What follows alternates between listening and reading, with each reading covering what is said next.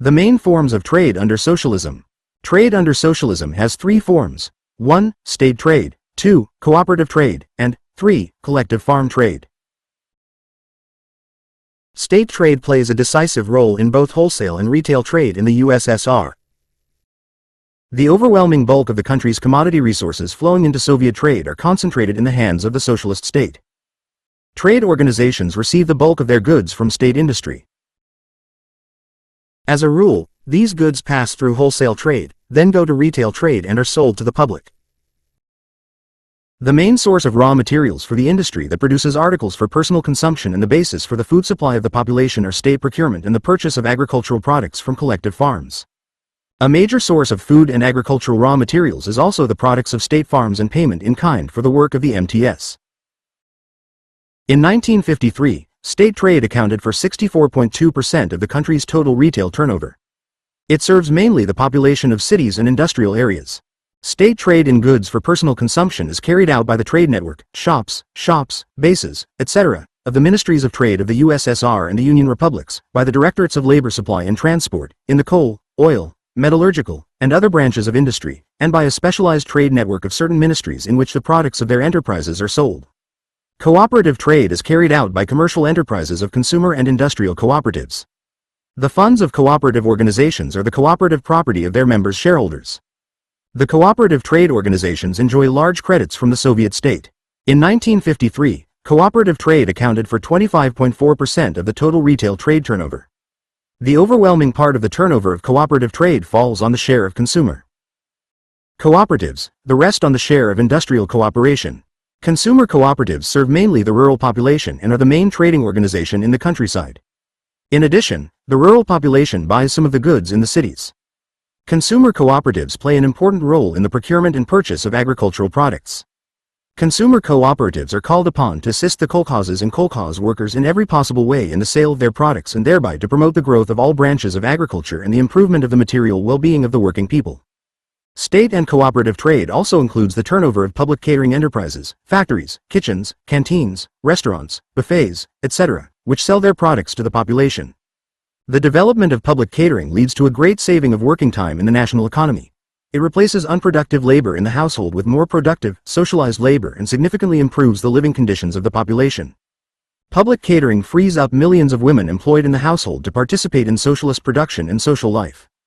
Public catering makes it possible to use food resources more rationally and economically and to organize nutrition on a scientific and hygienic basis. State and cooperative trade is an organized market directly planned by the socialist state.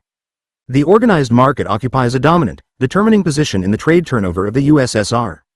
In addition to the organized market, there is an unorganized market in the commodity turnover of the USSR in the form of collective farm trade. Kolkhoz trade is a form of Soviet retail trade in which kolkhozes and kolkhoz workers act as sellers, selling agricultural goods to the population at prices that arise on the market under the influence of supply and demand. The kolkhoz workers sell on the market a certain proportion of the products which they receive on the kolkhozes by working days, or a part of the produce of their household farms. Kolkhoz trade is not directly planned by the state. The state does not give kolkhozes and kolkhoz workers planned tasks for the sale of their products at kolkhoz bazaars and does not set prices for the agricultural commodities they sell. But collective farm trade is under the economic influence of state and cooperative trade. The expansion of trade turnover and the reduction of retail prices in state and cooperative trade entails a decrease in the level of prices in the kolkhoz market as well. Collective farm markets are affected within certain limits by the action of the market element. With the weakening of the economic regulatory influence of the state in certain kolkhoz markets, speculative elements may become more active. Taking advantage of the temporary shortage of certain commodities in a given market, speculative elements inflate market prices. With the growth of the marketable output of the kolkhozes, which are placed at the disposal of the state by means of procurement and purchases, with the development of sovkhoz production, and with the increase in the quantity of food products in the state and cooperative network, the economic influence of the state on the unorganized market is becoming more and more intense. Kolkhozes and kolkhoz workers sell part of their agricultural products on a commission basis through consumer cooperatives. Kolkhoz trade is an important means of stimulating agricultural production and supplying food to cities and industrial settlements, supplying the population with a significant part of such products as vegetables, potatoes, meat, dairy products, etc. The share of kolkhoz trade in 1953 was equal to 10.4% of the total retail turnover, and for food products, about 20%. Prices and costs of circulation in state and cooperative trade. The predominance of public ownership in the sphere of production and in the sphere of commodity circulation ensures that the socialist state is able to plan prices in all branches of the national economy. In the USSR, the prices of the organized market are established in a planned manner. Procurement and purchase prices for the marketable products of the kolkhozes and kolkhoz workers, which they sell to state and cooperative organizations, wholesale prices for industry and trade organizations, retail prices in state and cooperative trade, i.e., the final prices at which the population buys consumer goods. Prices are divided into all uniform for the whole country, and belt, differentiated by districts. Some products have seasonal prices. The systematic reduction of retail prices is one of the principal means of raising the well-being of the masses. The sevenfold reduction in prices since 1947 has enormously increased the purchasing power and real incomes of the working people in town and country. Lower prices are an important factor in the planned impact on demand. When prices are reduced, the importance of a particular product for public consumption is taken into account. Lowering prices is used as a means of expanding the consumption of certain goods. The reduction of retail prices is based on the reduction of production and trade costs, as well as on the increase in the mass of goods sent by the state for sale to the population. In the USSR, thanks to the systematic reduction of state retail prices, the amount of goods that cost 1,000 rubles in 1947 can be bought for 433 rubles in 1954. In the USSR in 1954, retail prices for bread and animal butter were 3 times lower, for meat, almost 3 times lower, and for sugar 2.3 times lower than at the end of 1947. At the same time, in the USA, England, France and most other bourgeois countries, prices for these goods have increased significantly compared to 1947. Goods are supplied to the retail chain at wholesale prices.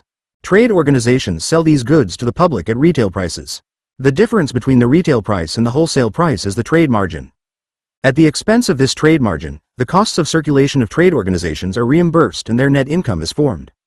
Thus, the retail price of trading organizations is equal to the wholesale price plus the trade margin. The trade margin is usually calculated in the form of a certain percentage of the discount on the retail price, and in some cases in the form of a surcharge on the wholesale price. Trade margins are planned by the state. Their reduction pushes trade organizations to improve their work and reduce circulation costs.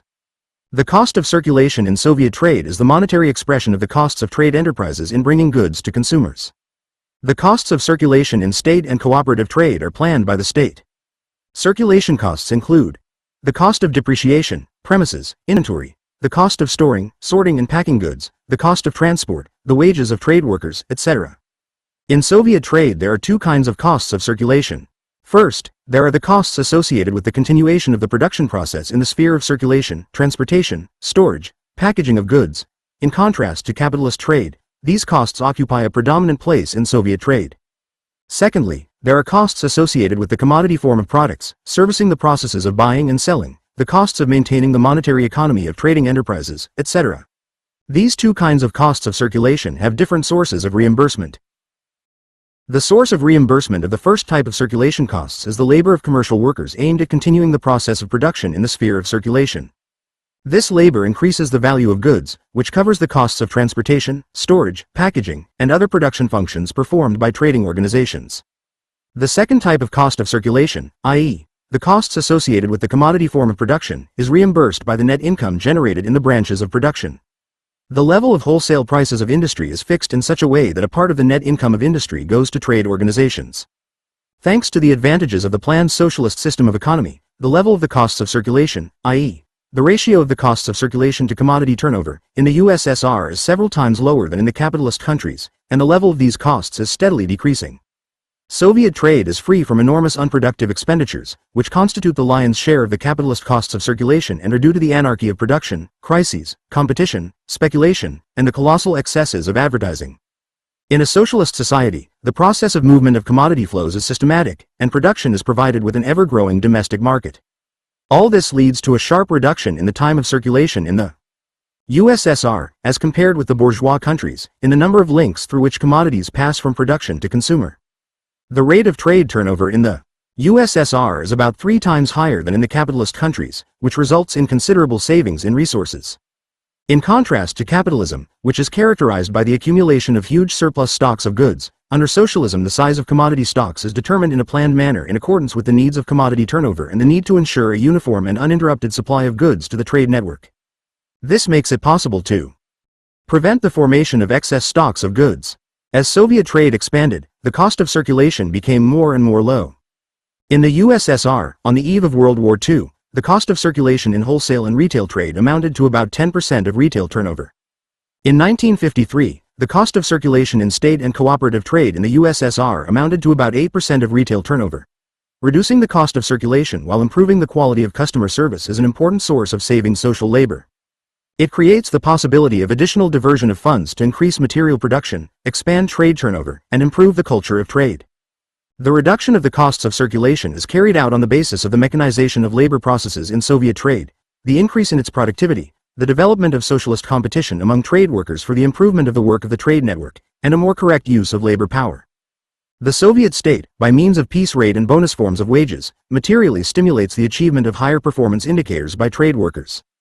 Reducing the costs of circulation requires further improvement in the planning of trade turnover and the study of the demand of the population, the correct organization of the delivery of goods to the trade network, and the expansion of trade in pre-packaged goods. Major factors in reducing circulation costs are the fight against losses in trade and procurement, which is associated with the expansion of the network of warehouses, elevators, refrigeration equipment, rationalization of transportation and storage of goods. An important role in reducing the cost of circulation is played by a further reduction in the routes of movement of goods, a decrease in the number of links in the trade network, and a more rational use of transport. The reduction of the costs of circulation is inseparably linked with the strengthening of economic calculation in trading enterprises, which requires that trade enterprises work profitably, that is, that they have a net income, profit, with strict observance of the established prices. The net income of socialist commercial enterprises is fundamentally different from the capitalist commercial profit. It is created free from exploitation by the labor of trade workers, since their labor is a continuation of the process of material production in the sphere of circulation, as well as by the workers of socialist production. Part of the trade margin has its source in the sphere of material production. This income is used for national needs, by means of deductions to the budget, for the expansion of the trade network, for increasing the funds of trade organizations, and for improving the material and cultural conditions of Soviet trade workers. Foreign trade. Under socialism, foreign trade is used to better meet the growing needs of society. It serves as an additional source of resources for the development of production and improving the supply of consumer goods to the population. Foreign trade is the monopoly of the socialist state. In the USSR, all foreign trade operations are concentrated in the hands of a special state body, the Ministry of Foreign Trade, are subordinated to the tasks of socialist construction, and are carried out on the basis of state export-import plans, which form an integral part of the national economic plan. The monopoly of foreign trade is a necessary condition for the existence and development of a socialist economy. At the present time, the monopoly of foreign trade in the USSR performs two main functions. First, it ensures the economic independence of the socialist country from the domestic market, from the penetration of foreign capital, and from the pernicious effects of economic crises and the forces of the world capitalist market.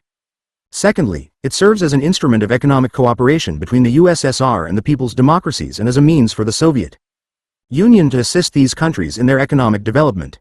This new function of the monopoly of foreign trade arose with the formation of the world market of the countries of the democratic camp, which built their trade relations not on the basis of competition, but on the principles of fraternal mutual assistance.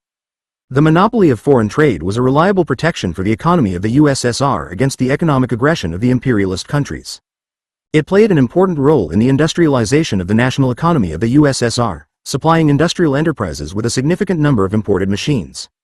With the transformation of the USSR into an industrial power, the structure of its foreign trade changed significantly. Industrial goods took a predominant place in Soviet exports, while agricultural raw materials prevailed in the exports of pre-revolutionary Russia. During the fourth and fifth five-year plans, the USSR further increased the export of heavy industry products.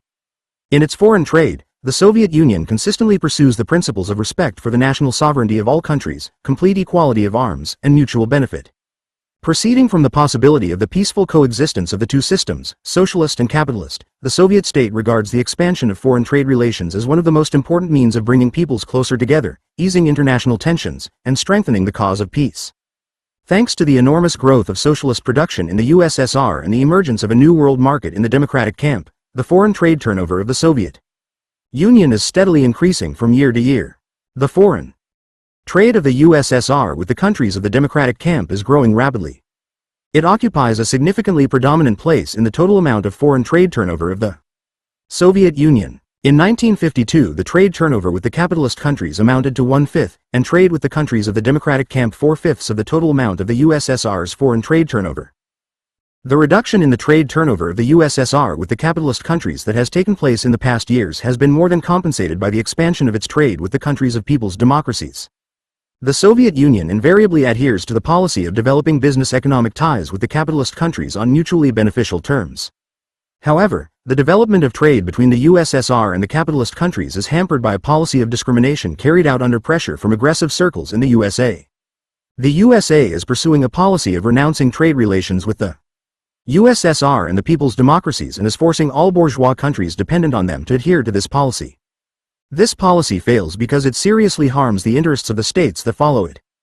In 1953-1954, in a number of bourgeois states, there was a tendency to expand trade relations with the Soviet Union and the countries of people's democracy. In 1953, the USSR traded with 51 foreign countries, and trade with 25 countries was conducted on the basis of annual and multi-year trade agreements. In 1953, the foreign trade turnover of the USSR reached 23 billion rubles and was almost 4 times higher, in comparable prices, than the pre-war level. Along with the increase in trade between the USSR and the countries of the democratic camp, trade with a number of countries in Western Europe and the Near and Middle East increased significantly, with a further expansion of the range of exported and imported goods. Brief conclusions. 1. Trade in a socialist society is trade without capitalists and has as its aim the best satisfaction of the needs of the working people.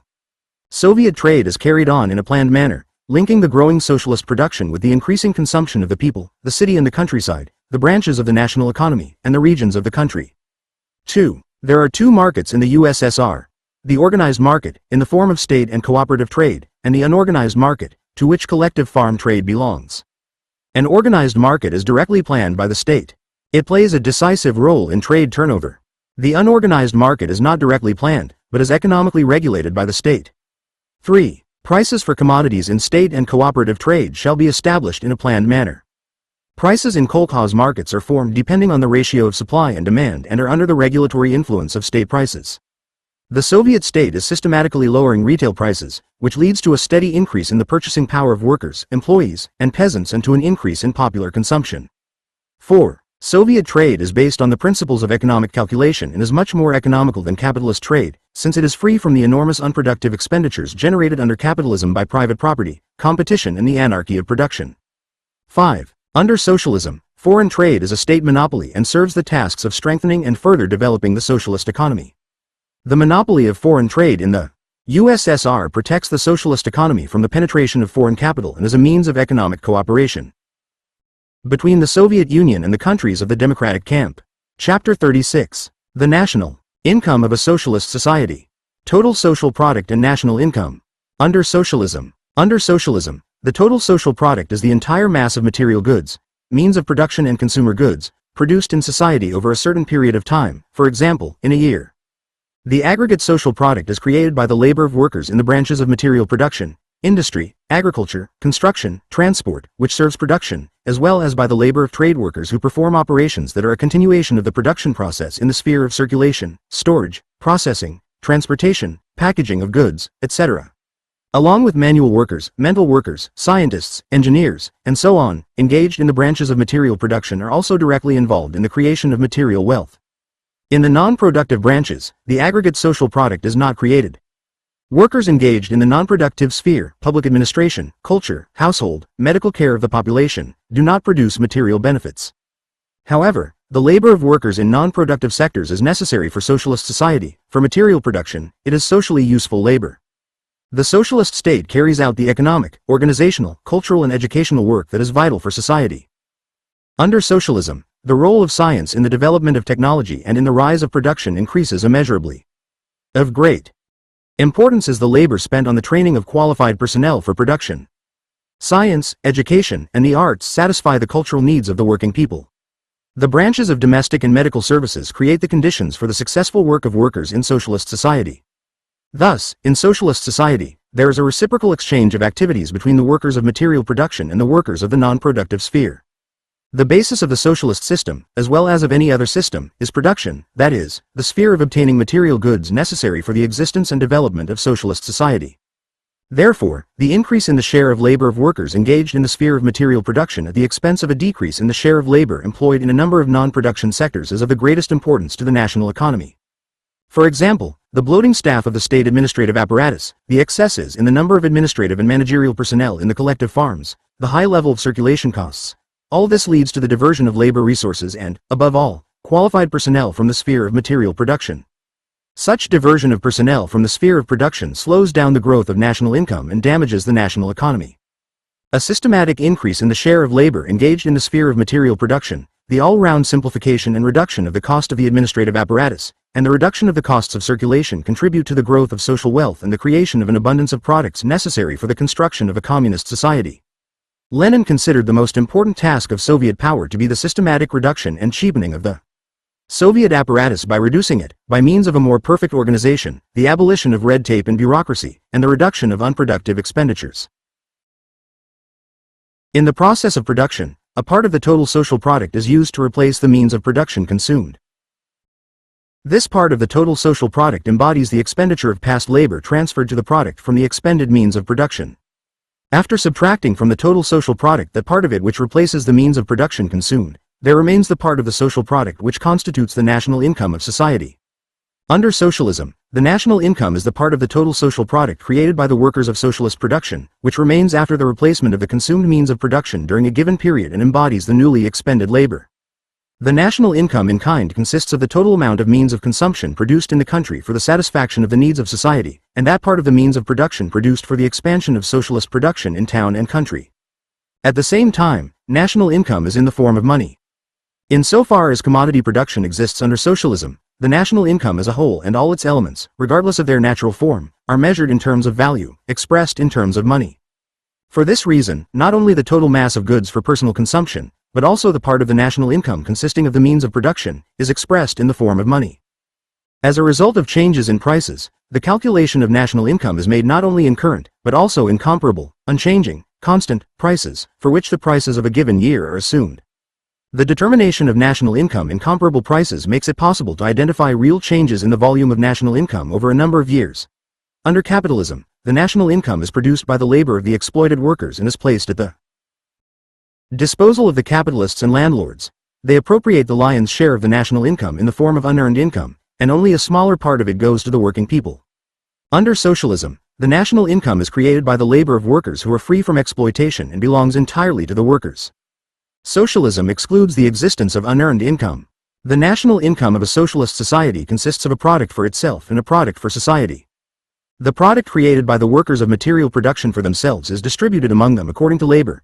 It is used to meet the personal needs of socialist workers and their families. The product created by the workers of material production for society is the net income of socialist society, used for the expansion of production, the development of culture, healthcare, covering the costs of public administration, etc.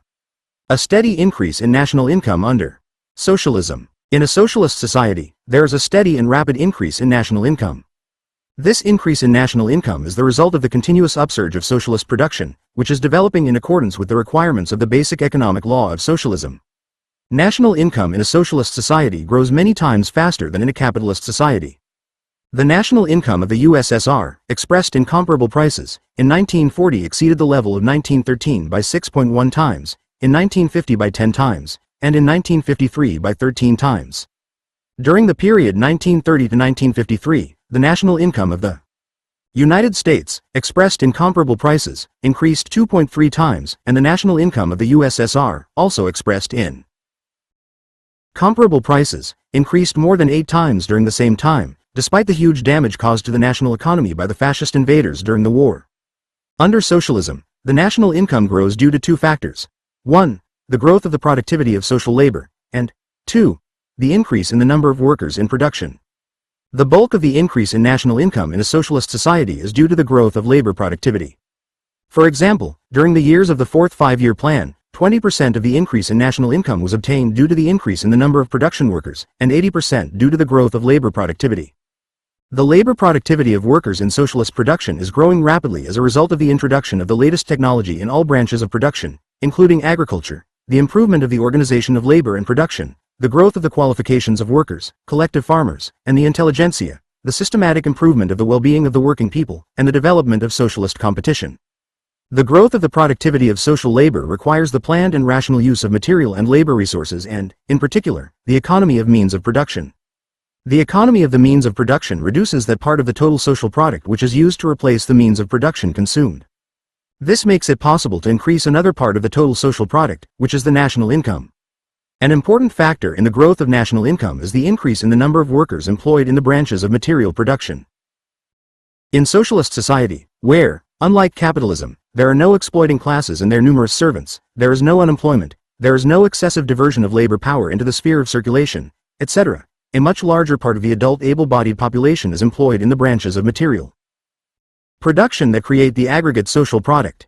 At the same time, under socialism, the number of workers employed in the fields of science, education, art, and public health is growing. In socialist society, all the achievements of material and spiritual culture are the property of the people, while in capitalism they constitute the monopoly of the exploiting classes. In the USSR, there has been no unemployment for a long time, and in the United States in 1950-1952, the unemployed, translated into year-round unemployment, made up an average of 13% of the working-age population. Of the working-age population working in non-industrial sectors, in the USSR more than half are employed in the field of culture and health, and in the United States 1/7 of those working in non-industrial sectors are employed in the field of culture and health. Under socialism, the growth of national income is the most important indicator of an increase in the well-being of the working people, since it is accompanied by an increase in the incomes of the workers, peasants, and intellectuals. Under capitalism, the growth of the national income cannot serve as an indicator of the growth of the well-being of the working people, since an ever-increasing part of the national income is appropriated by the capitalists and large landowners, and the share of the working people in the national income is increasingly decreasing. The volume of national income, taken at comparable prices, in the USSR increased in 1952 in comparison with 1945 by 2.5 times, while the real wages of workers and employees increased by 2.2 times.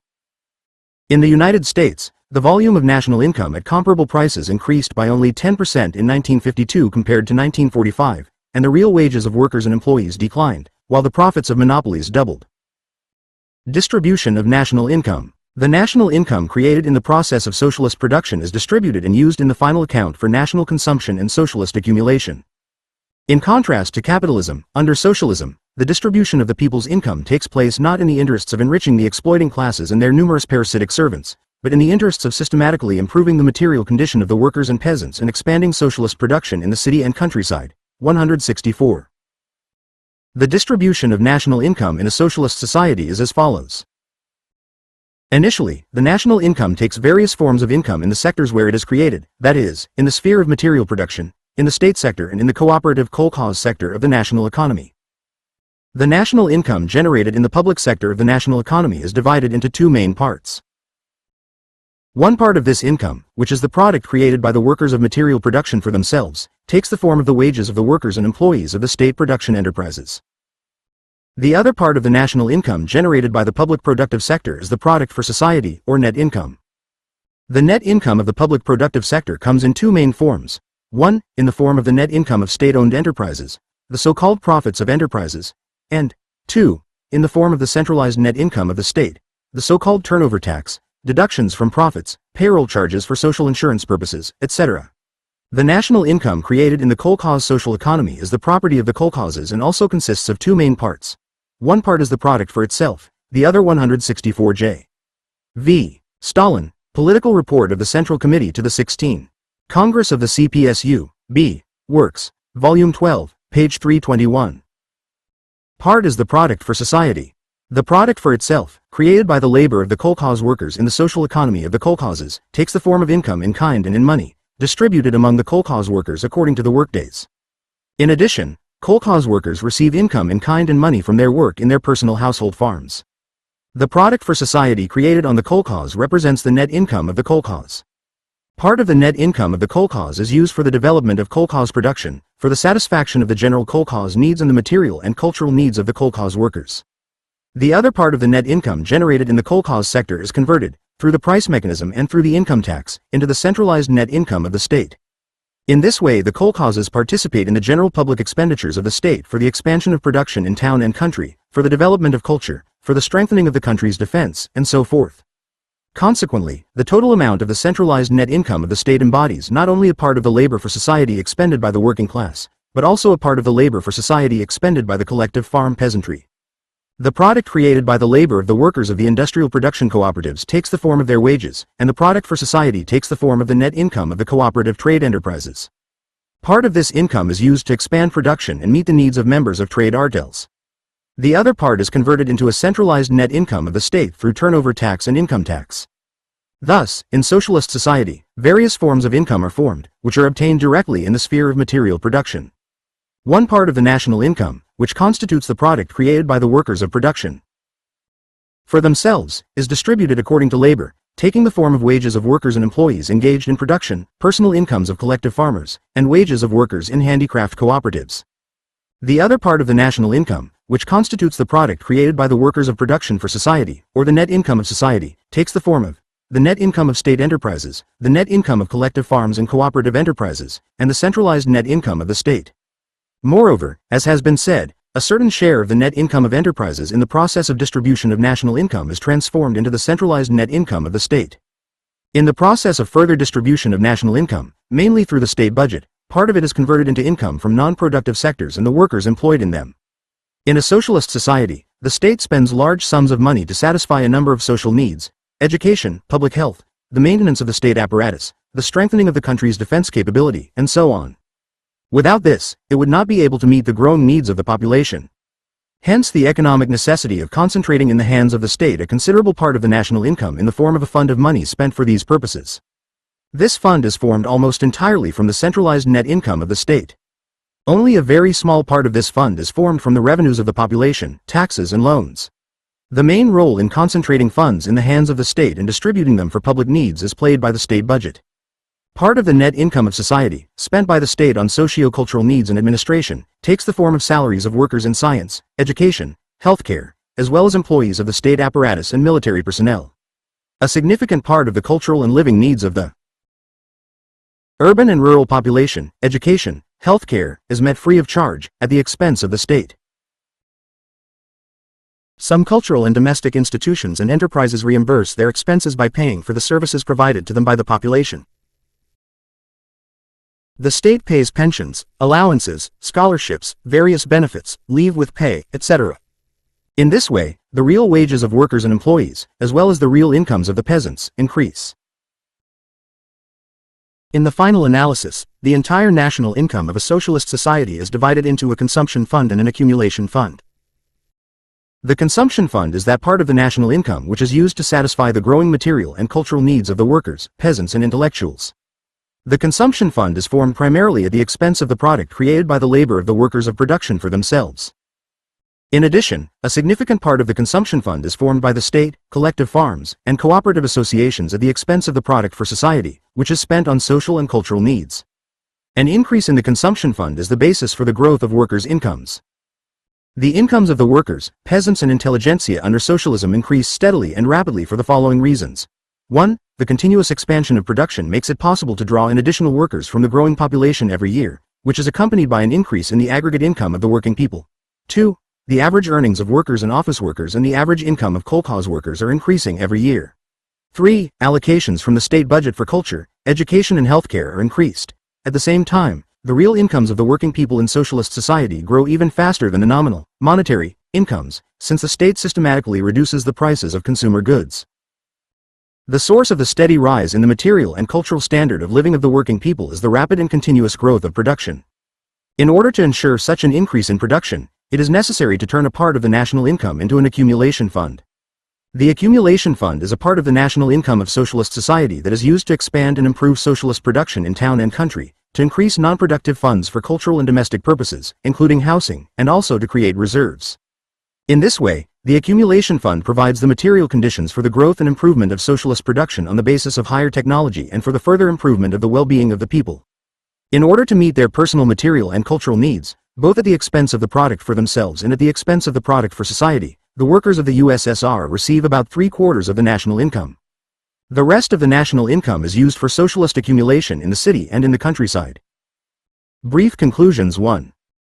The national income of a socialist society is that part of the total social product in which the newly expended labor of the workers, peasants and intellectuals engaged in production is embodied. In contrast to capitalism, all national income under socialism belongs to the working people. 2. National income under socialism grows much faster than under capitalism, since socialism is freed from the anarchy of production, waste, and economic crises inherent in capitalism and ensures the planned and rational use of material and labor resources. The growth of national income is achieved, firstly, by increasing the productivity of social labor, and secondly, by increasing the number of workers employed in the branches of material production. 3. The distribution of the national income takes place in accordance with the requirements of the basic economic principle of socialism and leads to a rapid increase in the incomes of the working class, the peasantry and the intelligentsia. One of the important factors in the growth of workers' incomes is the expenditure of the state, collective farms, cooperative associations, and public organizations on the social and cultural needs of the population. The growth of national income under socialism is one of the main indicators of improving the well-being of the working people. 4. The national income of socialist society is divided into the consumption fund, which is used to satisfy the continuously growing material and cultural needs of the people, and the accumulation fund, which creates the material conditions for the rapid growth and improvement of socialist production on the basis of higher technology. Chapter 37. The SSTATE. Budget, Credit, and the Circulation of Money under Socialism. The Financial System of Socialism. The existence of commodity production and commodity circulation under socialism leads to the fact that the output of all socialist enterprises is expressed not only in kind, but also in money, value, form. Socialist enterprises, both state-owned and cooperative kolkhoz, receive money for their products, which they use to reimburse the costs incurred, depreciation, purchase of raw materials, fuel, materials, wages, and so on, and to expand production. In this way, in socialist enterprises, certain funds of money are formed and spent. This constitutes the financial side of the economic activity of socialist enterprises. Part of the funds of enterprises goes to the national fund, which is distributed centrally to meet public needs and to develop the national economy and culture. Temporarily free funds of enterprises are mobilized and used in a centralized manner through credit authorities. All this means that under socialism there is an extensive financial system. The financial system of socialism is a system of planned formation and distribution of funds in the socialist national economy. It includes the state budget, credit, state social insurance, state property and personal insurance, and the financial economy of state enterprises, collective farms, and industrial cooperatives. The material basis of the financial system is socialist production. The financial system is based on the growth of industrial and agricultural output and on the expansion of trade turnover. With the help of the financial system, the total social product in the form of money is distributed among the sectors of socialist production, between branches and enterprises, and between society as a whole and its members. At the same time, the financial system is called upon to ensure the most rational use of the resources of the socialist economy in the interests of the continuous growth of production, the steady improvement of the material and cultural standard of living of the people, and the strengthening of the power of the socialist state. Through the financial system, the socialist state exercises control in the ruble overall economic activities of enterprises and sectors of the economy. The financial system contributes to the strengthening of the regime of economy, economic accounting, and financial discipline in the national economy. The budget of a socialist state. The leading place in the financial system of socialism is occupied by the state budget. Under socialism, the state budget is the main form of planned formation and use of a centralized fund of monetary resources in order to meet the growing needs of the entire society. The state budget has a revenue part, which consists of funds that come to the centralized disposal of the state, and an expenditure part, which provides for the use of these funds for the needs of society. A significant part of the national income is distributed through the state budget. The state budget is the basic financial plan, which is a reflection of the national economic plan. By means of the budget, the socialist state mobilizes the funds of the national economy and distributes them among enterprises and branches depending on the planned tasks and the progress of their fulfillment. The state budget is based on the development of the entire socialist national economy. First of all, it is expenditures of state-owned enterprises. Most of the net income of society generated in these enterprises goes to the state budget. Capital construction in all branches of the national economy and the growth of fixed and circulating assets of state-owned enterprises are largely ensured at the expense of the budget. The relationship between the state budget and the collective farms is of great importance. Part of the net income of the collective farms goes to the budget and is used for national needs. The state, through the budget, provides financial assistance to the kolkhoz sector in the development of production, maintains schools, hospitals, and other social and cultural institutions serving kolkhoz workers. The revenue part of the state budget of the USSR has as its main source the net income of society, namely, that part of it which is the centralized net income of the state. In 1953, revenues from the net income of society, revenues from the socialist economy, amounted to 85% of all budget revenues. The centralized net income of the state goes to the state budget in the form of the so-called turnover tax, deductions from the net income, profits, of state enterprises, accruals on wages for the needs of social insurance, income tax on collective farms and other cooperative enterprises, and so on. One of the sources of revenue for the state budget is also the funds of the population, which come to the budget in the form of taxes and loans. Taxes on the population are a form of mandatory transfer to the budget of a part of the personal income of members of society. In contrast to capitalism, in a socialist society, taxes on the population constitute only a very insignificant part of the income of the working people and are used for the needs of the whole people. In 1953, tax payments of the population amounted to only 8.5% of all revenues of the state budget of the USSR. All kinds of payments and benefits received by the population from the budget cover the amount of taxes from the population by several times. For example, in 1953 the working people of the USSR received 3 times more from the state budget than they contributed to the budget in the form of taxes, fees, as well as by subscribing to a loan. In the USSR, some of the working people are completely exempt from paying taxes, and the rates of taxation depend on the amount of income. In 1954, the agricultural tax on peasants amounted to less than 1% of state budget revenues. In 1954, the amount of tax levied on the rural population was reduced by more than 2.5 times compared to 1952. In a socialist society, state loans are a form of attraction by the state of funds of the population for the needs of the entire society, with the obligation to repay these funds after a certain period. By subscribing to a loan, workers voluntarily transfer part of their personal income to the state for temporary use. At the same time, loans are a form of savings for workers and bring income to the population in the form of winnings and interest. In the state budget of the USSR in 1954, revenues from this source amounted to 3% of all revenues. The expenditure part of the budget consists of state financing, i.e. irrevocable disbursement of funds, for the following main purposes: 1. Development of the national economy. 2. Social and cultural measures. 3. Ensuring the defense capability of the state, and 4. Maintenance of state administration bodies. The bulk of the state budget of the USSR is used to finance the national economy and social and cultural activities. In the post-war years, more than 2/3 of all expenditures of the state budget of the USSR were directed to these purposes. Budget financing is one of the largest factors in the development of the economy of the Soviet Union. Between 1946 and 1953, state budget expenditures on the national economy amounted to about 1,248 billion rubles. Budget funds are used for the development of heavy industry, the expansion of the production of consumer goods, and the development of agriculture. The socialist state annually spends huge budget funds on capital investments in all branches of the economy. The state budget of the USSR finances the extensive capital construction of new plants, mines, factories, electric power stations, state farms, MTS, railroads, communal enterprises, dwellings, schools, hospitals, sanatoriums, and so forth. At the expense of the budget, state material reserves are created, which are necessary for the planned conduct of the national economy and for the needs of the country's defense. A significant share of the budget is spent on social and cultural activities, which serves as an important source of systematic improvement of the material and cultural standard of living of the people. To this end, funds are allocated from the budget for the development of science, education, healthcare, physical culture, pensions and benefits, etc. In the 5 post-war years, 1946 to 1950, alone, the Soviet state spent 524.5 billion rubles on social and cultural activities, and 371 billion rubles in the 3 years of the 5th five-year plan. Part of the budget in a socialist society is spent on the maintenance of the state apparatus, which carries out multifaceted activities in the field of economic and cultural construction. The implementation of the austerity regime in the interests of expanding production and satisfying the growing needs of the people requires an all-round reduction in the cost of the administrative and managerial apparatus. Proceeding from this, the socialist state consistently pursues a policy of rationalizing the administrative apparatus and reducing the cost of its maintenance. In the USSR, in 1932, expenditures on the maintenance of state administration bodies accounted for 4.2% of all budget funds, in 1940 to 3.9%, in 1953 to 2.8%. Part of the budget is spent on strengthening the country's defense.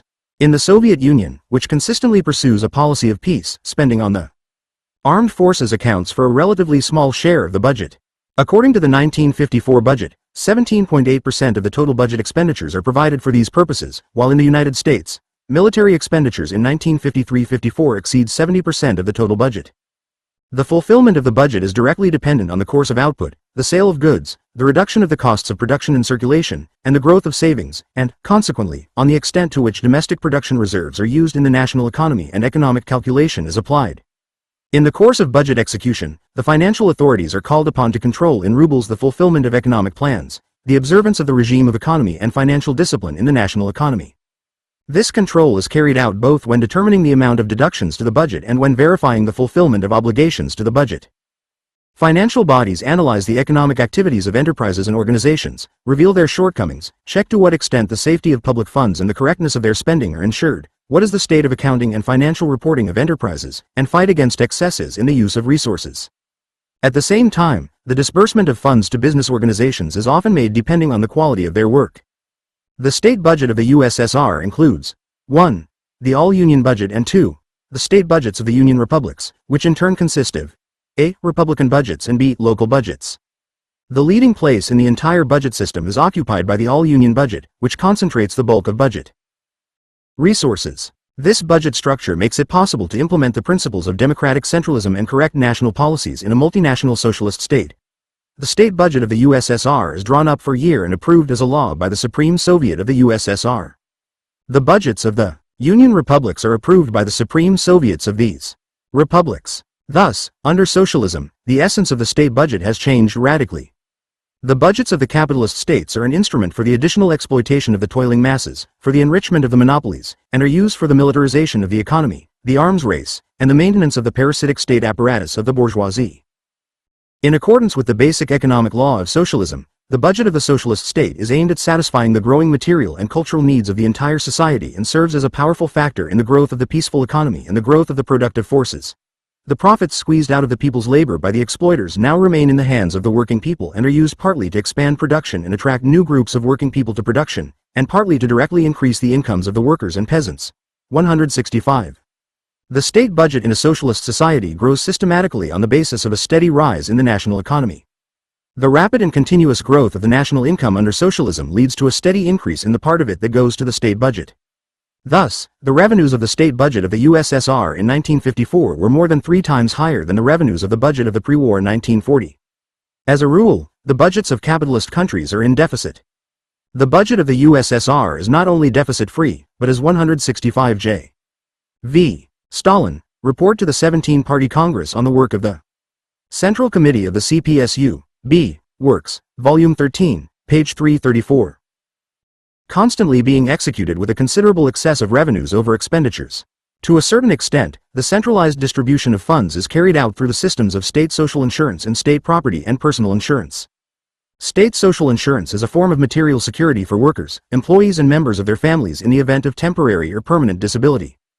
It includes the provision of free medical care, the maintenance of rest homes, sanatoriums, hospitals, and so forth.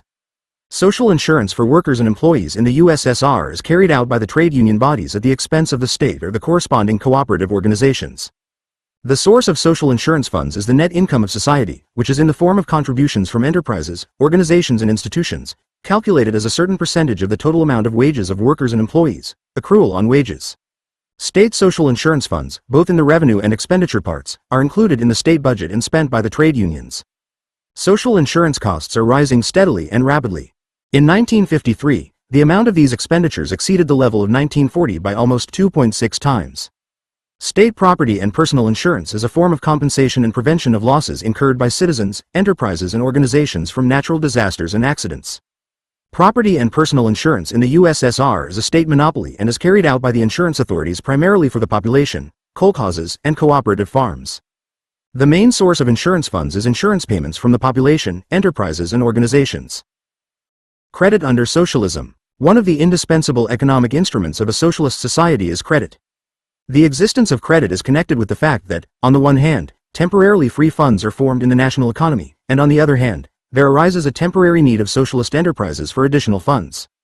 This is primarily due to the fact that in the process of circulation of funds of socialist enterprises, the terms of receipt of cash proceeds from the sale of products and the terms of monetary expenditures for production needs do not coincide. Part of the funds of enterprises is constantly in the form of money, but it is spent at certain intervals. As the products are sold, funds are accumulated for the purchase of raw materials and fuel, the stocks of which are periodically renewed. The wage bill is constantly accumulating as products are sold, and wages are usually paid twice a month. The sinking fund is systematically accumulated in the form of money, and is spent on the purchase of new machinery, equipment, construction of buildings or their major repairs only at certain intervals. The net income of enterprises is used for capital construction after a sufficient amount has been accumulated for this purpose. Thus, state-owned enterprises have temporarily free funds. Temporarily free funds are also available in the kolkhozes in the form of deductions from monetary income to indivisible funds of sums intended for future expenditure, money incomes not yet distributed among kolkhoz workers, etc. In the course of budget execution, temporarily free funds appear in the form of excessive income over expenditures, balances in the current accounts of budgetary institutions, and special budget funds. The growth of workers' incomes is also accompanied by the formation of more and more significant free cash resources. At the same time, socialist enterprises and economic organizations periodically have a temporary need for money, for example, for seasonal expenses, the procurement of raw materials, etc. Under socialism, credit is a form of mobilization by the state of temporarily free funds and their planned use, on the terms of repayment, to meet the needs of the national economy. In contrast to capitalism, there is no loan capital in a socialist economy. For the most part, the money flowing into the credit system is the public property of enterprises, and the rest is the personal property of workers. These funds are used to serve the socialist enterprises and the toiling masses. Under socialism, credit is carried out in a planned manner. Its size, sources, and direction are determined by the credit plan. Temporarily free funds are mobilized in socialist society by state credit institutions, banks and savings banks. Thus, enterprises that are on economic settlement are obliged to keep their funds in a current account with the state bank. The funds of the kolkhozes are deposited in current accounts in the state bank or in savings banks. The monetary savings of socialist enterprises are also concentrated in special banks, for example, deductions from state enterprises for new construction, indivisible funds of collective farms, and so on. The state bank holds the free funds of the budget, the funds of state institutions, trade unions, insurance, etc. Credit serves as a form of mobilization of the free funds of the population by attracting deposits to state savings banks. Credit provided by banks is divided into short-term and long-term. Short-term credit serves the movement of working capital of state-owned enterprises, collective farms and other cooperative enterprises. Long-term serves mainly the field of capital construction. In the form of long-term credits, the state provides assistance to kolkhozes and cooperative associations for economic development, and to working people for individual housing construction, kolkhoz. Workers for the purchase of cows, and so on. Kolkhozes and cooperative associations also derive long-term credit from their own savings. State-owned enterprises receive funds from the state for capital investments in the form of irrevocable budget financing and partially carry out capital investments at the expense of their own resources, from the depreciation fund and the net income of enterprises. In accordance with the plan, enterprises and economic organizations receive loans in the form of direct bank credit. Each company can get a loan only from a bank. Commercial credit, i.e., the sale of goods by enterprises to each other on credit, does not exist in the USSR. The bank issues a loan to the company for certain economic activities, for example, for the seasonal procurement of raw materials, for the creation of temporary stocks of work in progress or finished products. This form of lending provides a direct link between the bank's credit and the processes of production and circulation. Direct short-term lending by the bank to enterprises and economic organizations is based on the following basic principles. 1. Repayment of the loaned funds within a certain period. 2. Targeted nature of the loan. 3. Security of the loan issued by the bank with material values. The requirement for repayment and maturity of loans stimulates the acceleration of the turnover of funds by economic organizations and enterprises and contributes to the control of the ruble by the bank. The requirement to secure the loan with certain material values allows the bank to control the correct and targeted use of the loan, and links the loan with the movement of material resources. Banks pay a certain interest rate on deposits and charge a slightly higher interest rate on loans. In a socialist economy, interest is a part of the net income of an enterprise paid for the temporary use of borrowed funds. In contrast to capitalism, where the level of interest is formed spontaneously, as a result of competition, in a socialist economy the amount of interest is determined by the state in a planned manner. At the same time, the state proceeds from the need to ensure the material interest of enterprises and organizations in keeping free funds in banks, as well as in the most expedient and economical use of their own and borrowed funds. Credit granted to state-owned enterprises is of great importance for the organization of production. A significant part of the working capital of enterprises is formed at the expense of the loan. Credit contributes to the growth of socialist production and to the acceleration of the turnover of funds. Cashless payments are widely used in socialist society. Cash settlements between enterprises and organizations are carried out by banks by transferring sums of money from the accounts of some enterprises or organizations to the accounts of others on behalf of account holders. The planned centralization of settlement and credit functions makes it possible in the USSR to employ internal clearing settlements on a huge scale that is inaccessible to capitalism, i.e., the set-off of mutual claims of economic organizations. In the USSR, cash settlements between enterprises are used only for small payments. The development of non-cash payments replaces cash in economic circulation and thereby reduces the amount of money required for circulation in the national economy. Cashless payments accelerate the circulation of money in the entire social product and contribute to the strengthening of the monetary system. Under socialism, credit is a powerful instrument of control by the ruble by the state over the activities of enterprises and economic organizations. Lending is associated with preliminary and subsequent checks of the company's financial position. At the same time, the credit authorities check the fulfillment of income and accumulation plans, the expenditure of owned and borrowed working capital for the intended purpose, etc. When issuing a loan, the credit authorities check how the company uses its funds, how it observes payment discipline, how strong the financial basis of the enterprise is for the use of credit. Credit authorities are taking measures to strengthen payment discipline, economic accounting and economy at enterprises. Banks in a socialist society. Credit in the national economy of the USSR is carried out by banks and savings banks. Banking is concentrated in the hands of the socialist state. In a socialist society, banks are state institutions that carry out the planned mobilization of temporarily free funds and the use of these funds for the development of the socialist economy. Thus, banks under socialism, while retaining their old form, changed their content and acquired new functions in comparison with capitalist banks. The banking system of the Soviet Union includes the State Bank of the USSR and special state banks for long-term investments. The State Bank plays a leading role in the banking system. The State Bank of the USSR is the issuing bank, the bank of short-term credit, and the settlement center of the country. It performs the following functions. First, it regulates the circulation of money, the movement of cash in the country, and carries out both the withdrawal of money from circulation and the issue of money according to a plan and in accordance with the procedure determined by the government of the USSR. Secondly, it provides cash services to the national economy, i.e., it concentrates in its cash desks the cash of socialist enterprises, state and public organizations and issues cash to them for current payments. Thirdly, it provides short-term credits to enterprises and economic organizations of all branches of the national economy, except for construction organizations, that are engaged in economic accounting. Fourthly, it serves as a settlement center, that is, it organizes and carries out monetary settlements in the country between enterprises, institutions and organizations.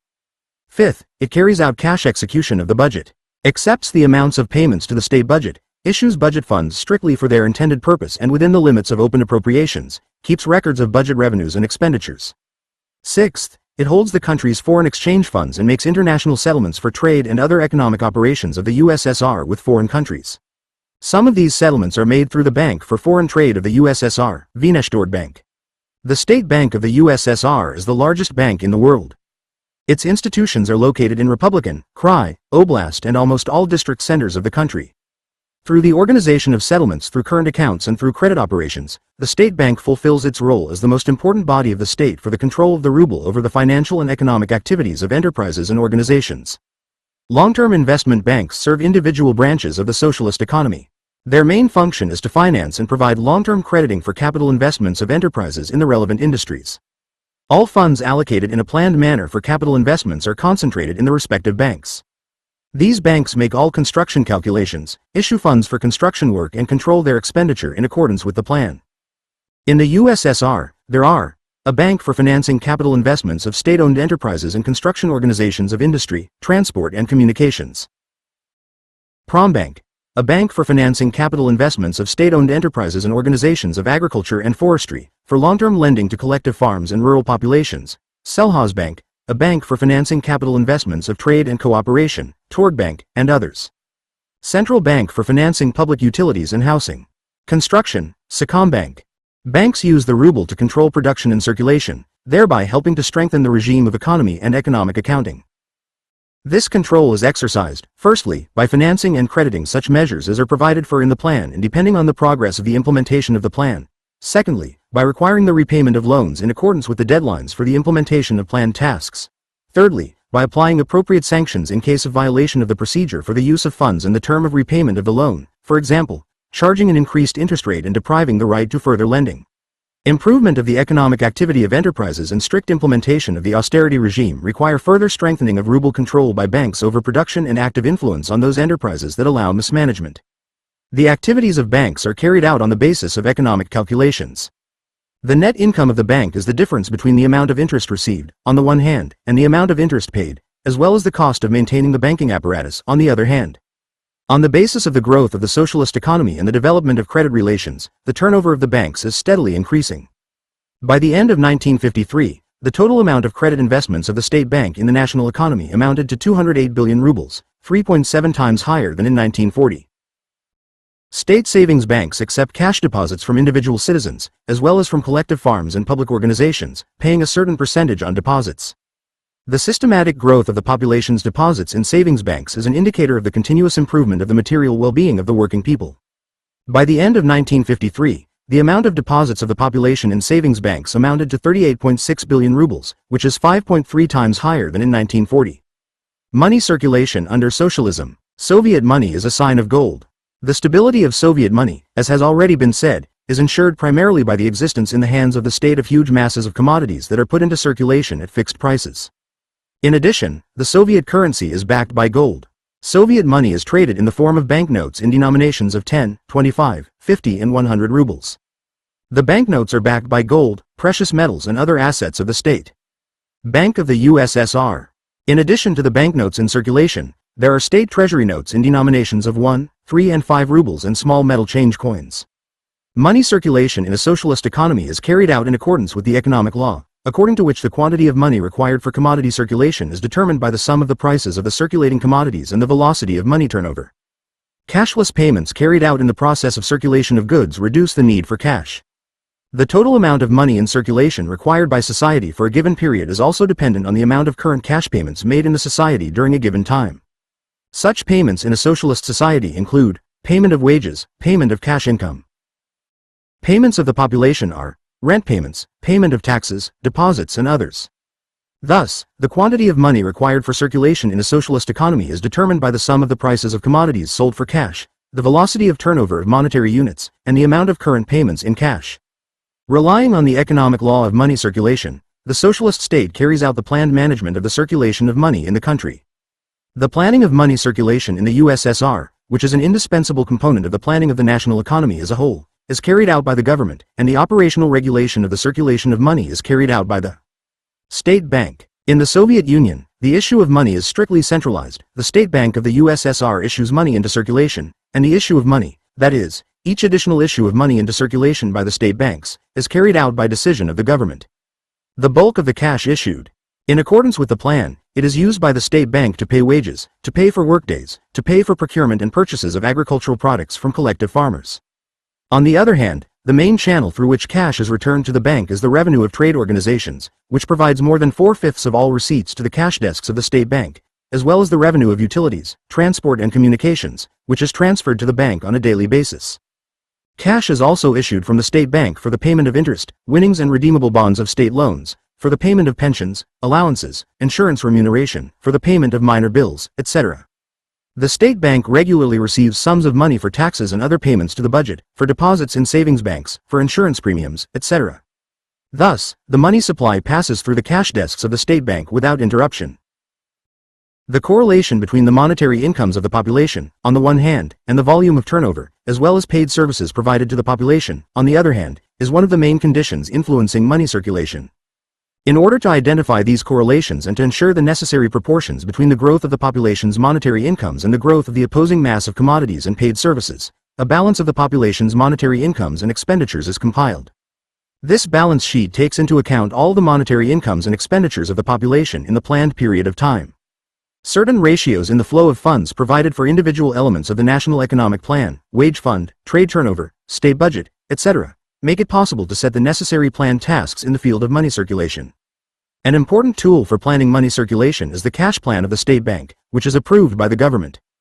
The cash plan is a plan of cash turnover of all links of the state bank system. The cash plan shows all expected cash receipts to the state bank during the planning period and all cash withdrawals from the bank's cash desk. The cash plan is drawn up taking into account the balance of cash incomes and expenditures of the population. Consequently, the cash plan takes into account the volume of retail turnover, procurement of agricultural products, the amount of wages of workers and employees and other indicators that determine the amount of cash receipts and disbursements.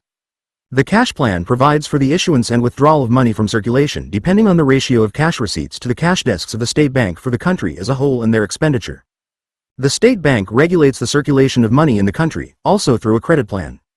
The planned organization of the circulation of money makes it possible to increase or decrease the quantity of cash, and to have in each period of time in each region of the country and in the country as a whole as much cash as is necessary for circulation. In this way, the strengthening of money circulation is achieved. The monetary reform carried out at the end of 1947 was of great importance for the consolidation of the monetary system of the USSR. Monetary reform consisted in the fact that the old, to a certain extent depreciated during the war, was exchanged under certain conditions for new, full-fledged money of the 1947 model. After the reform, the wages of workers and employees continued to be paid in the same amounts, but in new, full-fledged money. The monetary reform was accompanied by a decrease in the prices of goods. The monetary reform of 1947 eliminated the consequences of the war in the field of money circulation, restored the full-fledged Soviet ruble, strengthened the importance of money in the national economy, facilitated the transition to trade at uniform prices without cards, led to an increase in the real wages of workers and employees, and to an increase in the real incomes of the rural population. The regulation of money circulation, the growth in the production of consumer goods and retail turnover, and the decline in prices for goods led to an increase in purchasing power and the ruble exchange rate.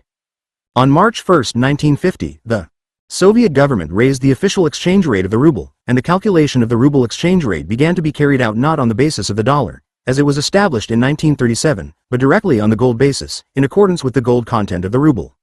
Under socialism there is a state currency monopoly, i.e., the concentration in the hands of the socialist state of all settlements with foreign countries, the purchase, sale, and storage of foreign currency.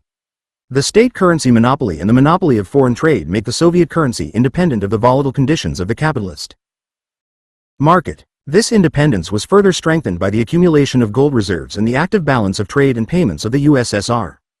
Brief conclusions. 1. The financial system of socialism includes the state budget, credit, state social insurance, state property and personal insurance, the financial economy of state enterprises, collective farms, and industrial cooperatives.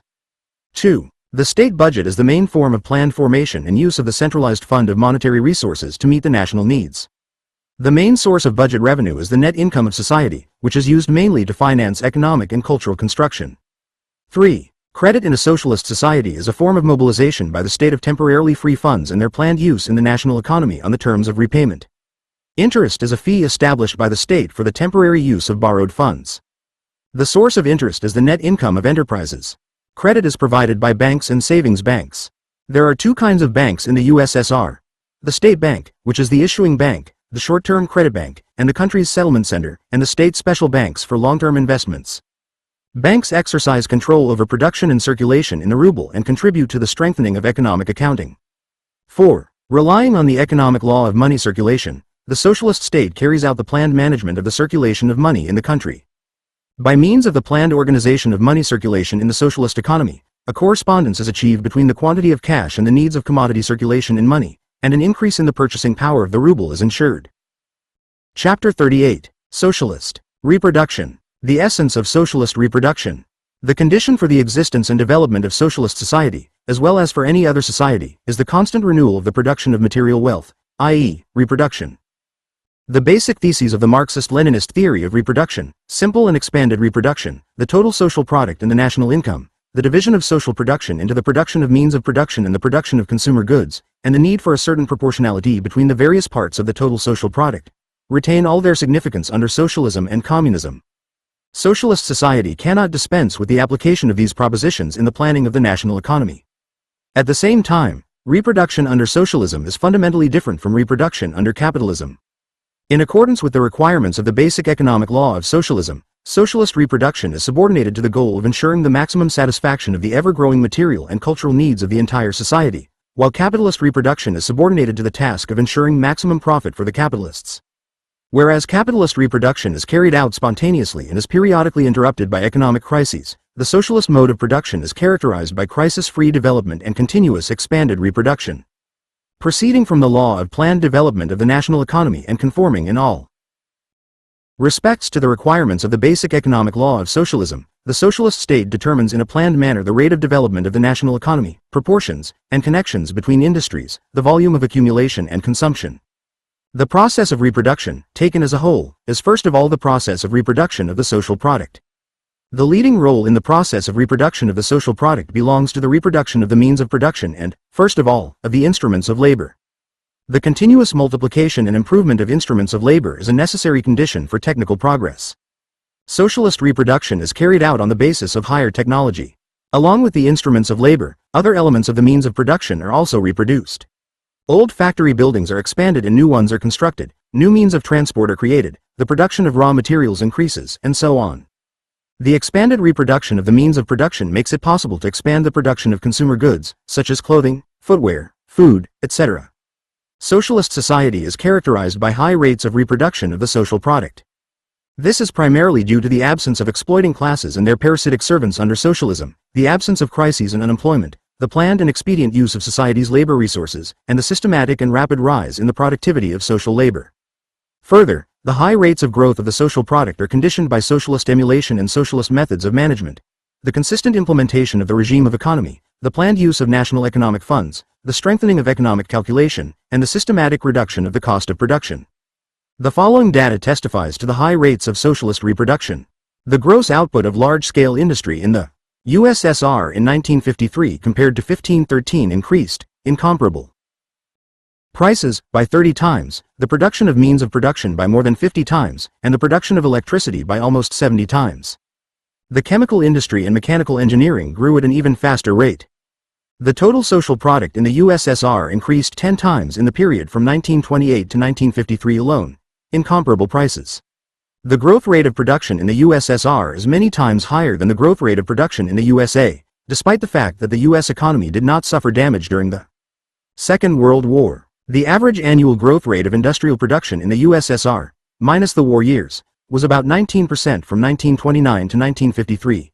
In the USA, 3.5%. In the process of socialist reproduction, the reproduction of labor power is carried out. The planned provision of enterprises with labor force is one of the fundamental conditions for expanded socialist reproduction. With the growth of the national economy, the size of the working class is steadily increasing. Recruitment of labor force to all branches of social production is carried out in an organized manner by enterprises and economic bodies. Industry, construction, transport, and agriculture are provided with qualified personnel through the state system of training labor reserves, through a special network of schools, courses, technical schools, and higher educational institutions in accordance with the needs of the national economy. Labor resources are distributed systematically among the branches of the national economy and individual enterprises. A characteristic feature of personnel reproduction is the constant improvement of the level of qualification and culture of the entire mass of workers.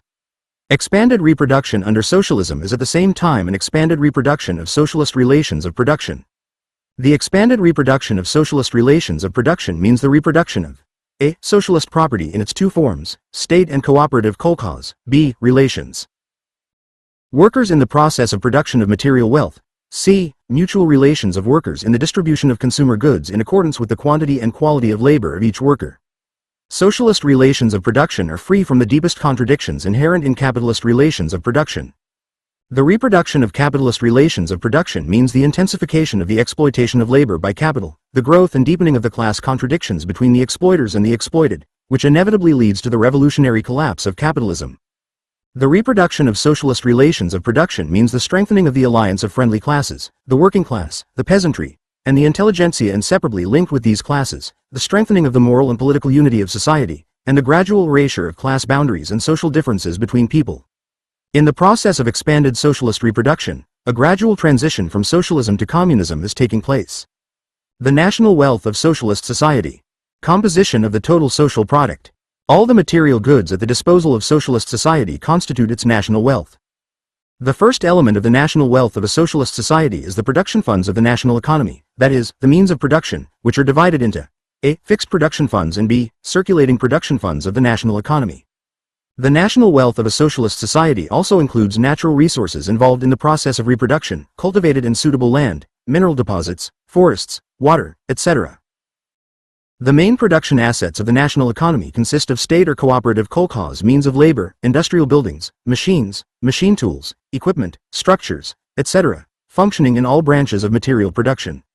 Circulating production funds of the national economy are objects of labor that are both in the process of production and in stock at state enterprises, kolkhozes, and other cooperative organizations, raw materials, fuel, and so on. The second element of national wealth is the circulation funds of the national economy. These include stocks of finished products located in the warehouses of state production enterprises, collective farms, cooperatives, state and cooperative trade enterprises and organizations. The third element of national wealth is state and kolkhoz material reserves, as well as safety stocks. The fourth element of national wealth is the non-productive funds of the national economy, which are state or cooperative kolkhoz property that serves the purposes of non-productive consumption for a long time. The housing stock, the buildings of cultural and domestic institutions, such as schools, theaters, clubs, hospitals, etc., with their equipment. Such are the basic elements of national wealth, which constitute socialist property. The composition of the national wealth also includes the personal property of the population, personal property, which is multiplied on the basis of the continuous growth of socialist property.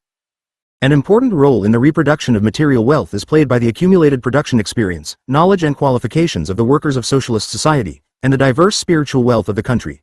The degree of skill of the present population is always the prerequisite of all production, and consequently the chief accumulation of wealth. 166,166 K. Marx, Theories of Surplus Value, Volume 3, 1936, page 229. Under capitalism, the overwhelming majority of national wealth belongs to the exploiting classes, and the growth of wealth takes place in the form of the accumulation of capital, leading to the impoverishment of the masses of the people. Under socialism, all national wealth is the property either of the state, i.e., of the whole people, or of the collective farms and other cooperative associations, or of the personal property of the citizens. Socialism knows no fictitious wealth. All the wealth of socialist society is real wealth. With the growth of the national wealth of socialist society, the material well-being and cultural level of the entire people are systematically raised. During the years of the Soviet five-year plans, the national wealth of the USSR has been enormously multiplied. Thus, by the end of 1940 the fixed production assets of the national economy alone had increased six-fold as compared with 1913, and by the end of six more than 1953 times. National wealth includes all the material goods that a socialist society has at its disposal at a given time. In other words, national wealth reflects the results of the entire previous development of society. The total social product, on the other hand, includes the material goods created in society over a certain period of time, for example, in a year. The reproduction of the social product under socialism takes place in two forms: A. Natural material and B. Value, or money. In its natural material form, the entire production of socialist society is divided into two large subdivisions: the production of means of production, designed to re-enter the production process, division I, and the production of consumer goods, intended to satisfy the needs of the population, division II. Accordingly, the whole mass of the annual product is divided into means of production and articles of consumption. Expanded socialist reproduction requires a constant renewal and increase in the production of both means of production and consumer goods in a certain proportion established by the National Economic Plan. In terms of value, the social product is divided into 1. The value of the means of production consumed, which is transferred to the product. 2. The value of a portion of the newly created output produced by labor for oneself. 3. The value of a portion of the newly created output produced by labor for society. The socio-economic nature of each of these parts of the value of the social product is fundamentally different from that of capitalism. Instead of constant and variable capital, in the process of socialist reproduction, national economic funds function, and instead of surplus value, the net income of society functions. The process of socialist reproduction presupposes, first of all, the planned replacement of the consumed means of production at the expense of a certain part of the total social product in kind and in value. Replacement of fixed assets in kind takes place through partial or complete replacement of machines, buildings, and structures. Fixed assets are reimbursed in value through depreciation. The depreciation fund of the national economy of the USSR is designed to ensure the overhaul of fixed assets during the entire period of their operation and the reimbursement of the cost of consumed fixed assets. Further, the process of socialist reproduction presupposes that the articles of consumption distributed according to labor and spent to meet the personal needs of the workers of material production and their families must be recreated by the labor of these workers. Finally, in the process of socialist reproduction, the workers of material production create by their labor a product for society, which is intended for the socialist accumulation and satisfaction of social material and cultural needs, education, healthcare, administration, defense of the country. The relation between the two subdivisions of social production. In accordance with the requirements of the basic economic law of socialism and the law of the planned, proportional development of the national economy, in the process of socialist reproduction, the necessary proportions are established in a planned manner between the production of means of production and the production of consumer goods, between the various branches of the national economy, between production and circulation, between accumulation, consumption, and reserves, and so on. The most important proportion of socialist reproduction is the correct correlation between the first and second divisions of social production. At the same time, the determining role in the entire economy is played by the first subdivision, which produces the means of production. A continuous upswing of the national economy is possible only if the production of the means of production grows more rapidly. Without a predominant increase in the production of means of production, it is impossible to carry out expanded reproduction at all. In order to expand production, to accumulate, in the categorical sense of the term, it is necessary first to produce the means of production, and for this it is necessary, therefore, to expand the department of social production which produces the means of production. 167 Lenin called the preferential growth in the production of means of production as compared with the production of consumer goods in expanded reproduction and economic law. A predominant increase in the production of means of production, primarily instruments of labor, is a necessary condition for the widespread introduction of the latest 167 v. I. Lenin, on the Characteristics of Economic Romanticism, Works, Volume 2, page 137. Technology into all branches of socialist production and for a systematic increase in labor productivity. Thus, an increase in the relative importance of machine building and the production of electric power makes it possible to carry out the comprehensive mechanization and electrification of all branches of the national economy and to create the material and production base of communism. The predominant growth in the production of means of production means a more rapid development of industry in comparison with agriculture. Under socialism, the proportions between industry and agriculture are established that ensure a steady growth not only in industrial but also in agricultural production. Thus, expanded socialist reproduction, accompanied by rapid progress in technology, is characterized by an upsurge in production in which the growth of the branches producing the means of production, Division 1, is faster than the growth of the branches producing consumer goods, Division 2. At the same time, there is a constant absolute increase in the production of consumer goods in socialist society, which finds expression in a steady increase in the output of agriculture, food, and light industry, in the expansion of housing construction in cities and villages, and in the development of Soviet trade. The share of means of production in the production of the entire industry of the USSR was, in 1924 -1925 to 34%, in 1937. 58, in 1953, approximately 70%. Over the past 28 years, the production of consumer goods in the USSR has increased approximately 12 times. From 1926 to 1953, trade turnover, in comparable prices, increased almost 8 times. In Tsarist Russia, trade turnover increased 3 times over 27 years, from 1885 to 1912.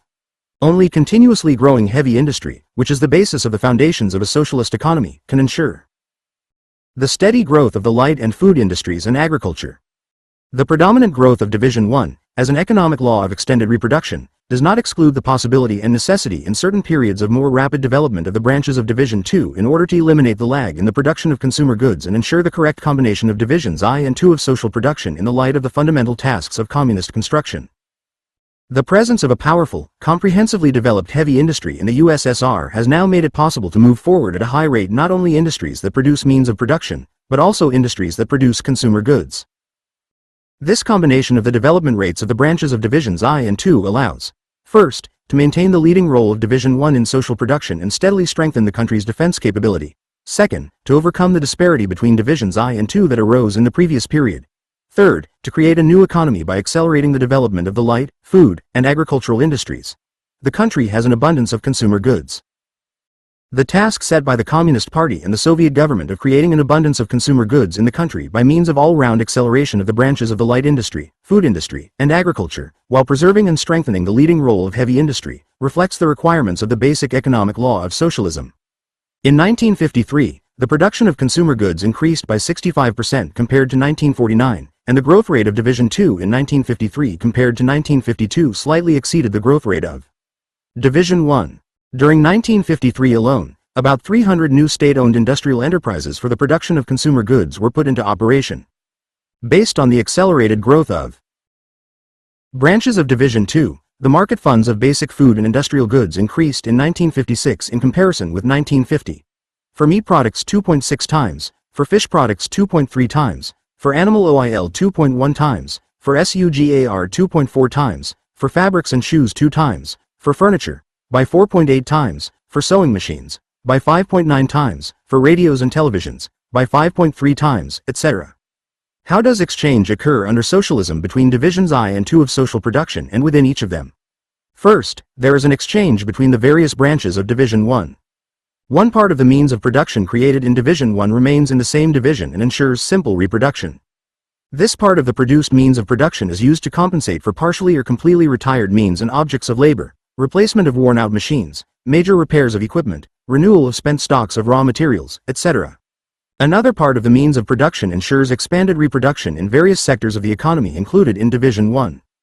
For example, the coal and oil industries provide fuel to the engineering industries and receive the necessary equipment from them, metallurgy, supplying the construction industry with the metal it needs, in turn uses raw materials from the ore industry to increase metal smelting, etc. Thus, between the industries of Division 1, there is a systematic exchange of those means of production that serve the purposes of maintaining and expanding production in these industries. As already mentioned, within the state production sector, the produced means of production do not circulate between industries as goods, but are distributed in the order of material and technical supply and only retain the form of goods.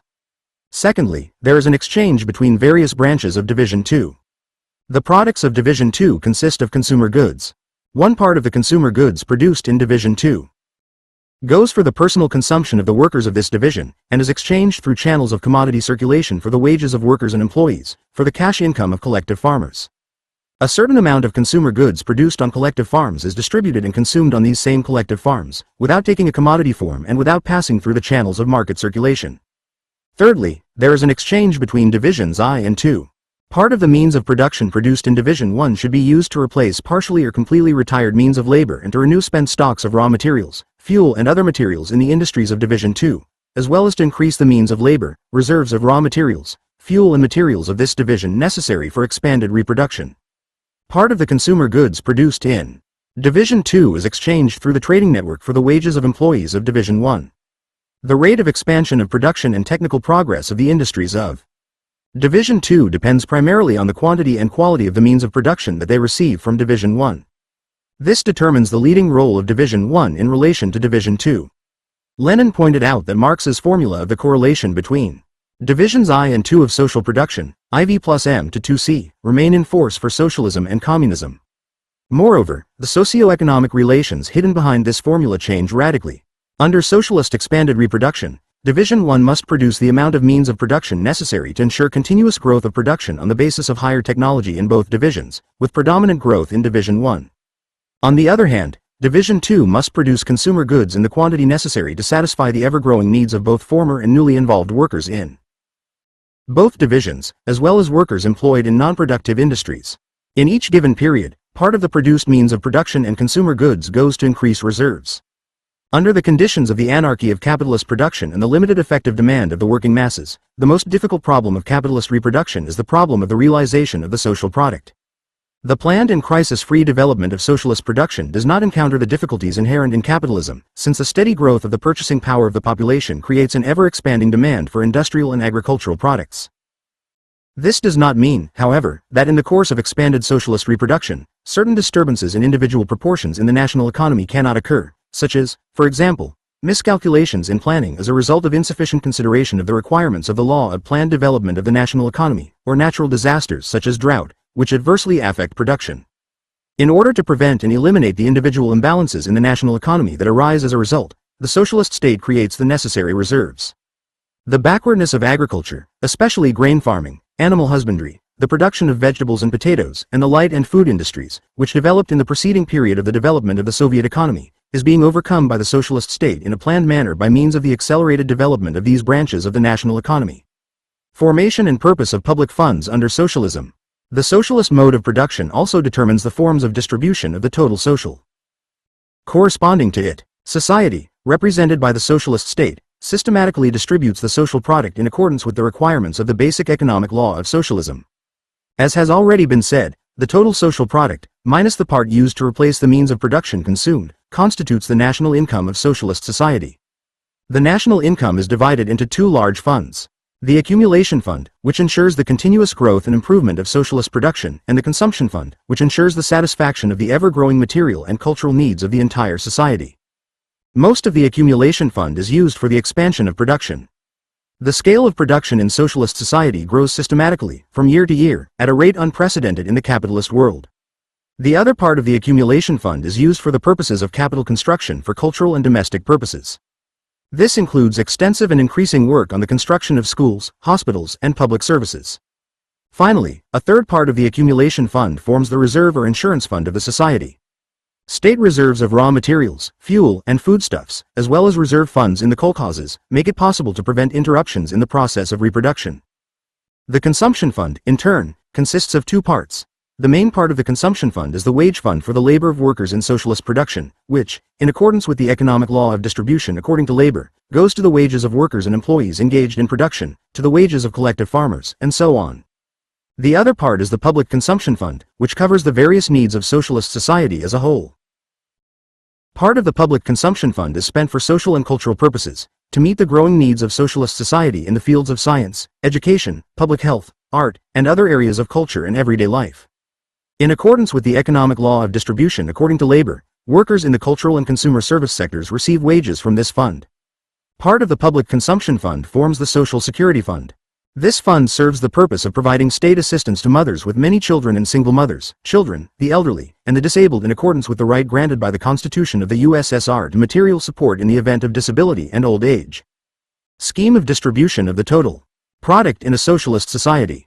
The free product of socialist society. Reimbursement of consumed means of production. Non-cash income. Field of consumption. Production. Expansion. Field of capital construction for cultural and community purposes. Field of public reserves in insurance. Field of remuneration in the labor of production workers. Field teach, education, health screening, arts. Field of cash support. Field of state administration and defense. Part of the public consumption fund is used to cover the costs of administration, such as the salaries of employees of the state apparatus, and so on. Part of the national income goes to the needs of the country's defense. In view of the danger of military attacks by the imperialist aggressors on the USSR, the strengthening of the defensive capacity of the socialist country is of the utmost importance. As has already been indicated, the overwhelming majority, about 3/4, of the national income is spent on satisfying the personal material and cultural needs of the working people in the USSR. Socialist accumulation and consumption in socialist society. The source of expanded socialist reproduction is socialist accumulation. Socialist accumulation is the use of a part of the net income of society, consisting of means of production and consumer goods, for the expansion of production, as well as for the formation of material reserves and the increase of non-productive socio-cultural funds. As a result of socialist accumulation, there is an increase in material values that are in state and cooperative kolkhoz ownership, which means an increase in the national wealth of socialist society. The accumulated share of national income is also expressed in monetary terms. The overwhelming majority of the monetary savings of all branches of the national economy and part of the population's funds are mobilized through the state budget for the needs of the whole people. Socialist accumulation is carried out by means of capital investment in the national economy. Capital investments are a set of expenditures applied in a certain period for the creation of new ones, as well as for the reconstruction of existing fixed assets for production and non-production purposes. A certain part of capital investment in the national economy is used to replace the fixed assets consumed. The Soviet state is systematically carrying out capital work on a massive scale. The construction of new factories and plants, electric power stations, mines, the construction of state farms and machine and tractor stations, means of transport and communication, residential buildings, schools, hospitals, and children's institutions.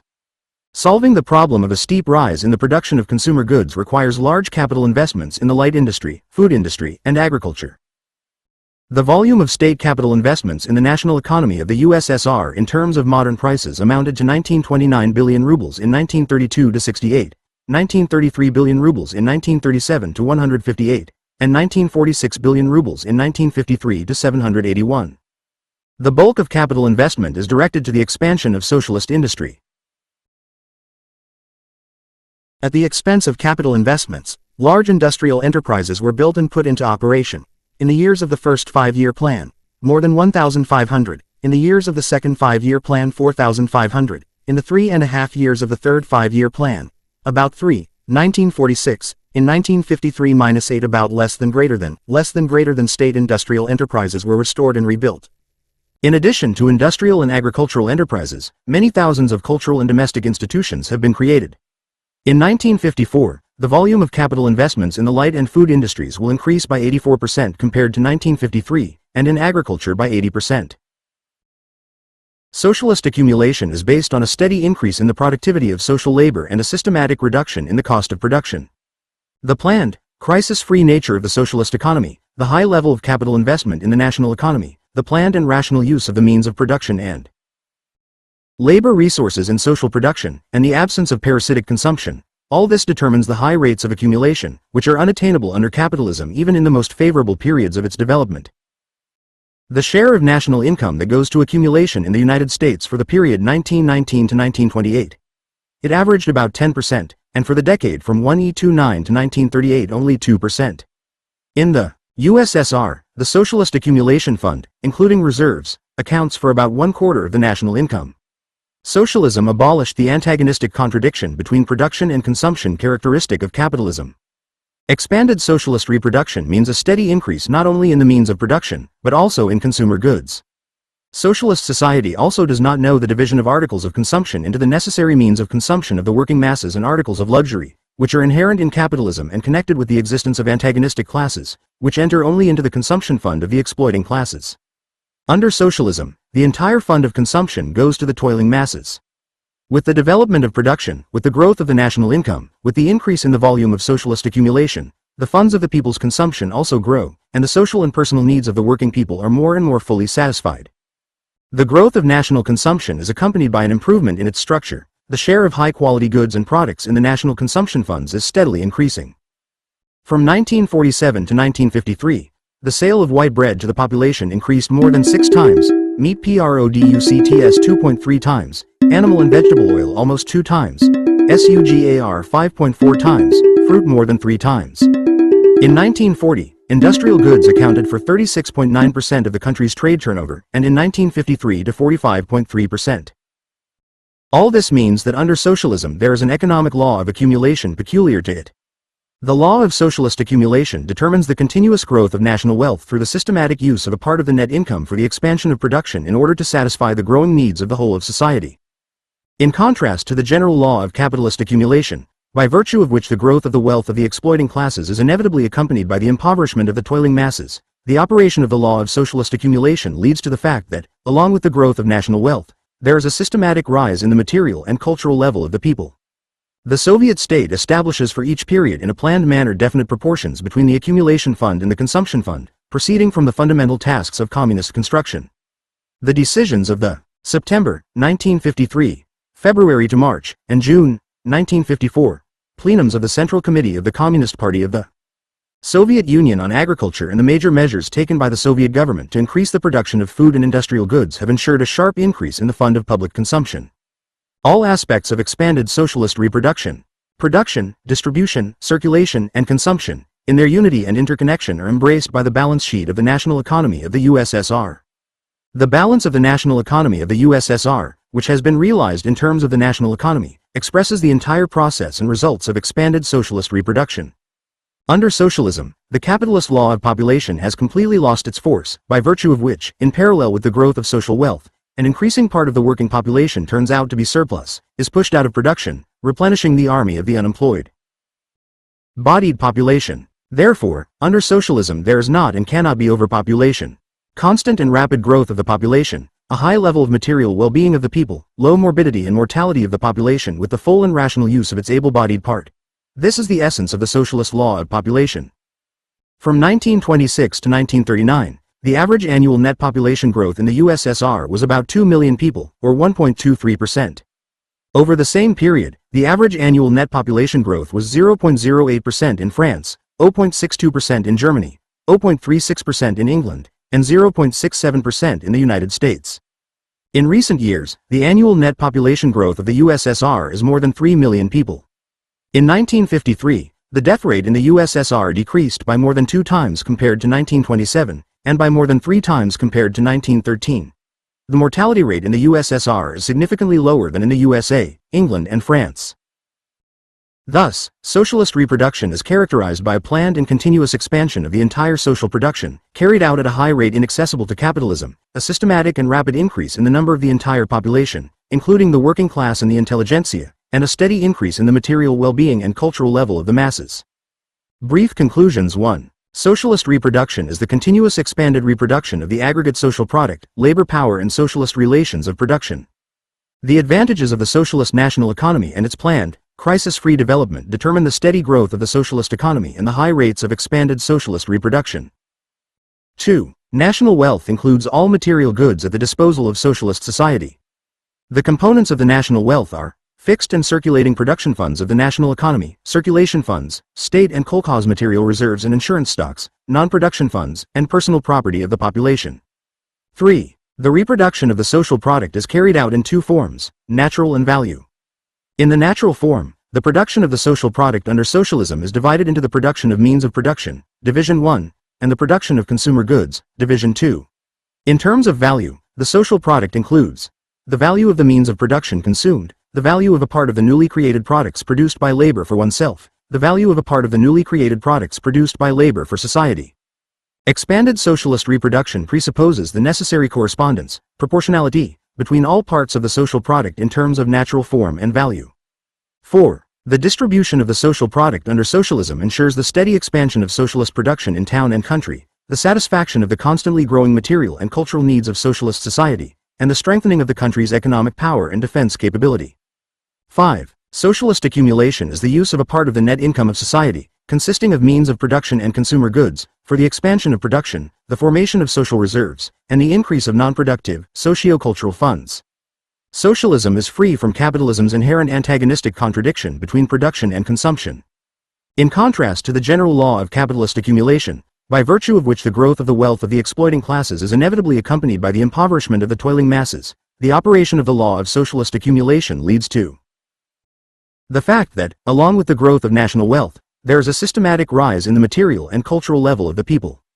6. Under the socialist system, the capitalist law of population has lost its force. The socialist law of population is expressed in the constant and high growth of the population, in the rational and full utilization of its able-bodied part in the interests of society as a whole. Chapter 39. The gradual transition from socialism to communism. Two phases of communist society.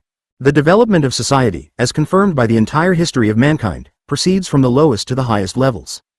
The highest and most progressive stage of social development is communist society, which is the ultimate goal of the revolutionary struggle of the working people of all countries. Marx and Engels scientifically substantiated that communist society will pass through two phases of development, the lower, called socialism, and the higher, called communism. At the first stage of its development, communist society cannot yet be free from the traditions and survivals of capitalism, from the depths of which it directly emerged. Only the further development of socialism on its own self-created basis leads to the second and higher phase of communist society. Consequently, socialism and communism are two stages of maturity of a new, communist social formation. The economic basis of both phases of communism is the social ownership of the means of production. The predominance of social ownership determines the planned development of the national economy. Both phases of communist society are characterized by the absence of exploiting classes and the exploitation of man by man, of national and racial oppression. Under both socialism and communism, the goal of production is to satisfy as much as possible the ever-growing material and cultural needs of the entire society, and the means to achieve this goal is the continuous growth and improvement of production on the basis of higher technology. At the same time, the second phase of communism differs significantly from its first phase, being a higher stage of economic and cultural maturity of communist society. Already under socialism the productive forces have reached a high level. Socialist industry and large-scale socialist agriculture are the most concentrated and the most mechanized in the world, and they are steadily developing at a high rate that is inaccessible to capitalism. But the productive forces of society and the productivity of the workers are not yet sufficient to ensure an abundance of material goods. Communism presupposes such a level of development of the productive forces of society and the productivity of social labor that will be able to ensure this abundance. In contrast to socialism, where there are two forms of socialist ownership, state and cooperative kolkhoz, under communism the undivided domination of the single communist ownership of the means of production will be established. If, under socialism, under the conditions of the existence of two basic forms of socialist production, state and collective farm, commodity production and commodity circulation are preserved, then under communism, when the domination of a single communist property, a single form of communist production, is established, there will be no commodity production and commodity circulation, and, consequently, no money. Under socialism there is no longer an antagonism between town and country, between mental and physical labor, but there are still essential differences between them. Under communism there would be no essential distinction between town and country, between mental and physical labor, and only insignificant differences between them. In socialist society there are two classes, the working class and the collective farm peasantry, which are friendly to each other, but differ in their position in social production. Along with the working class and the peasantry, there is a social stratum, the socialist intelligentsia. With the abolition of the distinction between the two forms of socialist property and the elimination of the essential differences between town and country, between physical and mental labor, the boundaries between workers, peasants and intellectuals will be completely erased, and they will all become toilers of communist society. Communism is a classless society.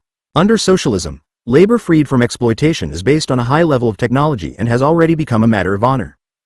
At the same time, under socialism the complete mechanization of all production processes has not yet been achieved, Labor has not yet become the first vital need of people. The negligent attitude towards labor on the part of some members of society has not yet been overcome, and the need for the strictest control on the part of society over the measure of labor and the measure of consumption remains.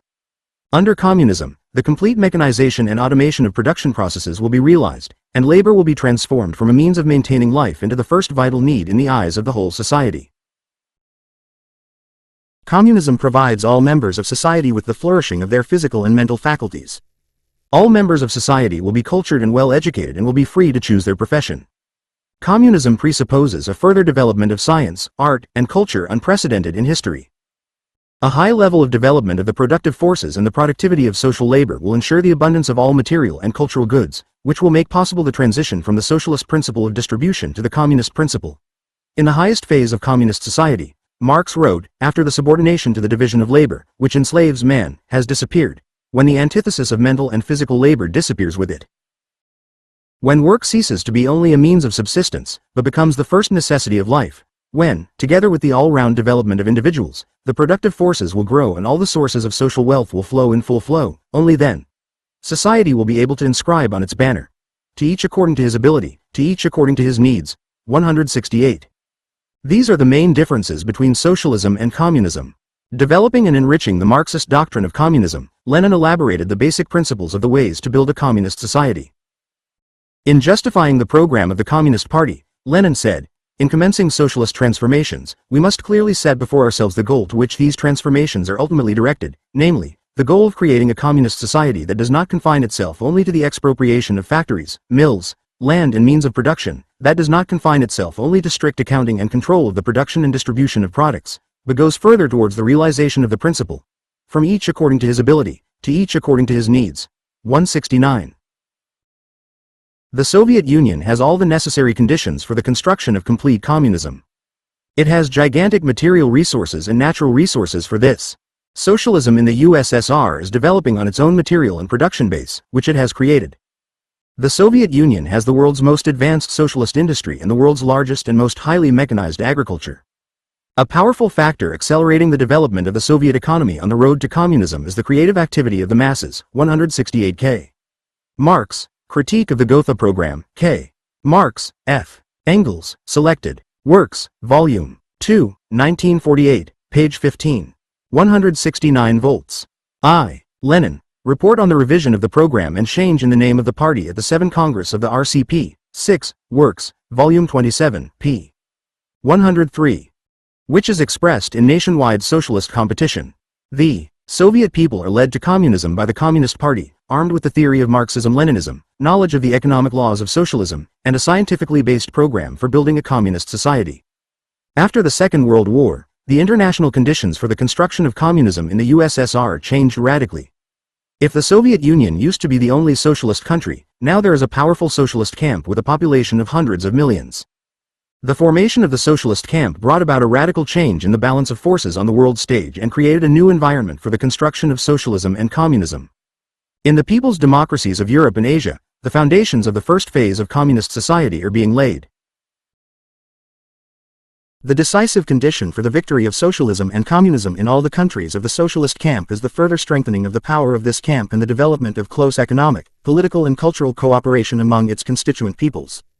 However, along with the camp of socialism, there is the camp of imperialism, led by the United States. As long as there is an imperialist camp hostile to socialism, there is also a danger of a military attack on the Soviet Union and the people's democracies by the aggressive imperialist powers. Marxism-Leninism teaches that in the higher phase of communism, with the abolition of classes and class distinctions, the state becomes unnecessary and will gradually wither away. At the same time, it is necessary to take into account international conditions. To the question of whether the state would survive in our country during the period of communism, Stalin gave the following answer. Yes, it will, if the capitalist encirclement is not eliminated, if the danger of military attacks from outside is not eliminated, and it is clear that the forms of our state will again be changed, in accordance with the changes in the internal and external situation. No, it will not survive and will wither away if the capitalist encirclement is liquidated, if it is replaced by a socialist encirclement. 170. A socialist state is indispensable as long as capitalist encirclement exists, as long as the danger of attack on the USSR and other countries of the socialist camp by the imperialist states is not eliminated. Until then, the Soviet Union while pursuing a consistent policy of peace, must at the same time be ready to repel any enemy attack from outside. To this end, it is necessary to strengthen the socialist state in every possible way, increase the economic power of the country, and ensure its defense capability. Creation of the material and production base of communism. The fulfillment of the world historical task of building communism requires, first of all, an enormous increase in the productive forces, the creation of a material and production base capable of providing the abundance of material goods necessary for the transition from socialism to communism. The material and production base of communism that is being created in the USSR is large-scale machine production in town and country, based on the electrification of the entire country, on comprehensive mechanization and automation, and on the all-round chemicalization of production processes. In terms of its scale and technical level, the material and production base of communism will 170 J. Stalin, report at the 18-Party Congress on the work of the Central Committee of the All-Union Communist Party of Bolsheviks, Questions of Leninism, ed. 11, 1952, page 646. Be much higher than the material and production base of socialism. In order to prepare for the transition to communism, it is necessary to ensure a continuous upswing of the entire social production, with a predominant increase in the production of the means of production. The predominant growth in the production of means of production creates the prerequisites for the constant expansion of production and its improvement on the basis of higher technology in order to achieve an abundance of material goods. This requires an enormous increase in production capacities in all branches of the national economy, and above all in industry, by means of new capital construction. Hundreds and thousands of new enterprises are being built and designed in the USSR, based entirely on the world's most advanced equipment and technology, and new types of raw materials and sources of energy are being created and used. Lenin pointed out that the technical basis of industrial and agricultural production under communism would be the electrification of the entire national economy. Communism is Soviet power plus electrification of the whole country. 171,171. This means that industry, transport and agriculture will be fully transferred to a new, higher technical base related to electrification. The electrification of the entire national economy is the main characteristic feature of the material and production base of communism. In the context of the gradual transition from socialism to communism, electrification is being carried out on a huge scale. This is evidenced by the construction of the world's largest hydroelectric power plants in the USSR. 171 volts. Lenin, report on the activities of the Council of People's Commissars at the 8th All-Russian Congress of Soviets, Works, Volume 31, p. 484. The socialist planned economy ensures the creation of a single high-voltage network connecting numerous power plants of different economic regions, which is not feasible under capitalism because of the domination of private property and the anarchy of production. In order to provide electricity to the needs of developing industry, agriculture and urban economy in the USSR, a grandiose electrification program is being implemented under the Fifth Five-Year Plan, 1951 to 1955. 711 power plants are being built and expanded, and after their completion, the total capacity of the USSR's power plants will increase by 75%. In 1954 alone, 2.5 times more capacity will be put into operation at power plants than was commissioned in the first 10 years of electrification of the USSR according to the Golro Plan. The electrification of the entire national economy, as the main condition for the creation of the material and production base of communism, is inseparably linked with the integrated mechanization of all labor processes, with the automation and chemicalization of production, and with the use of all the latest achievements in technology. The electrification of production processes and the automatic system of machines radically change the conditions of labor, lead to the replacement of unskilled labor by skilled labor, and create the technical basis for the final abolition of the essential difference between mental and physical labor. In the national economy of the USSR, the foundations have already been laid for further great transformations in the technique of production, leading to the level of development of the productive forces necessary for communism. A remarkable achievement of the world's most advanced machine building, the Soviet machine building, is the creation of enterprises with complete integrated mechanization, with automatic lines of machine tools and automatic plants. 4.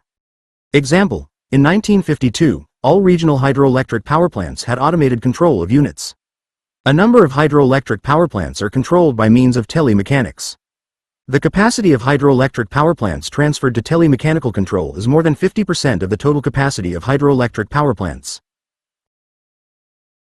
In the construction of hydraulic structures, earthworks are carried out with the help of a complex of earth-moving machines. Automated plants have been created for the production of concrete. At these plants, all work is automated, from the feeding and weighing of raw materials to the delivery of ready-made concrete. In the USSR, the world's first automatic plant for the production of pistons for automobile engines was created, where all processes, from the supply of raw materials to the packaging of finished products, are fully automated. The plant is operated by only a few workers. Such factories are the prototype of the technology of communist society. If at the present time the automation of labor processes appears as a harbinger of the new technical basis of communism, then in the course of time this great achievement of science and technology will be introduced into all branches of production. Soviet science has mastered the methods of using atomic energy. In the USSR, the problem of using this new type of energy for peaceful purposes is practically solved.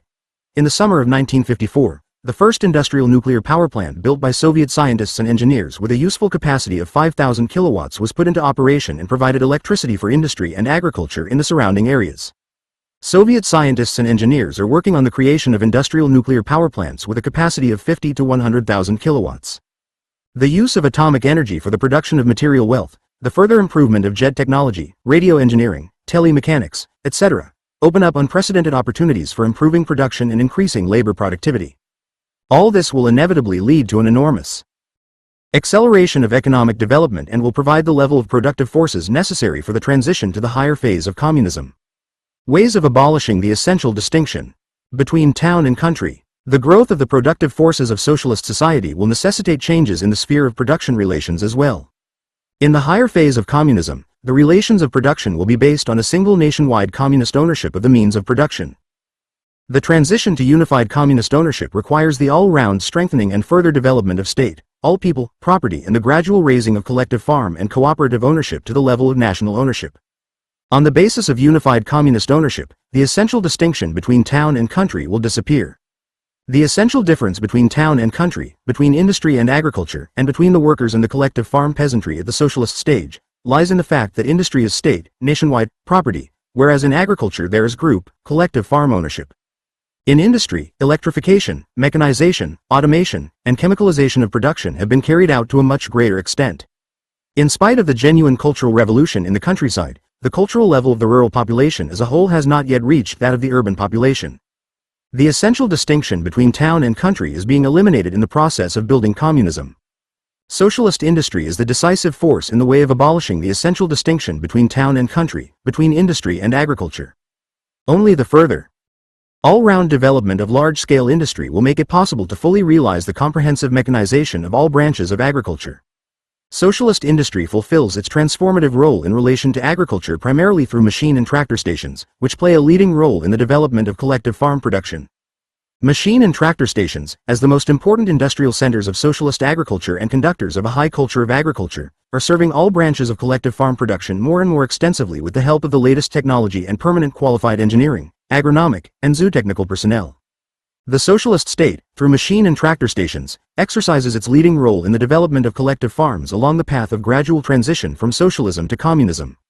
The importance of state farms as examples of the largest and most highly mechanized agriculture is increasing. In this way, the role of popular ownership in the further development of socialist agriculture as a whole is increasing. Electrification is a powerful means of bringing the countryside to the city. New powerful hydroelectric power plants will provide a huge amount of electricity not only for industrial, but also for agricultural production. The electrification of agriculture will be based on large state-owned power plants. Along with them, there is a large-scale construction of small kolkhoz power plants. The strongholds of the comprehensive electrification of agriculture will be electric machine tractor stations using electric tractors, electric combines, electric milking of cows, electric shearing of sheep, etc. They are not only new energy bases for agriculture, but also powerful centers of culture. The agricultural artel is the main form of collective farms during the period of gradual transition from socialism to communism. The agricultural artel, which combines the social economy as the main force of the kolkhoz with the personal subsidiary farming of the kolkhoz workers, meets to the greatest extent the interests of the state, the kolkhozes and the kolkhoz workers. It contains huge reserves that have not yet been fully used to increase labor productivity. Armed with the help of the MTS, the kolkhozes are successfully developing their social economy, which is the basis for the creation of an abundance of agricultural products. With the strengthening and development of the social economy in the kolkhozes, the tasks of cultural, domestic and housing construction are being consistently solved. The rapidly growing social economy of the kolkhozes will more and more fully satisfy the multifaceted personal needs of the kolkhoz workers. When an abundance of agricultural products is achieved, the social economy of the collective farms will be able to satisfy both the needs of the state and all the needs of the collective farms and the personal needs of the collective farmers. Then it will be unprofitable for collective farmers to own cows and small livestock, to cultivate potatoes and vegetables on their household plots. As a result, there will be no need for a personal subsidiary farm. On the basis of the further strengthening and development of the material and production base of collective farm production, the prerequisites will gradually be created for the transformation of the agricultural artel into a highly developed agricultural commune as the highest form of the collective farm movement. The future commune will grow out of a developed and prosperous artel.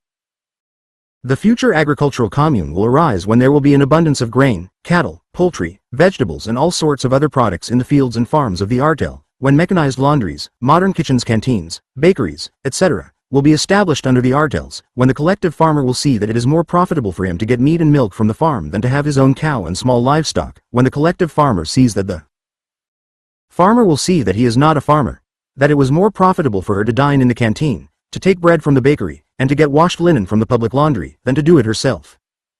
The future commune will arise on the basis of a more developed technique and a more developed artel, on the basis of an abundance of products.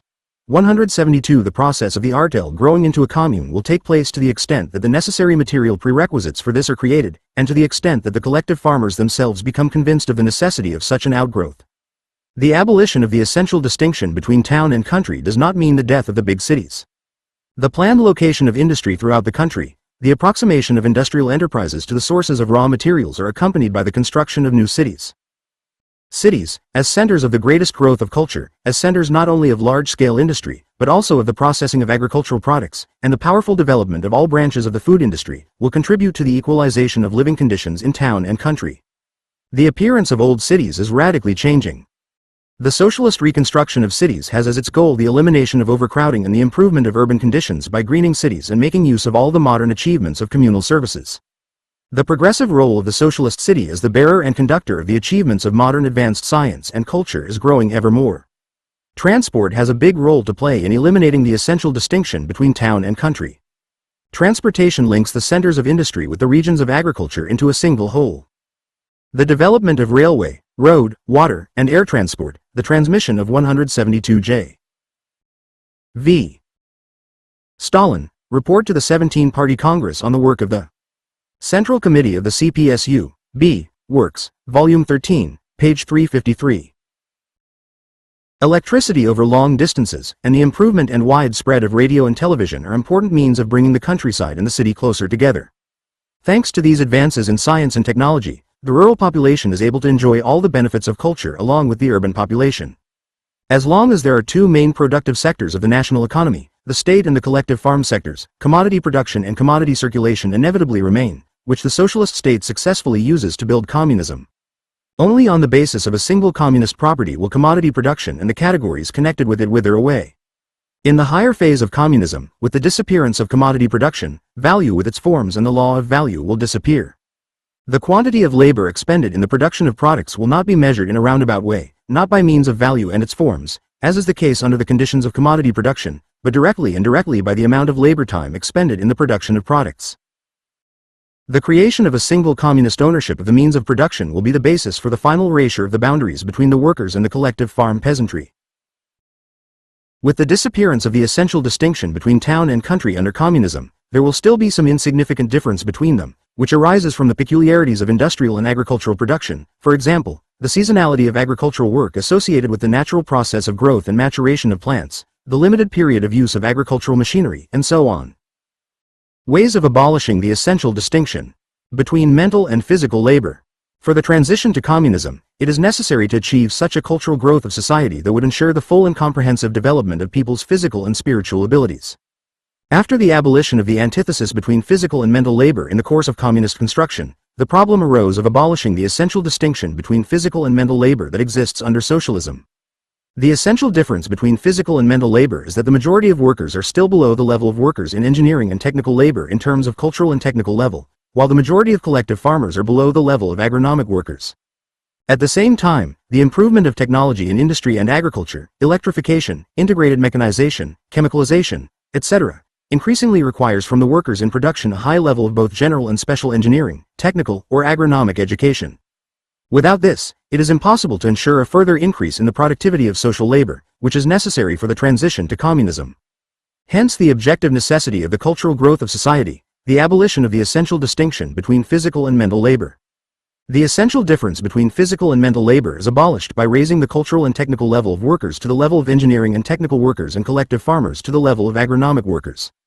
In abolishing the essential distinction between physical and mental labor, socialist emulation, in which the overwhelming majority of the working class and the collective farm peasantry participate, plays an enormous role.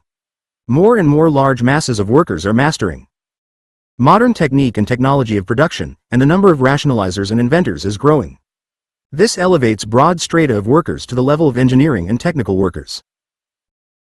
As early as 1935, characterizing the Stakhanov movement as a new stage in socialist emulation, Stalin pointed out that it contained the seed of the future cultural and technical upsurge of the working class and opened the path by which alone it is possible to achieve those higher indices of labor productivity which are necessary for the transition from socialism to communism. 173 When the workers raise their cultural and technical level to the level of engineering and technical workers, and the collective farmers to the level of agronomic workers, a new, unprecedented rise in labor productivity will be achieved, ensuring the creation of an abundance of all material goods. As the productivity of social labor rises, economic conditions will be created for the gradual reduction of the working day. This, in turn, will enable members of society to devote much more time and effort to mastering knowledge and culture, to developing all their physical and mental abilities. One of the conditions for the elimination of the essential difference between mental and physical work is compulsory polytechnic education. Lenin pointed out that polytechnic education should acquaint students in theory and practice with the main branches of production. Polytechnic education, broadening the horizons of workers, equipping them with knowledge of the basics on which modern large-scale production is built, will give the opportunity to freely choose a profession. Further improvement of the culture of all members of society will be carried out through the development of universal compulsory polytechnic education, secondary 173J. V. Stalin, Speech at the First All-Union Meeting of Stakhanovites, Questions of Leninism, ed. 11, 1952, page 535. Technical and higher education, distance learning, the creation of a wide network of various courses and the training of personnel of mass professions in production. The 19 of the Communist Party recognized the need in the fifth five-year plan to begin the implementation of polytechnic education in secondary schools and to carry out the measures necessary for the transition to universal polytechnic education. Raising the knowledge and culture of the workers and peasants to the level of engineers, technicians and agronomists will mean the abolition of the distinction between the workers and peasants on the one hand and the intelligentsia on the other. Socialist society has made great strides in improving the well-being of the people. But in order to ensure the all-round cultural growth of the working people, which is necessary for the transition to communism, it will be necessary to radically improve living conditions, to significantly raise the real wages of workers and employees and the real incomes of collective farmers. This can only be achieved through further rapid growth in production and increased productivity. The all-round development of productive forces and culture will lead to the complete elimination of unskilled and hard physical labor, and the old division of labor associated with the lifelong assignment of workers to certain professions will disappear. Communism, in abolishing the old division of labor, does not at all deny the necessity of the division of labor. Communism requires qualified, well-rounded specialists in various fields of production, science, and technology. All members of the communist society will have the engineering and technical training necessary to operate high technology and complex production processes, and will have the opportunity to engage not only in the production of material goods, but also in the sciences and the arts. The abolition of the essential distinction between mental and physical labor does not mean that all distinction between these kinds of labor will be abolished. Some difference, though insignificant, will remain. For example, the working conditions of the management of enterprises will differ from the working conditions of direct production workers. Of great importance for the transition to communism is the communist education of the working people, the fundamental task of which is to educate the new man, for whom work will become the first necessity of life. Describing labor under communism, Lenin wrote, "Communist labor in the narrower and stricter sense of the word is free labor for the benefit of society. Labor performed not for the performance of a certain obligation, not for obtaining the right to certain products, not according to pre-established and legalized norms, but voluntary labor, labor outside the norm, labor given without expectation of remuneration, without the condition of remuneration. Work out of the habit of working for the common good and out of a conscious, habitual attitude to the need to work for the common good. Labor is a need of a healthy organism." 174. Communism presupposes a high level of consciousness among the members of society. The germs of new, communist relations are already present in socialist society in relation to labor and to social property, in relations between people. Observance of communist principles will eventually become the natural, common behavior of highly educated, cultured people. But it must not be forgotten that in our society the survivals of capitalism are far from being eradicated from the consciousness of men, that these survivals exist because consciousness lags behind being, and that the capitalist environment strives in every possible way to support and revive them. Hence the necessity of overcoming the survivals of capitalism in the consciousness of the people, of a tremendous upsurge in the culture and 174 v. I. Lenin, from the destruction of the age-old way of life to the creation of a new one. Works, Volume 30, page 482. Communist consciousness of the masses of the people. The struggle against the remnants of the old attitude to labor, to social property, to bureaucracy, to the survivals of the past in everyday life and morality, and against religious prejudices is of the utmost importance during the entire period of the transition from socialism to communism. In order to overcome all these survivals of capitalism, it is necessary to carry out persistent political and educational work among the masses, to educate the whole people in the spirit of confidence in the invincibility of the great cause of communism. Transition to the communist principle. From each according to his ability, to each according to his needs. The conditions for the realization of the communist principle from each according to his ability, to each according to his needs are prepared gradually, as production grows and an abundance of consumer goods is created on this basis, the domination of unified communist property is established, and the level of culture and consciousness of the members of society corresponding to communism is reached. This principle means that in a communist society, everyone will work according to his abilities and receive consumer goods according to the needs of a culturally developed person. The prerequisites for the higher phase of communism are created through the fullest use by the socialist state of the economic laws of socialism. In accordance with the requirements of the basic economic law of socialism, socialist production is developing steadily and rapidly, and the well-being of the people is growing. The role of the law of planned development of the national economy is becoming ever stronger, and the methods of socialist planning are being perfected. National economic plans, designed for a long period, determine concrete ways of creating the material and production basis of communism. The decisive condition for building communism is the steady growth of labor productivity in all sectors of the national economy. Communism, wrote Lenin, is the highest, as opposed to capitalist, productivity of labor of voluntary, conscious, united workers, using advanced technology. 175. The main means of increasing labor productivity are all-round development and wide introduction of advanced technology into production, complete mechanization and automation of all production processes, further improvement of labor organization, planned and most rational use of labor resources not only within the enterprise, but also on the scale of the entire national economy. In order to ensure a steady increase in the productivity of labor and a sharp increase in social wealth, it is necessary to make full use of such economic instruments of planned management of the national economy as money, credit, trade, and economic calculation, which are connected with the existence of the law of value, in the period of transition from socialism to communism. The steady rise in the material and cultural level of the working people is carried out on the basis of the consistent application of the economic law of distribution according to labor. The growth of labor productivity is accompanied by a decrease in prices for industrial and agricultural goods. There is a systematic increase in the real wages of workers and employees and the incomes of collective farmers. The working people are getting more and more opportunities to buy food, clothing, household items, etc. Of great importance in creating the prerequisites for the transition to communism is the successful implementation of the program of a steep increase 175 v. I. Lenin, The Great Initiative, Works, Volume 29, page 394. In the production of consumer goods carried out by the Communist Party and the Soviet state. For the first time in the history of mankind, a majestic task has been set, to comprehensively satisfy human needs for food in accordance with the requirements of science. We must set ourselves the task, said N.S. Khrushchev, to achieve a level of food consumption that is based on scientifically based nutritional standards required for the comprehensive, harmonious development of a healthy person. 176. A decisive increase in the production of material wealth leads to the fact that the level of wages of workers and employees and the incomes of kolkhoz workers ensures an ever more complete satisfaction of the growing material and cultural needs of the working people. To the extent that the abundance of products increases, the prerequisites will be created for the transition from distribution according to labor to distribution according to needs. In this regard, it is important to further develop trade in every possible way. Trade will remain the main form of distribution of consumer goods throughout the period of gradual transition from socialism to communism. The improvement of Soviet trade will prepare the way for the ramified apparatus which will be used in the higher phase of communism for the direct distribution of products according to needs, without the circulation of commodities and money.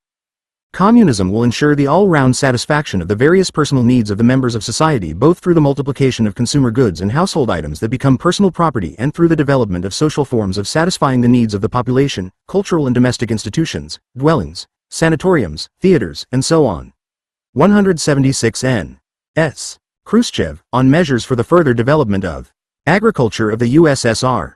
Report at the plenum of the CPSU Central Committee on September 3, 1953. Page 10. The transition to communism cannot be imagined as a one-time act. It is taking place gradually, through the all-around development of the foundations of socialism. The law of transition from the old qualitative state of society to the new one by means of an explosion, which is obligatory for a society divided into hostile classes, is by no means obligatory for a society that has no hostile classes, such as socialist society. The material and cultural prerequisites for communism are created in proportion to the flourishing of the productive forces of socialist society, the growth of its wealth and culture, the strengthening and multiplication of social ownership of the means of production, and the communist education of the masses. This does not mean that the development of society along the path to communism will take place without internal contradictions. But these contradictions, as has already been said, are not antagonistic. The Communist Party and the Soviet state, learning the economic laws of the development of society and relying on them, can timely notice the contradictions that arise and take measures to eliminate them. Thus, the measures taken to ensure a steep rise in the production of consumer goods are aimed at overcoming the contradiction that has arisen in connection with the lag of agriculture and light industry in relation to the growing needs of the people. Measures to stimulate the kolkhozes and kolkhoz workers economically lead to overcoming the backwardness of kolkhoz production. The gradual transition from socialism to communism does not preclude revolutionary leaps in the development of technology, economy, science, and culture. For example, the discovery of new sources of energy and new types of raw materials, the introduction of new technical inventions in production give rise to a genuine technical revolution. The transition from two forms of social ownership to a single communist ownership of the means of production, from the socialist principle of distribution according to labor to the communist principle of distribution according to needs, will mean enormous qualitative changes in the economy and in the entire life of society. The Soviet Union is the first country in the world to build socialism and is now successfully erecting the edifice of communism. The development of all humanity will inevitably follow the path to communism. Outlining the prospects for communist construction, Lenin said, "If Russia is covered with a dense network of power stations and powerful technical equipment, then our communist economic construction will become a model for the coming socialist." Europe and Asia. 177. The Soviet Union, which is on its way to the highest phase of communism, is a powerful center of attraction, a recognized leader of the entire socialist camp in the international arena. The great example of the Soviet people shows the peoples of the whole world the way to emancipation from capitalist slavery and its inevitable companions, exploitation, unemployment, crises and wars. Brief conclusions. 1. Socialism and communism represent two phases in the development of the communist social formation. Communism is the highest phase of this formation, which is characterized by a higher level of development of the productive forces than socialism, the existence of a single nationwide communist ownership of the means of production, the absence of classes and class differences, essential differences between town and country, between physical and mental labor. Under communism, labor will 177 v. I. Lenin, report on the activities of the Council of Peoples. Commissars at the 8th All-Russian Congress of Soviets, Works, Volume 31, p. 486. Be transformed from a means of sustaining life into the first vital need of people.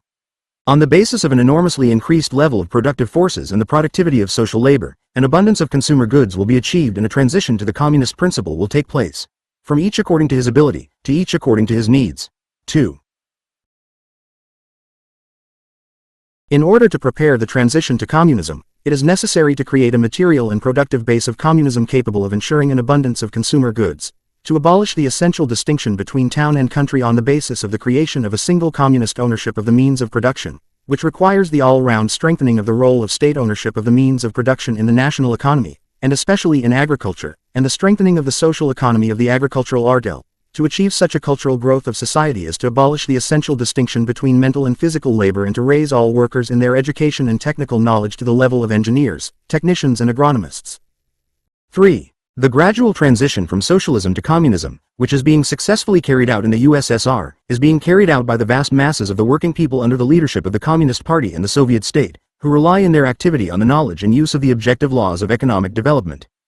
The prerequisites for the higher phase of communism are created through the strengthening and further development of socialist property and the increase in the productivity of social labor, through the consistent implementation of the basic economic law of socialism, the law of the planned development of the national economy, the law of distribution according to labor, the law of value, and other economic laws operating at the stage of socialism.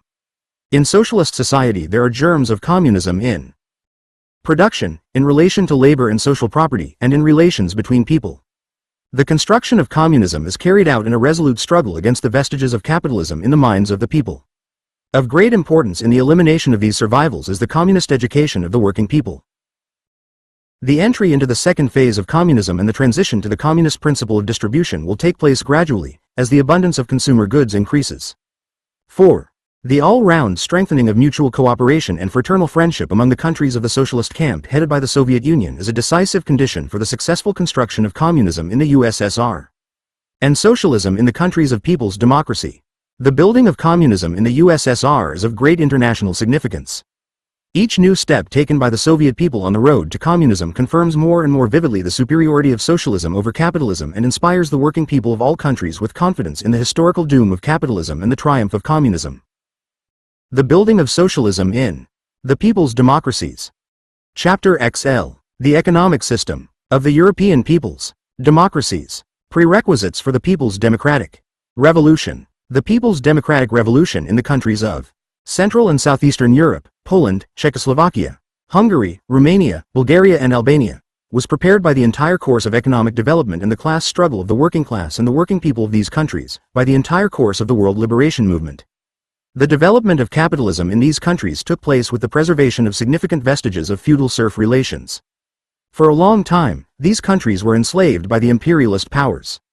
The landlords, the big bourgeoisie, who were in power, were obedient executors of the will of foreign capital.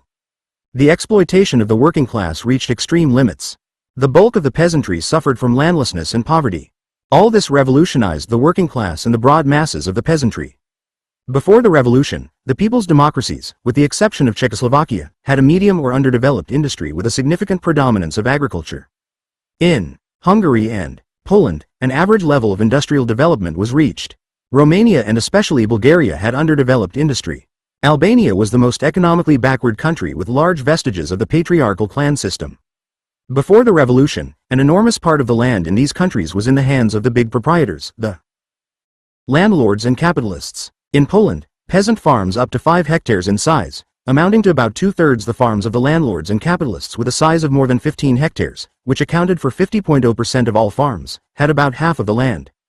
In Hungary, farms of up to 5.7 hectares, which accounted for 84% of all farms, owned 7 hectares of land, and farms over 50 hectares, which accounted for 0.9% of all farms, owned almost half of the land.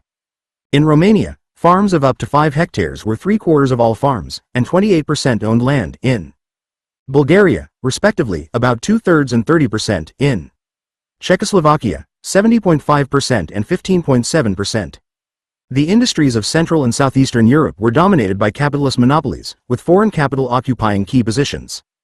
In Poland before the war, almost 2/3 of capital investment in industry belonged to foreign capital.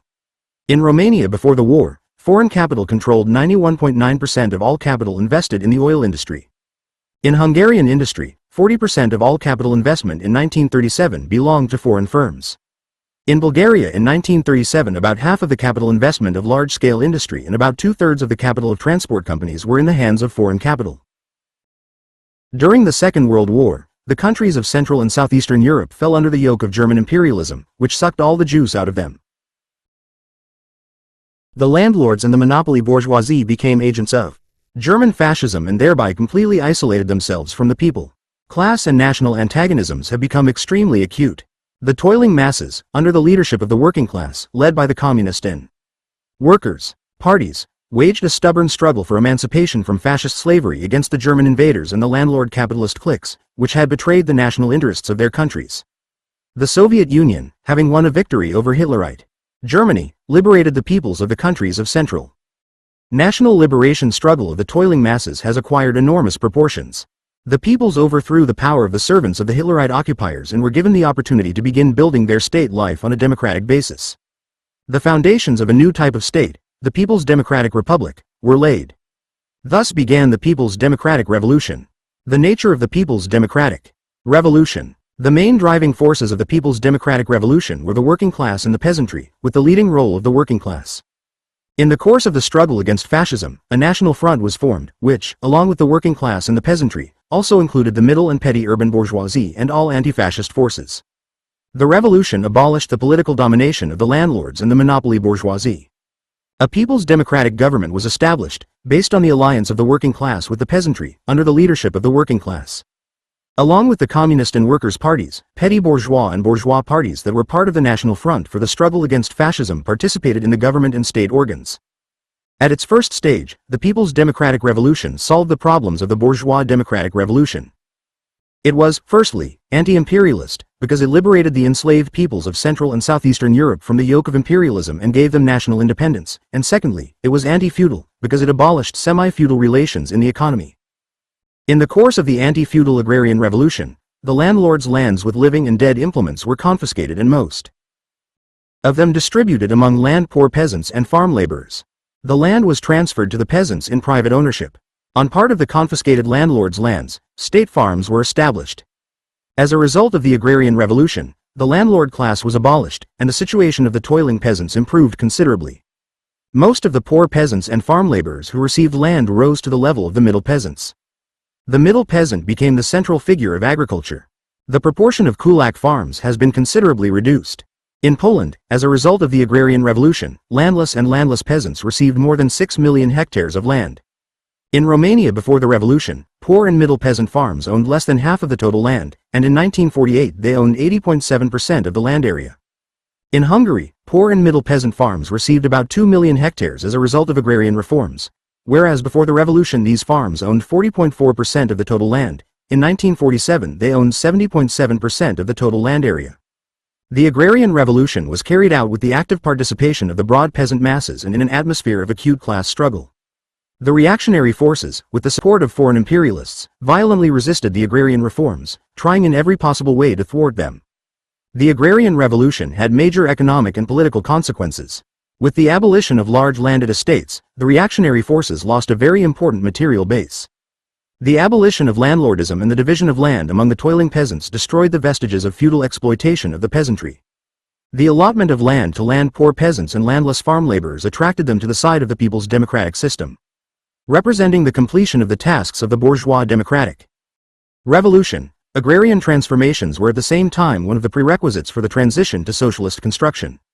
In completing the realization of its anti-feudal tasks, the People's Democratic Revolution increasingly passed over to its second stage, the fulfillment of the tasks of the socialist revolution. This meant the transformation of the bourgeois democratic revolution into a socialist revolution. As early as the beginning of the revolution, the People's Democratic States nationalized enterprises that were in the hands of the Hitlerite occupiers and the monopoly bourgeoisie, which was closely connected with them. As a result, the monopoly bourgeoisie, deprived of power, also lost its economic position. Thus began the socialist nationalization of the main means of production. At the same time, workers' control was introduced in private capitalist enterprises. In the course of the revolution, the nationalization of the means of production became more and more extensive. All this weakened the bourgeoisie as a whole and strengthened the position of the working class. In carrying out the tasks of the socialist revolution, the People's Democratic Government transformed factories and mills, mines and power plants into socialist property of the whole people. Transport and means of communication, mineral resources and part of the land, banks, foreign trade, and wholesale domestic trade were also nationalized. In this way, the people's democratic power, led by the working class, abolished the economic domination of the bourgeoisie and took possession of the commanding heights of the national economy. The nationalization of large-scale and medium-sized industry, transport, communications, etc., was carried out in the European people's democracies in several steps. Decisive measures in this field were carried out in Poland in 1946, in Bulgaria and Albania in 1947, and in Hungary, Czechoslovakia and Romania in 1948. The nationalization of large-scale industry was a decisive condition for the transition to the socialist transformation of society. It meant that the relations of production and industry were brought into conformity with the social character of production. The main means of production became the property of the entire people in the person of the people's democratic state. In this was manifested the action of the economic law of the obligatory correspondence of the relations of production to the character of the productive forces. The people's democracies have entered a period of transition from capitalism to socialism. Socialist nationalization led to the formation of a socialist economic structure in the form of state socialist enterprises. Gradually, socialist cooperative forms of economy were also created. As the bourgeois democratic revolution grew into a socialist revolution, the struggle between the working class and the counter-revolutionary bourgeoisie intensified. The bourgeoisie, relying on the economic power still in its hands, on the support of foreign capital, using its agents in the state apparatus, and often in the government itself, by all means sought to disrupt the measures of the people's democratic power and to restore the economic and political domination of the capitalists and landlords. The working class, relying on the commanding heights of the national economy in the hands of the state, and rallying around itself the peasantry and other strata of the working people, resolutely rebuffed the attempts of the bourgeoisie to restore foreign imperialist oppression. As a result, the bourgeoisie was crushed. In the course of the development of the revolution, the state organs were purged of bourgeois counter-revolutionary elements, the old bourgeois state machine was broken and replaced by a new state apparatus that met the interests of the working people. The leading role of the working class in the state was finally consolidated. The state system of people's democracy began to successfully perform the functions of the dictatorship of the proletariat, embodying the rule of the working people under the leadership of the working class, said G. M. Dimitrov. The regime of people's democracy can and must, in the present historical situation, as experience has already shown, successfully perform the functions of the dictatorship of the proletariat for the liquidation of capitalist elements and the organization of the socialist economy. 178. Economic structures and classes. The economies of European people's democracies are characterized by the presence of three main economic structures: socialist, small-scale commodity, and capitalist. The socialist system includes 1. State-owned, nation-owned enterprises of industry, transport, banks, commercial enterprises, foreign trade, agricultural estates, machine and tractor stations. 2. All types of cooperation, trade, consumer, credit, agricultural, marketing and supply, production agricultural cooperatives. In all European countries of people's democracy, the socialist system plays a leading role and occupies a significantly predominant place in the economy. This sector generates the bulk of the national income. The overwhelming majority of industrial output is produced in successively socialist state-owned enterprises. The socialist system also took a dominant position in the sphere of transport and in the sphere of circulation. In the hands of the state is concentrated all banking, all wholesale domestic trade, and the bulk of retail trade. A state monopoly of foreign trade has been established. In agriculture, with the exception of 178 G. Dimitrov, Political Report of the Central Committee of the BRP, K. Made at the V-Party Congress, Sofia 1948, page 73. Bulgaria, the socialist system does not yet occupy a predominant place. Thus, in the European countries of people's democracy, the foundations of socialism have been laid in all branches of the economy, except agriculture. Occupying a dominant position in the national economy and embracing the commanding heights of the economy, the socialist structure in each of the European countries of people's democracy is the force determining the development of its economy. From year to year, the socialist system strengthens its position. In 1952, the share of the socialist structure was in the national income of Poland, 75%, Czechoslovakia, 92%, Hungary, 86.6%, Romania, 70%, Bulgaria, 85.9%, Albania, approximately 70%. In industrial products, in Poland, about 99%, Czechoslovakia, 99%, Hungary, 97%, Romania, 95%, Bulgaria, 98%. In wholesale trade, in all these countries 100%. In retail trade, in Poland 92.4%, Czechoslovakia, 98.6%, Hungary, 92.1%, Romania, about 97%, Bulgaria, 99.3%. The share of the socialist system in agriculture, in terms of arable land size, in 1952-53 was 22% in Poland, 43% in Czechoslovakia, more than 30% in Hungary, more than 20% in Romania, 60.5% in Bulgaria, and 9.5% in Albania. In the socialist system, the exploitation of man by man has been abolished and the nature of labor has changed. From labor for the capitalists it has been transformed into labor for itself, for the whole of society. As a result of the changed economic conditions in the socialist system, the capitalist laws expressing the relations of exploitation and anarchy of production disappeared from the scene, and the laws of the socialist economy arose and began to operate. The basic economic law of socialism, the law of the planned proportional development of the national economy, the law of distribution according to labor, and others. There is a continuous growth of socialist industry on the basis of the use of higher technology for the victory of socialism and the satisfaction of the growing needs of the working people.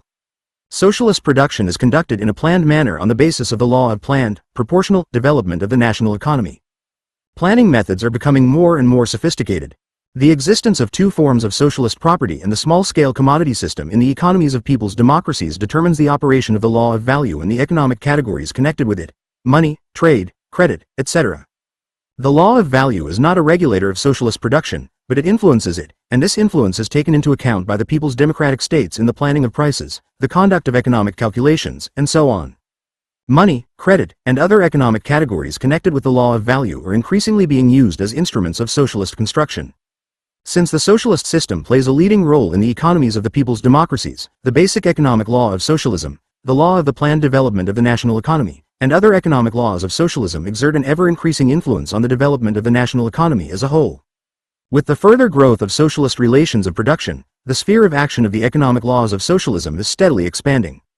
The small-scale commodity structure includes individual farms of toiling peasants, as well as small handicraft farms based on the personal labor of their owners. In some countries, especially in Albania, remnants of patriarchal farms still survive in the countryside. Individual peasant farms produce the bulk of agricultural products in people's democracies. The predominant place among individual peasant farms is occupied by the middle peasants. As has already been pointed out, individual small commodity peasant farming, based on private ownership of the means of production, inevitably gives rise to elements of capitalism.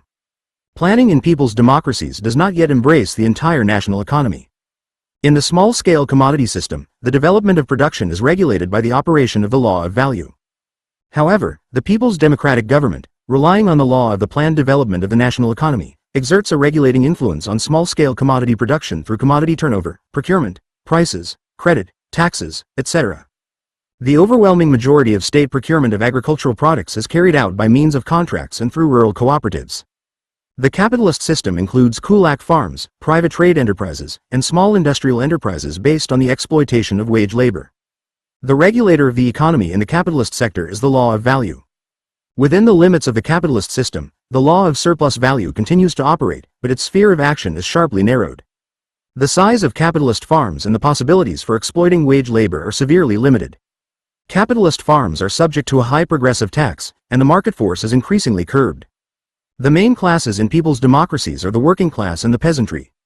Side by side with the working classes there is the bourgeoisie, the kulaks, the small and medium capitalists in industry and commerce.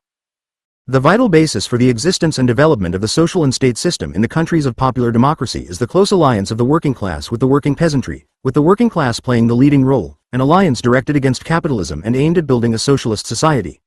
The core and driving force of our revolutionary transformations was and is the union of workers and peasants, whose leader is the working class. For decades, the working class, in its struggle against capitalism and fascism, has been strengthening its alliance with the main masses of the working peasantry. The expansion, strengthening, and deepening of this alliance is the main principle of the policy of the people's power, the key to its strength and achievements. 179. The basic contradiction in the economies of the people's democracies in the period of transition from capitalism to socialism is the contradiction between growing socialism and capitalism, which has been defeated but not yet destroyed, and which has its roots in small-scale commodity production.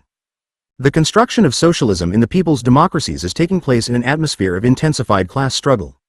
The resistance of the moribund classes manifests itself in the hostile activity of the remnants of the defeated anti-people political parties, in the nationalist, left and right deviations in the communist and workers' parties, in the wrecking, sabotage of the agents of imperialism.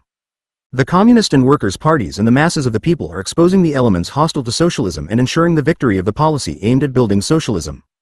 State power in the people's democracies proceeds in its policy from objective economic laws and uses them to achieve the complete victory of socialist forms of economy over capitalist ones. Guided by the Marxist-Leninist doctrine of the transition period from capitalism to socialism, the people's democratic government strengthens the alliance between the working class and the peasantry and conducts an offensive against the capitalist elements by restricting and ousting them in town and country. People's democracies make full use of market relations to develop a trade bond between industry and 179b. Beirut, Report of the Central Committee of the Polish United Workers' Party to the Second Party Congress, for a Lasting Peace, for a People's Democracy, March 19, 1954. Agriculture. In carrying out socialist industrialization, they are expanding the industrial bond between town and country and are following the line of gradual production cooperatives of peasant farms on a voluntary basis. Thus, the building of socialism in people's democracies is based on the same fundamental principles that determined the new economic policy in the USSR. However, as already mentioned, these principles are applied in people's democracies, taking into account the unique historical development of the economic and political conditions of each of them.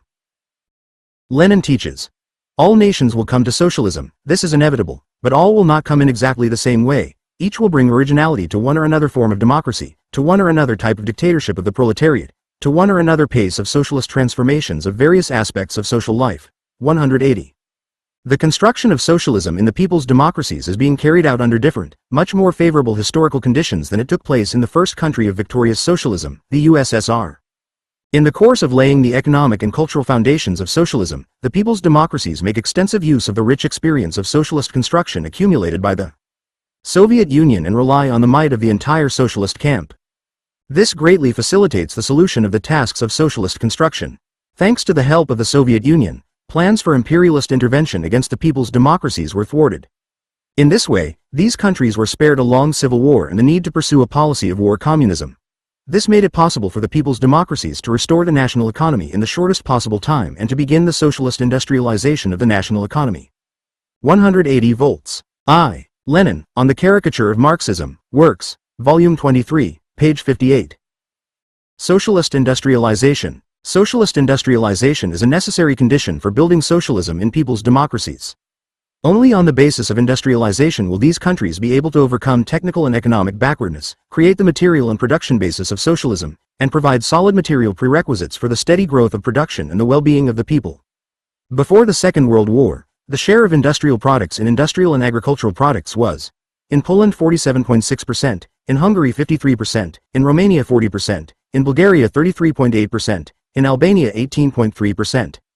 In Poland, 65% of the amateur population was employed in agriculture, and about 17% in industry. In Romania, 78% was employed in agriculture, and 7% in industry of the amateur population. In Bulgaria, 79.9% of the amateur population was employed in agriculture, and 8% in industry and crafts. In terms of national income, industrial output, and a number of other indicators, these countries lagged significantly behind the more developed industrial countries. For example, in Poland, the consumption of ferrous metals per capita was almost 10 times less than in England, and almost 8 times less than in Germany. Electricity consumption was about 7 times less than in England and Germany, and 5 times less than in France. The economy of the countries of popular democracy suffered greatly from the war and fascist management in these countries. All the countries of the people's democracies have gone through a period of reconstruction of their economies, which suffered from war and fascist plunder. Already during this period, the advantages of the socialist planned economy were manifested, which was expressed in the successful implementation of the first long-term national economic plans, 3-year and 2-year, the main task of which was the restoration of industry, transport, and agriculture. The successful restoration of the national economy created a solid basis for its socialist reconstruction. The central task of the first 5-year plans for the development of the national economy in the European countries of people's democracy was to build the foundations of socialism. The main link in these plans was socialist industrialization, the development of large-scale socialist industry, and above all of heavy industry. At the same time, the industrialization of each individual country has its own characteristics, depending on the level of development and structure of industry, on historical, natural, and economic conditions. The main source of funds for socialist industrialization in people's democracies is the accumulation of the socialist sector. Part of the savings of the working people in the form of government loans is also used for industrialization. The aims of socialist industrialization are to withdraw a part of the income of the capitalist elements in town and country, primarily by means of progressive taxation of these elements. The decisive factor in the growth of socialist accumulation is the systematic increase in the productivity of social labor on the basis of the introduction of advanced technology into production and the better organization of labor. Socialist competition is a powerful driving force for the growth of labor productivity. The bulk of the workers participate in socialist emulation. The foremost workers of production in the people's democracies are successfully applying in their work the advanced production experience accumulated in the USSR and are making extensive use of the assistance of the Soviet workers. Of paramount importance for a steady increase in the productivity of labor is the use of the economic law of distribution according to labor, the use of various forms of piece work wages, and the struggle against equalization. In order to ensure the continuous increase of savings in socialist production, an enormous role is played by the all-round strengthening of the economy regime and the consistent introduction of economic calculation. Clement Gottwald wrote, "Are there not enough economic and political workers in our country who have forgotten the operation of the law of value and for whom, as a result, the questions of self-financing and profitability of enterprises, the question of production costs, the question of prices, etc., have ceased to play a role? Is it not clear that such a wrong attitude brings many losses to our economy and hinders our progress on the road to socialism? I think that this is clear and that it should lead to the fact that all our people, especially in senior and responsible positions, constantly observe the regime of economy in production, procurement and sales." 181. The advantages of the socialist economy made it possible to increase capital investment in the national economy several times as compared with the pre-war period. Socialist industrialization in the people's democracies is taking place under different, more favorable historical conditions than in the USSR and has essential features. If the Soviet Union was the only country building socialism and carried out industrialization without any outside help, relying exclusively on its own internal resources, then the countries of people's democracies carry out industrialization in the presence of a powerful socialist camp headed by the Soviet Union. The people's democracies shall make use of the all-round assistance of the USSR in the matter of socialist industrialization and render assistance to each other. The Soviet Union had to build heavy industry at an accelerated pace as part of all its branches. The people's democracies are spared the impossible task of developing all 181k. Gottwald, the historical 19 Congress of the Communist Party of the Soviet Union and Our Tasks for Lasting Peace, for People's Democracy. November 7, 1952. Branches of heavy industry in each of them. As a member of the socialist camp, each people's democratic country has the opportunity to create and develop in the first place those branches of industry for which the most favorable natural and economic conditions exist in that country. The development of industry, as well as of the entire national economy of the countries of the socialist camp, takes place on the basis of a broad division of labor, mutual economic assistance, and cooperation among these countries. As a result of the successful implementation of long-term plans for the socialist reconstruction of the national economy, the pre-war level of industrial production was exceeded in 1953. In Poland, by 3.6 times, in Hungary, by almost 3.5 times, in Czechoslovakia, by 2.2 times, in Bulgaria, by 4.4 times, in Romania, by almost 2.5 times. The share of industrial output in the total output of industry and agriculture has increased significantly. In all the countries of popular democracy, except Bulgaria and Albania, the output of the means of production industries accounts for more than half of the total output of industry. The European countries of popular democracy have become industrial agrarian countries with large-scale industry equipped with the latest technology. In Poland, the coal and chemical industries, black metallurgy, and the construction materials industry have developed strongly. Automotive, tractor, shipbuilding, synthetic fiber production and other industries have been established. In 1953, compared with 1938, per capita output of steel increased by 3.1 times, electricity production by 4.8 times, cement by 3.2 times, artificial fertilizers by 2.3 times, etc. In Hungary, the aluminium industry, mechanical engineering, machine tool construction, mining equipment and agricultural machinery have developed significantly. In Romania, the oil-producing and refining industries, as well as the chemical industry, have gained a large scale. Important branches of mechanical engineering have been created, such as the production of agricultural machinery, oil equipment, shipbuilding, and others. The successes achieved in the development of heavy industry in the people's democracies and the mutual assistance of the countries of the socialist camp have made it possible to accelerate the rate of development of industries producing consumer goods. The people's democratic states, while further developing the production of means of production as the basis for the development and technical reconstruction of the entire national economy, are seriously increasing investment in agriculture and the light and food industries in order to achieve a significant expansion in the production of agricultural products and industrial consumer goods and to raise the standard of living of the working people. The socialist transformation of agriculture. In order to build socialism, the victory of socialist forms of economy is necessary, not only in the cities, but also in the countryside. The only correct way to solve the peasant question, as the experience of the USSR shows, is to pass the bulk of the peasantry from small individual farming to large-scale collective farming. The gradual cooperative production of small and medium-sized peasant farms on a voluntary basis is an objective necessity for countries that are following the path of building socialism. Proceeding from this, the people's democracies are developing branches of industry producing tractors and other agricultural machinery, organizing a network of state farms that demonstrate the advantages of large-scale socialist production, and creating machine and tractor stations that ensure the technical re-equipment of agriculture. Assistance is being rendered to the poor and middle peasant masses of the peasantry in raising their farms, and measures are being taken to involve them in various forms of supply, marketing, and production cooperatives. The process of socialist transformation of agriculture in the people's democracies has its own peculiarities. These countries are carrying out the socialist transformation of peasant farms in the presence of developed socialist agriculture in the USSR in the form of kolkhozes, sovkhozes, and MTS. The advantages of socialist agriculture, which have been proved by the experience of the USSR, play an important role in drawing the peasantry in the people's democracies to the path of socialism. The experience of the development of kolkhoz production in the USSR, the forms of organization and remuneration of labor, the distribution of income, and so on, are widely used in the practice of production cooperatives of peasant farms. The essential features of the production cooperatives of the peasantry in the people's democracies are due to the fact that it takes place while small peasant ownership of land is preserved, whereas collectivization in the USSR took place under conditions of the nationalization of all land.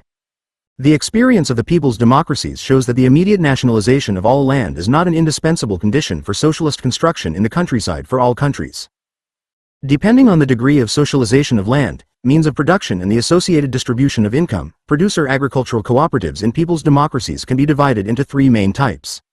First of all, there are cooperatives for joint cultivation of land, where only labor is socialized for the performance of individual agricultural work, plowing, sowing, cultivation of crops, harvesting, on land plots owned by each member of the partnership. Secondly, there are production cooperatives, where the means of production and labor are socialized, and the land is united into a single mass, although it remains in the private ownership of the members of the cooperative. The main part of the products in such cooperatives, 70 to 75%, is distributed according to workdays, and a smaller part is distributed according to the land share deposited.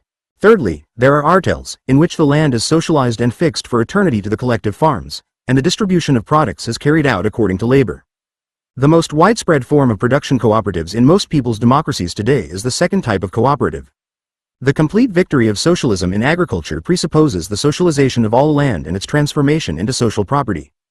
The transition to the socialization of all land will take place to the extent that the peasantry, in the course of the development of production cooperatives and the gradual spread of its higher forms, becomes convinced by experience of the indisputable advantages of large-scale collective farming over small-scale private-owned farming. The socialist transformation of agriculture takes place in the process of fierce class struggle. The kulaks are trying by all means to disrupt the production cooperatives of the peasant farms. The People's Democratic States, while rendering all-round material assistance to the poor and middle peasant farms, are carrying out measures to strengthen the organizational and economic cooperatives and are waging an irreconcilable struggle against the kulaks. In the socialist transformation of agriculture, the countries of popular democracy have made great strides.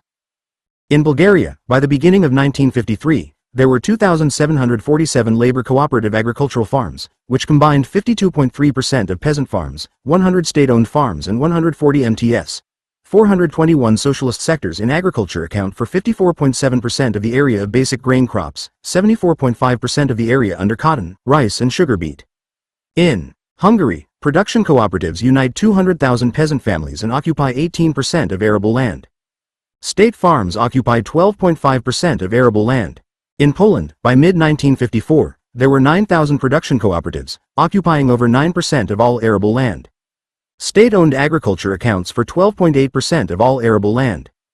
In Romania, production cooperatives, including co-cultivation partnerships, cultivate more than 1 million hectares of arable land, or more than 10%. In Czechoslovakia, production cooperatives cultivate about 33% of arable land and state farms about 10%. In the process of the socialist transformation of the countryside in the people's democracies, mistakes of two kinds took place. On the one hand, the artificial forcing of the cooperatives of peasant farms and the violation of the principle of voluntariness in admission to cooperatives. On the other hand, there is an underestimation of the need to organize and direct the work of cooperatives, and a spontaneous approach to the construction of cooperatives. The Communist and Workers' Parties of the people's democracies are waging a struggle against these and other mistakes. On the basis of the socialist transformations carried out in the countryside in the people's democracies, significant successes have been achieved in the development of agriculture and in raising the well-being of the peasantry. However, the growth of agricultural output lags far behind the growth of industrial output and is completely insufficient from the point of view of the needs of the entire national economy. In Poland, for example, industrial output grew by 118% between 1950 and 1953, while agricultural output grew by only 10%. In Czechoslovakia, during the five-year plan, 1949 to 1953, the production of means of production in industry increased by 118.7%, the production of consumer goods, by 79.8%, and crop production, by only 12.4%. In this regard, it is an urgent task to eliminate the disproportion between rapidly developing industry and lagging agriculture, and to ensure the development of agriculture. The solution of this problem requires the further development of industrial cooperatives, the organizational and economic strengthening of existing cooperatives, and the improvement of the work of state agricultural enterprises. At the same time, in the people's democracies there are still untapped internal reserves of individual peasant farming for increasing agricultural production. Proceeding from this, the Communist and Workers' Parties, while carrying out the general line of the gradual socialist transformation of agriculture, are making use of the possibilities for the development of individual peasant labor, which have not yet been exhausted, for the further development of agriculture. To this end, production, technical, credit and agro-technical assistance is provided to working peasants. Measures are being taken to improve the terms of contracting, procurement and purchase prices have been increased, and taxes have been reduced. All this contributes to the development of agriculture and to the consolidation of the alliance between the working class and the peasantry. Growth of material well-being and culture of workers. Socialist construction in the people's democracies is accompanied by a steady increase in the material well-being and culture of the working people. This is the operation of the basic economic law of socialism. As a result of the rapid growth of industry in 1948-1949, unemployment in both urban and rural areas was eliminated in the people's democracies. From year to year, the number of workers employed in socialist enterprises is growing. On the basis of the rise of socialist production, there is an increase in national income. With the abolition of the landlord classes and big capitalists, the rapidly increasing national income is used in the interests of improving the well-being of the working people and socialist expanded reproduction in town and country. The real wages of workers and office workers and the incomes of peasants are systematically raised. Reducing prices for consumer goods is of great importance for increasing the real incomes of the population. A significant factor in the increase in real wages is the reduction of rents and the reduction in the cost of other utilities. The material well-being of the working people is also ensured by the introduction of social insurance for workers and employees at the expense of the state, free education and medical care, and the creation of a wide network of sanatoriums and rest homes. National income in 1953 doubled in Poland compared to before the war, in Bulgaria compared to 1939. By 86.7%, in Czechoslovakia compared to 1937 by 60%. In Poland, the real per capita income of non-agricultural workers in 1953 was 40% higher than in the years immediately preceding the war. The real per capita income of the rural population was 75% higher than in 1938. In Hungary, in the first half of 1954, the real wage of the factory worker was 57% higher than in 1938. The real income of the peasant family was 50% higher than in 1938. In Romania, the consumption of working families increased in 1953 compared to 1938, for bread, by 20%, for sugar by 48%, for vegetable oil by 164%. The consumption of rye and wheat by the Romanian peasantry for personal needs increased by 50% over the same period. The real wages of workers and employees in Bulgaria were 38% higher in 1953 than in 1939. In Bulgaria, health expenditures in 1953 were 6 times higher than in 1939. The number of hospital beds in 1952 increased to 24,522 from 10,492 in 1939. The construction of socialism is inextricably linked with the Cultural Revolution. In the people's democracies, the broadest strata of the working masses are introduced to culture and knowledge. The revolution put an end to the monopoly of the bourgeoisie and landlords on education and culture. Education and culture have become the property of the whole nation. A new culture is being created, socialist in content and national in form. The socialist culture of the USSR, which is profoundly international in character, exerts a great influence on the development of national cultures in the countries of people's democracy. A new, socialist intelligentsia is being formed at an accelerated pace. Engineering and technical personnel are growing. In the countries of popular democracy, laws have been issued on compulsory education for children from the age of 7 and on the elimination of illiteracy among the population aged 12 to 40. In Romania, in 1953-54, the number of students in 7-year schools increased by 4.7 times compared to the pre-war period of 1938-39, in secondary schools by more than 4 times, in higher educational institutions, by more than 2.2 times, from 29,000 to 64.3 thousand, not counting 19,000 part-time students. In Old Poland, in 1937-38, there were 28 higher education institutions with 48 students, thousands of students, including no more than 5% of the children of workers and 9% of the children of peasants. In 1953, there were 83 institutions of higher education in Poland, with 134,000 students, the vast majority of whom were children of workers and peasants. In Hungary, in 1953, the number of students in secondary schools was 2.5 times higher than in 1938, in lower secondary schools 3 times, and the number of students in higher education institutions increased almost 5 times. The people's democratic states are already far ahead of many capitalist countries in training highly qualified specialists. In Poland, 423 students per 196 inhabitants, in Bulgaria 244, while in England 500 inhabitants, in Turkey 820. The successes of socialist construction in the people's democracies are further proof that the capitalist mode of production has outlived its usefulness, that the socialist economic system has indisputable advantages over the capitalist system. Brief conclusions. 1. The people's democratic revolution in the countries of Central and Southeastern Europe, Poland, Czechoslovakia, Hungary, Romania, Bulgaria and Albania, first of all completely solved the problems of the bourgeois democratic revolution. The anti-feudal character of the revolution was expressed in the implementation of revolutionary agrarian reforms. The landlord's land was confiscated and divided among the landless and landless peasants. The anti-imperialist character of the revolution was expressed in the fact that it liberated the peoples of Central and Southeastern Europe from the yoke of imperialism and ensured their national independence. Simultaneously with the solution of anti-feudal problems, the bourgeois democratic revolution grew into a socialist revolution, which was expressed in the socialist nationalization of large-scale and medium-sized industry, transport, banks, foreign trade, and wholesale domestic trade. The People's Democratic State began to successfully perform the functions of the dictatorship of the proletariat. People's democratic power is based on a close alliance between the working class and the toiling peasantry under the leadership of the working class. 2. The economy of the people's democracies in the transition period from capitalism to socialism is characterized by the presence of three main economic structures: socialist, small-scale commodity, and capitalist. The leading role belongs to the socialist system. The people's democratic states, proceeding from objective economic laws and relying on the socialist sector, pursue a policy of building socialism in the struggle against capitalist elements. 3. The socialist industrialization of the people's democracies is a decisive condition for overcoming their technical and economic backwardness, building socialism and ensuring the growth of the people's well-being. Thanks to the advantages of socialist forms of economy and mutual aid and cooperation within the socialist camp, the people's democracies were transformed from agrarian and agrarian-industrial into industrial-agrarian ones. 4. For the victory of socialism in the people's democracies, the socialist transformation of agriculture is necessary. The socialist transformation of peasant farms is taking place in these countries through their gradual production cooperatives on a voluntary basis, while private peasant ownership of land is preserved. The socialization of the whole land will be the result of the development of higher forms of production cooperatives. 5. The construction of socialism in the people's democracies has led to a significant rise in the material and cultural standard of living of the working people, the elimination of unemployment, the growth of the real wages of the workers and the real incomes of the peasants. In order to ensure a further rise in the well-being of the working people, it is necessary to eliminate the disproportion between the rapid growth of industry and the backwardness of agriculture.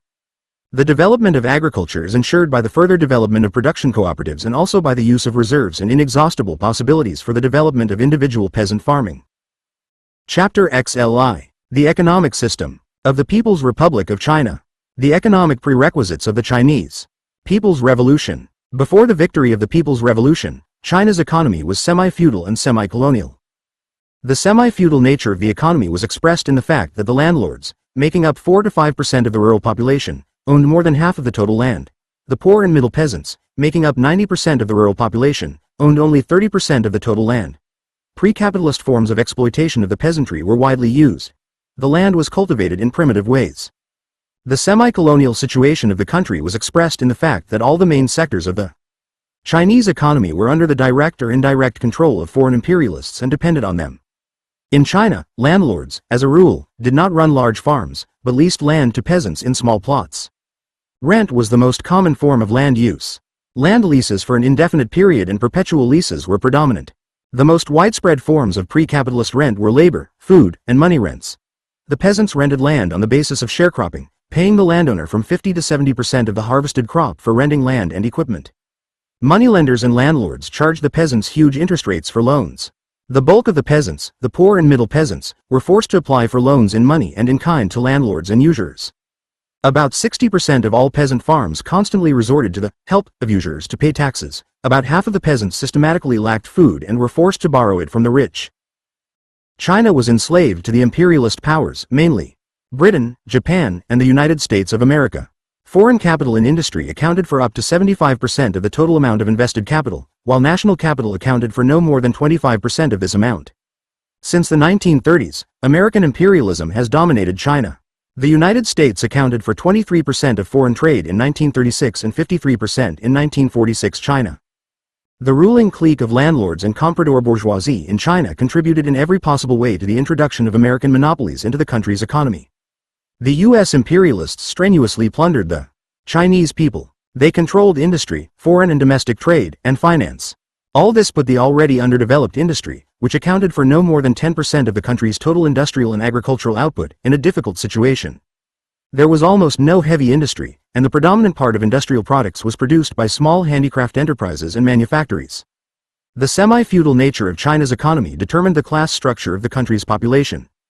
The landlords were the most reactionary of all classes in Chinese society. They served as the main support for the foreign imperialists in colonial oppression and plunder of the people. The peasantry is the largest class in China.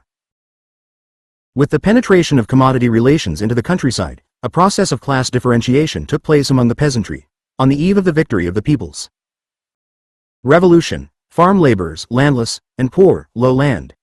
They made up 70% of the village's population, the middle peasants 20%, and the kulaks 5 to 6%. The kulaks made extensive use of hiring labor, farm laborers, combining capitalist exploitation of the peasantry with semi-feudal methods of exploitation.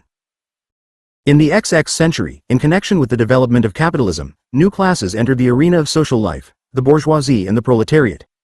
From the very first steps of its existence, the bourgeoisie in China has been dependent on foreign imperialists. The large-scale industrial and financial bourgeoisie that had grown up was closely linked to the foreign imperialists, mainly American, British, and Japanese. This comprador bourgeoisie, which served as an intermediary between the foreign imperialists and the Chinese market, concentrated in its hands considerable wealth obtained through the ruthless exploitation of the masses of workers and peasants. The other part of the bourgeoisie was the national, mainly middle, bourgeoisie. The foreign imperialists hindered the development of domestic industry in every possible way. In view of this, the national bourgeoisie was in opposition to the foreign imperialists and the comprador bourgeoisie. In China there are significant strata of the urban petty bourgeoisie, handicraftsmen, artisans, and small traders. On the eve of the victory of the People's Revolution, the industrial proletariat numbered about 4 million people. Along with the workers of the factory industry in the country, there were many millions of proletarians and semi-proletarians employed in other industries. Port and city workers for loading, unloading and transporting goods, coolies, rickshaws, workers in earthworks, as well as the agricultural proletariat, farmhands, which numbered several tens of millions of people before the revolution.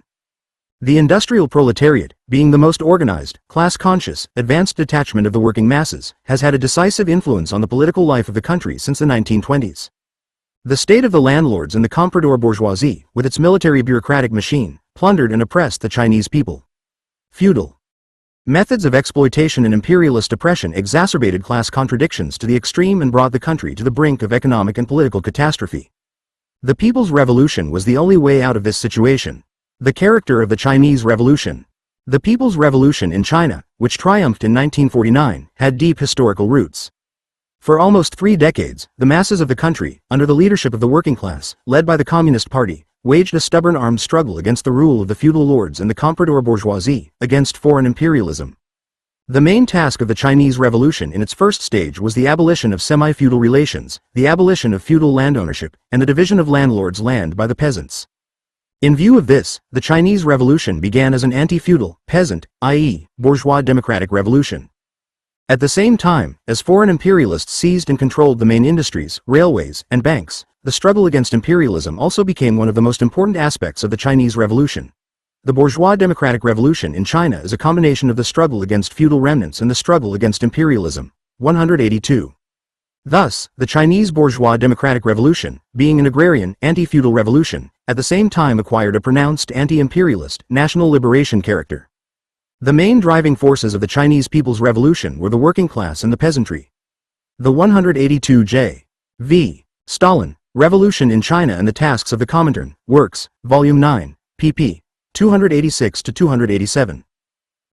Working class and the peasantry under its leadership formed the main army of the revolution, which ensured the victory of the Chinese people over their internal and external enemies. In the Chinese Revolution, moreover, the urban petty bourgeoisie played a significant role. The revolutionary struggle of the Chinese people is led by the Communist Party of China, which is guided by the theory of Marxism-Leninism, creatively applies this theory to the conditions of its own country, and uses the experience of the victorious revolution in the Soviet Union. The Chinese Revolution enjoys the sympathy and support of the international proletariat and all the progressive forces of the world. The historical peculiarity of the Chinese People's Revolution is that it unfolded in conditions where there is a socialist camp headed by the Soviet Union, when socialism has triumphed in the USSR and a gradual transition to communism is being carried out, and in the European countries of people's democracy the foundations of socialism are being created. Under these conditions, the Chinese Revolution could not be a revolution that established the dictatorship of the bourgeoisie and opened up a freer path for the development of capitalism. It was a bourgeois democratic revolution of a new type, which inevitably grew into a socialist revolution, establishing the dictatorship of the working people under the leadership of the working class. Developing Lenin's teachings on the nature of colonial revolutions in the era of the general crisis of capitalism and on the development of the bourgeois democratic revolution into a socialist one, Mao Zedong writes, "The revolutionary movement led by the Communist Party of China as a whole is a single revolutionary movement, covering both the stage of the democratic revolution and the stage socialist revolution. These are two revolutionary processes of different nature, and only after completing the first of them can one begin to complete the second. The democratic revolution is a necessary preparation for the socialist revolution, and the socialist revolution is the inevitable direction of development of the democratic revolution. The ultimate goal of all communists is to fight with all their might for the final construction of a socialist society and a communist society." 183,183. In its bourgeois democratic stage, the Chinese Revolution successfully solved the problem of overthrowing the power of the feudal landlords and the big monopoly comprador bourgeoisie by the masses of the people, led by the proletariat, the rule of foreign imperialism, and the establishment of a people's democratic republic. The People's Republic of China is a people's democracy led by the working class and based on the alliance of workers and peasants. People's democratic power, led by the working class, is a powerful instrument for building socialism in the hands of the working people. At the socialist stage of the revolution, the People's Democratic Government began to carry out socialist transformations in the economy, at the same time completing the solution of the tasks of the bourgeois democratic revolution. China has entered the transition period to socialism.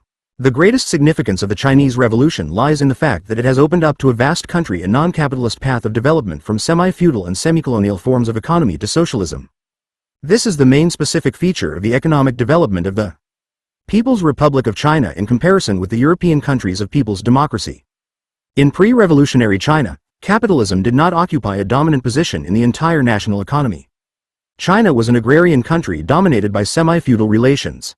Due to the semi-colonial nature of the economy, large-scale industry was extremely poorly. 183 Mao Zedong, The Chinese Revolution and the Communist Party of China, Selected Works, Volume 3, pp. 180-181.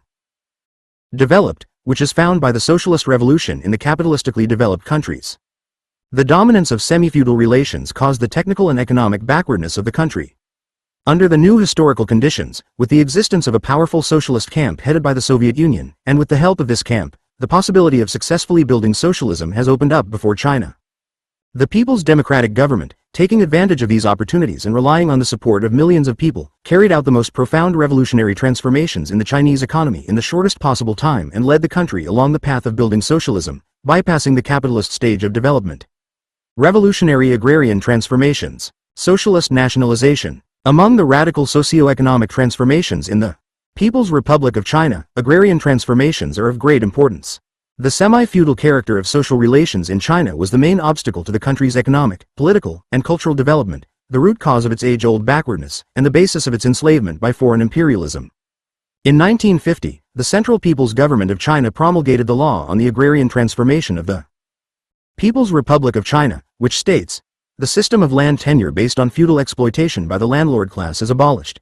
A system of peasant land tenure is being introduced in order to liberate the agricultural productive forces, develop agricultural production, and pave the way for the industrialization of the new China. According to this law, the landholdings of landowners, churches and monasteries were confiscated free of charge. Draft animals, agricultural implements, surplus food, and superfluous buildings were also confiscated from the landlords. Confiscated land and other means of production were distributed equally among the peasants, per capita, regardless of age, sex and nationality. The main share of the landlord's land and implements was received by landless and land-poor peasants. All the debts of the peasants to the landlords for the lease of land and to the usurers for loans were liquidated. Agrarian reforms were carried out by the People's Democratic Government with the active participation of the broad peasant masses. By the beginning of 1953, agrarian reform had been completed throughout the country, with the exception of a small number of areas inhabited by national minorities, in an area with a rural population of about 450 million people. Landless and landless peasants received 47 million hectares of cultivated land. In People's Democratic China, the old, feudal tax system, under which there were many state and local taxes in the countryside, was abolished, and taxes were levied on the population for many years in advance. The agrarian revolution in China completely abolished feudal landlordism, the medieval system of agrarian relations, and the feudal exploitation of the peasantry. The landlord class was abolished. Instead of landlordism, small peasant private ownership of land was established. The People's Democratic Government in China, while carrying out the agrarian transformations that completed the bourgeois democratic revolution, at the same time passed over to the path of socialist transformation. It carried out socialist nationalization. It confiscated and transferred to the ownership of the people's state all the industrial, agricultural, and other enterprises of the Kuomintang's so-called state monopolies, bureaucratic capital, of great importance in seizing the commanding heights of the economy was the confiscation and transfer to state ownership of the largest banks in China, which belonged to representatives of comprador capital. All unequal treaties with foreign countries, all the old customs laws and regulations under which foreign imperialists, American, British, Japanese and others plundered the Chinese people and stifled domestic industry were abolished. Most of the enterprises owned by foreign capital have been requisitioned.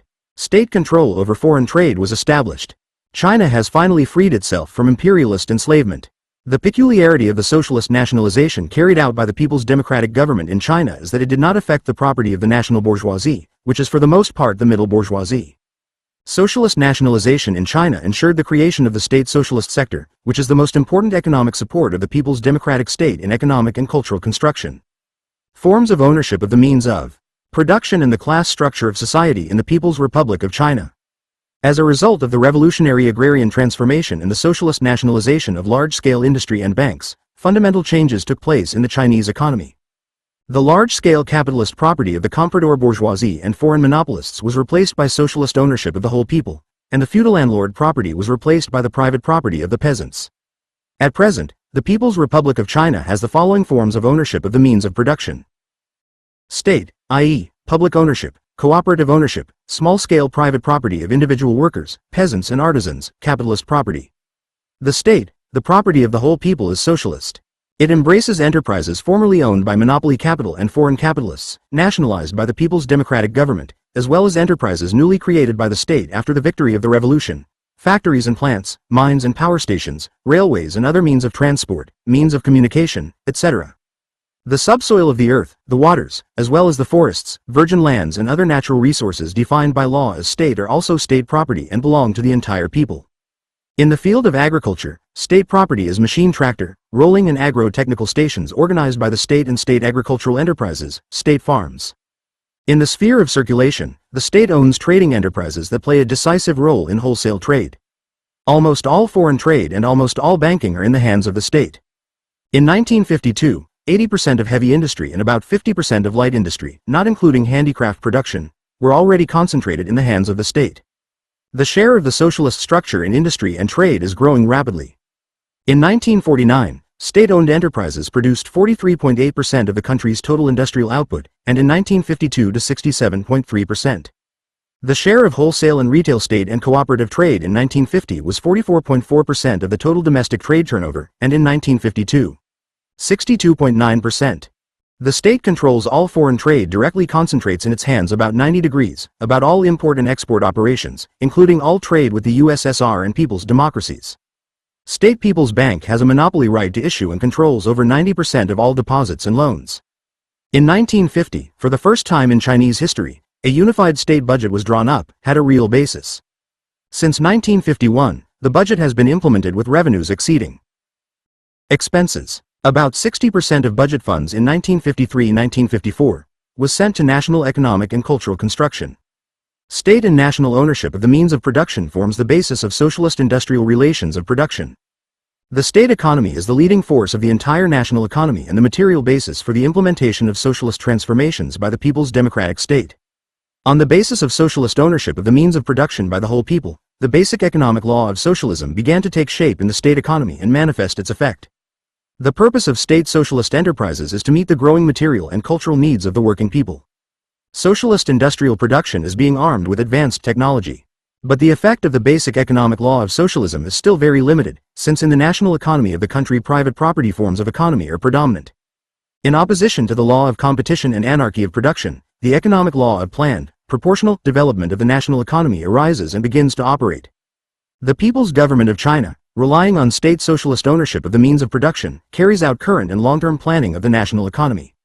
State-owned enterprises are developing more and more according to the plan, economic calculation is applied to them, and workers and employees are paid in accordance with the quantity and quality of the labor expended by them. The state sets the prices of the most important products of industrial and agricultural production, regulates the circulation of money, and controls foreign trade. In this way, the state exerts a regulatory influence on other, non-socialist sectors of the national economy. Cooperative ownership embraces supply and marketing, credit, and consumer cooperatives, production cooperatives, and trade artels. In contrast to state enterprises, which are Cooperative enterprises are the property of individual collectives and organizations. The most developed forms of cooperatives are socialist in nature. At the same time, the cooperative sector includes the simplest types of cooperatives, which are only the embryos of socialist forms of economy. These cooperatives include, for example, temporary, seasonal groups of mutual labor assistance, in which the collective labor of peasants is used to carry out some work in the fields of individual farms. At the same time, not only private ownership of land is preserved, but also of the tools of agricultural production, as well as of the products produced.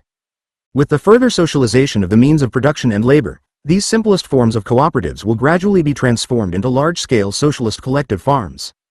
Cooperation in the sphere of circulation is represented mainly by rural supply and marketing cooperatives, which are engaged in supplying their members with consumer goods, agricultural implements, fertilizers and purchasing products from them. Supply and marketing cooperatives are under the guiding influence of state trade and contribute to the strengthening of economic ties between the small-scale peasant economy and the state socialist economy, to the strengthening of planning in the supply of industrial goods to the peasants and also in the matter of state purchases of grain, cotton, and other raw materials for industry. Credit cooperatives are linked to the State People's Bank, which directs its activities and assists it with funds. The People's Democratic State does everything in its power to help the development of the production cooperatives of individual peasants and artisans, promoting its gradual transition from lower to higher forms. As of April 1954, more than 50% of all peasant households were in temporary and permanent mutual aid groups. There were more than 90,000 agricultural production cooperatives in the country, which consisted of 1,660,000 peasant farms. By the time the first five-year plan is implemented, 1957, 35% of all peasant farms and about 40% of the total cultivated area of the country will be united into agricultural production cooperatives. In 1954, the supply and sales cooperation brought together 150 million people. Credit cooperatives in rural areas are represented in the form of agricultural credit cooperatives. There are currently 9,400 credit cooperatives in the country, with 6 million members. Small-scale private ownership of land and other means of production, based on personal labor, embraces the vast masses of peasant farms and artisans. As a result of the revolutionary agrarian reforms, the stratum of the middle peasantry increased dramatically and the number of poor peasants and farm laborers, who, having received land, began to run their own farms, significantly decreased. A significant part of the peasants in the remote and sparsely populated regions of China, Tibet, Xinjiang, and Inner Mongolia conduct a subsistence and semi-natural, patriarchal economy in the form of primitive agriculture and nomadic cattle breeding, which satisfies the personal needs of the peasants and has very little connection with exchange and the market. Small-scale private ownership of the means of production is also represented by handicraft production, which is especially widespread in the countryside, small commercial establishments in the cities, and small workshops for public services. Due to the fact that China is an agrarian country with underdeveloped industry, small-scale commodity production occupies a predominant place in the economy. There are over 100 million small and tiny farms in the Chinese countryside. There are about 30 million artisans in the country. Agriculture continues to be based on dispersed and backward small peasant production. The land is fragmented into dwarf plots and is cultivated by manual labor of peasants or with the help of working cattle with old, primitive agricultural tools. Most of the industrial goods consumed by the peasantry are produced by handicraftsmen and artisans. Small-scale peasant and handicraft production inevitably gives rise to capitalist elements. In the countryside there is a class differentiation of the peasantry into poor peasants and kulaks. But it is limited in the conditions of a people's democratic state. In the small-scale commodity sector, the law of value, which manifests itself in a spontaneous form, plays a regulating role. The law of value also has a significant impact on production in state and cooperative enterprises. To the extent that state and cooperative property is strengthened and the law of planned development is expanded, the state is becoming more and more aware of the law of value, money, and trade, and is transforming them into instruments of socialist construction. The People's Democratic State renders assistance to the individual farms of peasants and artisans in the utilization of their productive potential, while at the same time it does its utmost to encourage them to adopt the socialist path of development through cooperation on the basis of strict observance of the principle of voluntariness. Private capitalist ownership of the means of production includes capitalist industrial enterprises in the cities, kulak farms in the countryside, and enterprises of merchant capital, and occupies a large place in the Chinese economy. This form of ownership also includes numerous handicraft workshops with hired labor and manufactories, the number of which is quite considerable. In 1952, private capital held 31% of the output of large-scale industry, at least half of all light industry, and 70% of all retail trade turnover. As for the kulaks, they were partly expropriated in the course of the Civil War and the revolutionary agrarian reforms. At present, the proportion of kulaks in the Chinese countryside is, in the old liberated areas, about 1%, and in the areas liberated later from 2 to 4%. The law of value is the regulator of capitalist economies. The law of surplus value continues to operate in capitalist enterprises. Since at the present stage there are no economic prerequisites for the replacement of capitalist production by socialist production, there is a need to use industrial, handicraft and commercial enterprises in the hands of private capital to raise the economy. The People's Government of China, in order to increase industrial and agricultural production in the country and to develop trade, grants loans to private enterprises, gives them orders for the production of certain types of goods, supplies them with raw materials, and buys finished products from them. At the same time, a policy is being pursued to limit the exploitative tendencies of the capitalists in the towns and the kulaks in the countryside. The bourgeoisie strives to expand and intensify the exploitation of the working class and the peasantry, to inflate the prices of basic necessities in circumvention of the existing laws of the people's government, to weaken the control of the working class in private enterprises, etc. The people's government suppresses the activities of the capitalists, which disorganize the economy, undermine the state plans and thereby harm the state and the people, and strengthens its regulatory role in relation to the bourgeoisie. Private capitalist enterprises in the interests of the development of the national economy as a whole. The tax policy of the people's power plays an essential role in restricting capitalist elements in town and country. State capitalism is of particular importance in China's transition economy. State capitalism is represented mainly by mixed industrial and commercial enterprises, banks, and credit societies in which the state and private capital. The state. About a quarter of the profits of state capitalist enterprises fall into the hands of the capitalists, and the rest goes in the form of income tax to the state, to improve the material and living conditions of the workers, and to expand the equipment of the enterprises. In 1952, the share of state capitalist enterprises in the output of large-scale industry was 6%. The Chinese People's Government encourages the transition of private capitalist enterprises to various forms of state capitalism in order to gradually replace capitalist ownership with state ownership by public ownership. Thus, in the modern economy of China, there are three main economic structures: socialist, small-scale commodity, and capitalist. In accordance with the changes in the economy, the class structure of society has changed. The main classes in the People's Republic of China are the working class and the peasantry. In addition, there is a class of the national bourgeoisie in the cities and the kulaks in the countryside, as well as a large section of the urban petty bourgeoisie. Decisive for the success of socialist construction is the strengthening of the alliance of workers and peasants under the leadership of the working class. That is the basic condition for drawing the peasant masses into the construction of socialism. The policy of people's power is directed to the all-round development of the economic bond between state industry and peasant farming and to the cooperation of peasant farms. Since, at the present stage, a socialist industry capable of providing a basis for large-scale machine production for agriculture has not yet been established, the industrial bond between town and country has not yet been developed. Economic relations between town and country are carried out mainly in the form of a trade bond. The state is developing state and cooperative trade in every possible way, ousting private capital from commodity turnover. In order to meet the country's food needs and to overcome spontaneous capitalist tendencies, the state began to carry out planned grain harvesting in the winter of 1952-53. The fundamental class contradiction in the transition period is the contradiction between the working class and the toiling masses of the peasantry, on the one hand, and the bourgeoisie in the towns and the kulaks in the countryside, on the other. The socialist transformation of China's economy is accompanied by a sharp class struggle. The ways of China's socialist industrialization. During the recovery period, great strides have been made in the development of China's economy. As early as 1952, the main branches of industry and agriculture were producing more than they had ever been in the past. The relative importance of socialist forms of economy has grown, and their leading role in the entire national economy has been strengthened. The successful growth of agriculture and the increase in the incomes and purchasing power of the peasant masses create a broad domestic market, and millions of peasants demand industrial products. Agricultural implements, textile, leather, and other branches of industry. Developing agriculture supplies industry and cities with raw materials and foodstuffs on an ever-increasing scale. Trade is expanding, and the financial system and money circulation are being strengthened. Since 1953, China's economy has shifted from economic recovery to socialist economic reconstruction.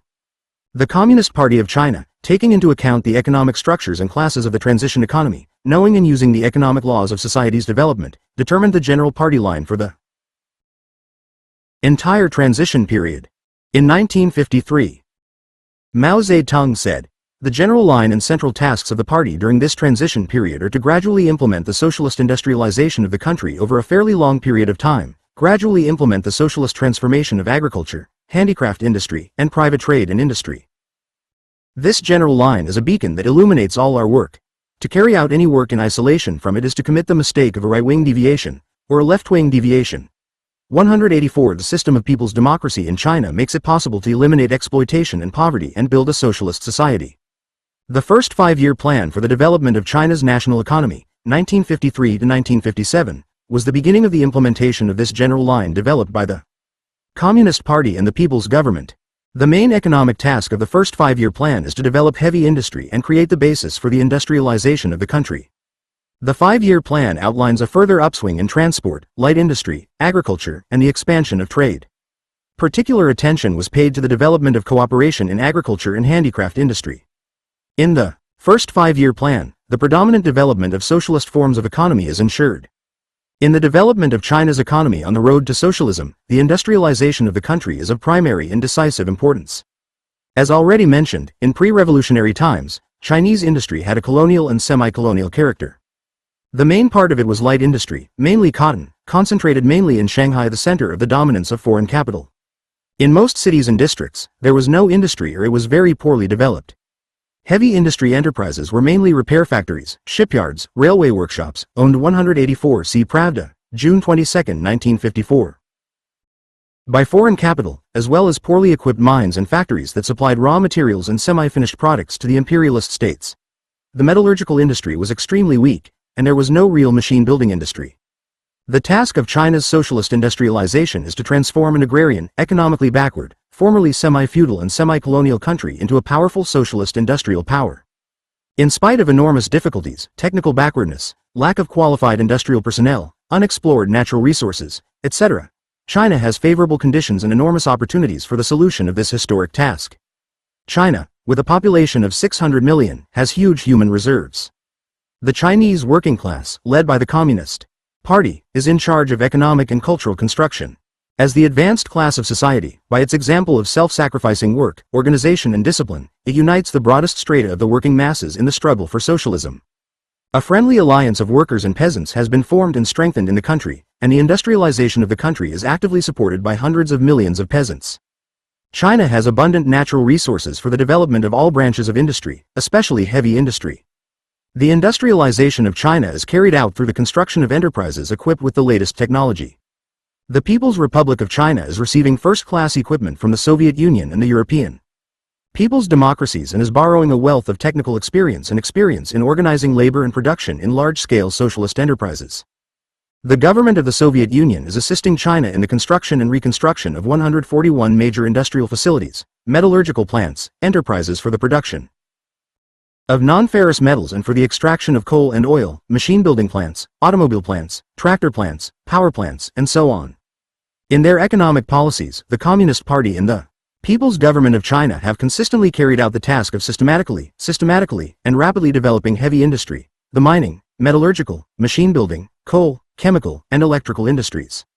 Along with the reconstruction and expansion of old plants, factories, mines, large investments are being made in the construction of new heavy industry enterprises.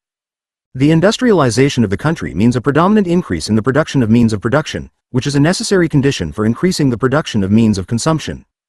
Accordingly, as early as 1952, the share of heavy industry reached 43.8% of the value of all industrial output, as opposed to 32.5% in 1949. After the completion of the construction of these enterprises, the production capacity of the industry will increase significantly. China will have its own heavy industry, providing the basis for the country's industrialization. The machine-building industry is being widely developed. In 1933, mechanical engineering accounted for only 1% of China's total large-scale industry.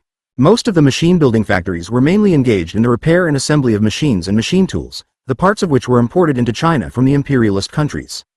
Over the past few years, China's machinery industry has developed rapidly.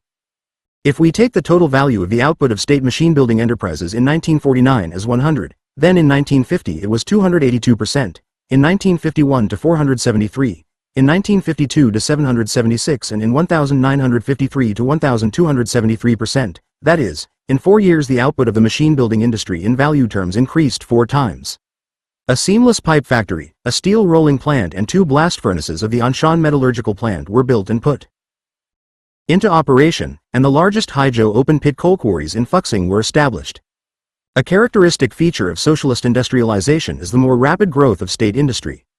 During the first five-year plan, the total output value of China's entire industry will roughly double that of 1952, i.e., the average annual increase will be 15%, and the total value of the output of state industry, including local state industry, will increase by about 2.5 times, an average increase of about 20% per year. The rapid development of industry requires considerable savings. The sources of funds for this purpose are, first of all, the savings created in the state sector of the economy, the income from domestic and foreign trade, then the taxes levied on capitalist enterprises, as well as the taxes received from the population. The main funds allocated for the development of the national economy belong to the state and go to the socialist sector of the economy. The capitalist sector, on the other hand, has much less capital investment. In view of this, the absolute size and relative importance of the state sector will increase rapidly, while the relative importance of the capitalist economy will decrease. One of the main conditions for the successful development of China's national economy is the growth of the labor productivity of workers and peasants. Labor competition is developing among the workers of state-owned enterprises to increase production, improve the quality of products, save raw materials, and make better use of equipment. Production leaders receive material incentives. There are thousands of labor heroes who have been awarded government awards. Gradual socialist transformation of agriculture. At present, the basis of agriculture is small peasant farming. The use of the production opportunities available in this economy is a necessary condition for further increase in agricultural production. Revolutionary agrarian transformations in the Chinese countryside had a significant impact on the development of the productive forces of agriculture and on the condition of the peasant masses.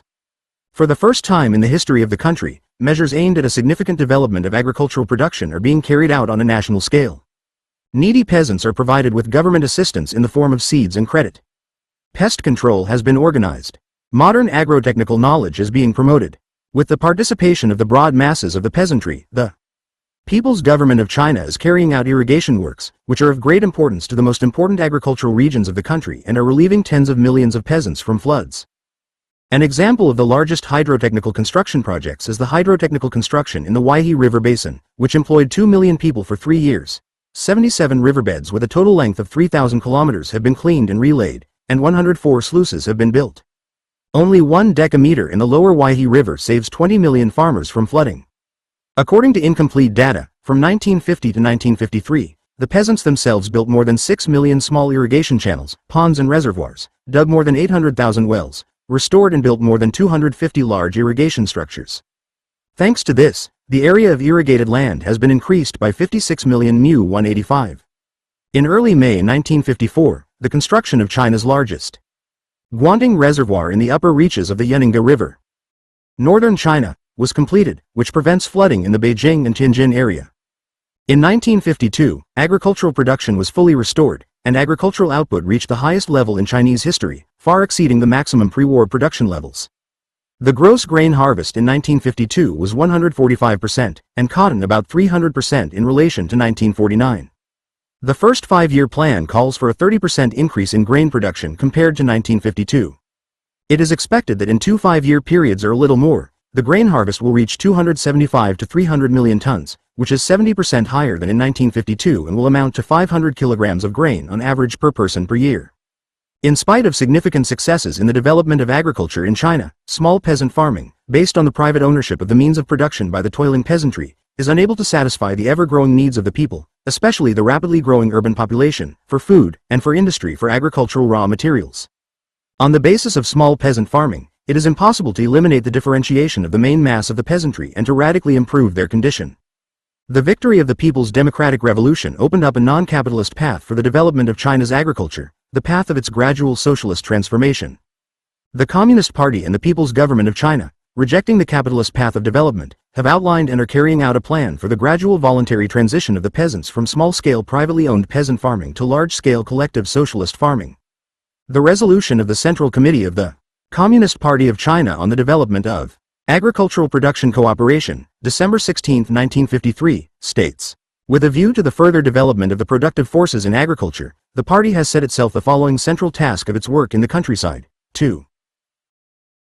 Unification and organization, using forms and methods that are understandable and acceptable to the peasants, to gradually carry out socialist reforms in agriculture in order to transform agriculture from backward small-scale individual farming into advanced and highly productive cooperative farming, to gradually eliminate the disproportion in the development of industry and agriculture, and to enable the peasants gradually to get rid of poverty and achieve a prosperous and happy life. 186.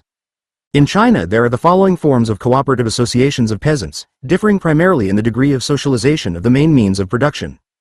The cooperatives of the peasants in the sphere of circulation in the form of supply, marketing, and credit cooperation are becoming more and more widespread. These types of cooperatives help the peasants to gradually free themselves from exploitation by traders and usurers. They assist the peasants in selling food and agricultural raw materials to the state, in supplying the countryside with means of production and articles of consumption, in granting credit to the peasants at low interest rates, and in developing savings. They help to organize the production cooperatives of peasant farms, mutual aid groups and agricultural production cooperatives. Temporary self-help groups are set up to carry out some agricultural work in the fields of individual peasants by joint labor, while maintaining private ownership of land and instruments of production. Permanent self-help groups carry out basic agricultural work on the farms of individual peasants on the basis of collective labor. Many permanent groups unite the labor of peasants not only in agriculture, but also in subsidiary trades. A certain division and specialization of labor is carried out in them. Some of these groups are setting up community foundations.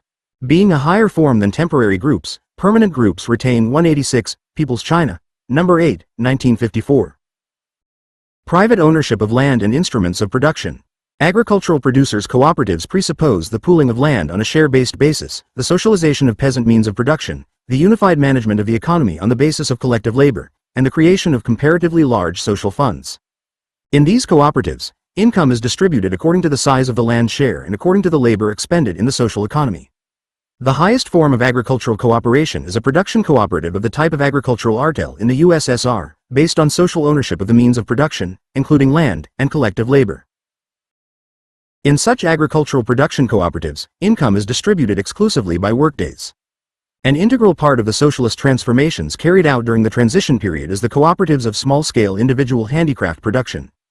Directing the development of small-scale handicraft industry along socialist lines, the People's Government of China organizes handicraftsmen into various types of artel cooperatives, production groups in handicraft industry, supply and marketing cooperatives of industrial cooperatives, and handicraft cooperatives. As has already been said, the predominant form of production cooperatives among peasant farms at the present stage of the socialist transformation of Chinese agriculture is the lowest, simplest forms of cooperation in the form of temporary and permanent mutual aid groups. But even these lower forms of cooperatives, owing to the joint, collective labor of the peasants, have great advantages over the individual labor of the individual peasant. Self-help groups prepare individual peasants for the transition to agricultural production cooperatives based on the socialization of the means of production and collective labor. Agricultural production cooperatives make it possible to apply modern machinery and agricultural technology, to introduce a rational division of labor, to organize agricultural planning, and to ensure the personal material interest of peasants in increasing labor productivity on the basis of the distribution of income according to labor. State-owned socialist agricultural enterprises are called upon to play an important role in the cooperation of peasant farms. The first machine tractor stations and many rolling and agro-technical stations have already been created. In 1954, there were 59 mechanized state farms and more than 2,000 state farms of district and county subordination. State-owned agricultural enterprises provide real assistance to the peasants, showing in practice the advantages of large-scale mechanized farming. The vast majority of established cooperatives do not yet have the material base of machine production. In northeast China, for example, only 2% of existing agricultural production cooperatives cultivate their land with machines provided by the first machine tractor stations. The remaining cooperatives cultivate the land manually and with the help of livestock, using old agricultural tools or improved tools. But even in these primitive cooperatives, as a result of the simple combination of peasant means of production and collective labor, the yield of agricultural crops is 15 to 20%, and in some cases even 30% higher than in individual peasant farms. Agricultural production cooperatives carry out construction and repair of small irrigation structures, turning dry land into irrigation land, carry out thorough tillage and apply fertilizers, increase soil fertility, control pests of agricultural plants, develop public livestock production and increase its productivity. The transition from the lower forms of cooperative associations to their higher form takes place gradually, taking into account the different conditions in the economic, political, and cultural development of each region, with the strictest observance of the principle of voluntariness. The Communist Party and the People's Government of China are waging a resolute struggle both against the spontaneous flow of peasant farms in the cooperatives and against running ahead the transition to higher forms of cooperative associations, without preparing the material and political prerequisites necessary for this. Raising the material and cultural standard of living of the Chinese people. Socialist construction in the People's Republic of China is accompanied by an improvement in the working conditions of workers and an increase in their well-being. In state and private enterprises, the working day is limited to 8 to 10 hours, instead of the previous 14 to 16 hours, and collective agreements between enterprises and workers have been introduced.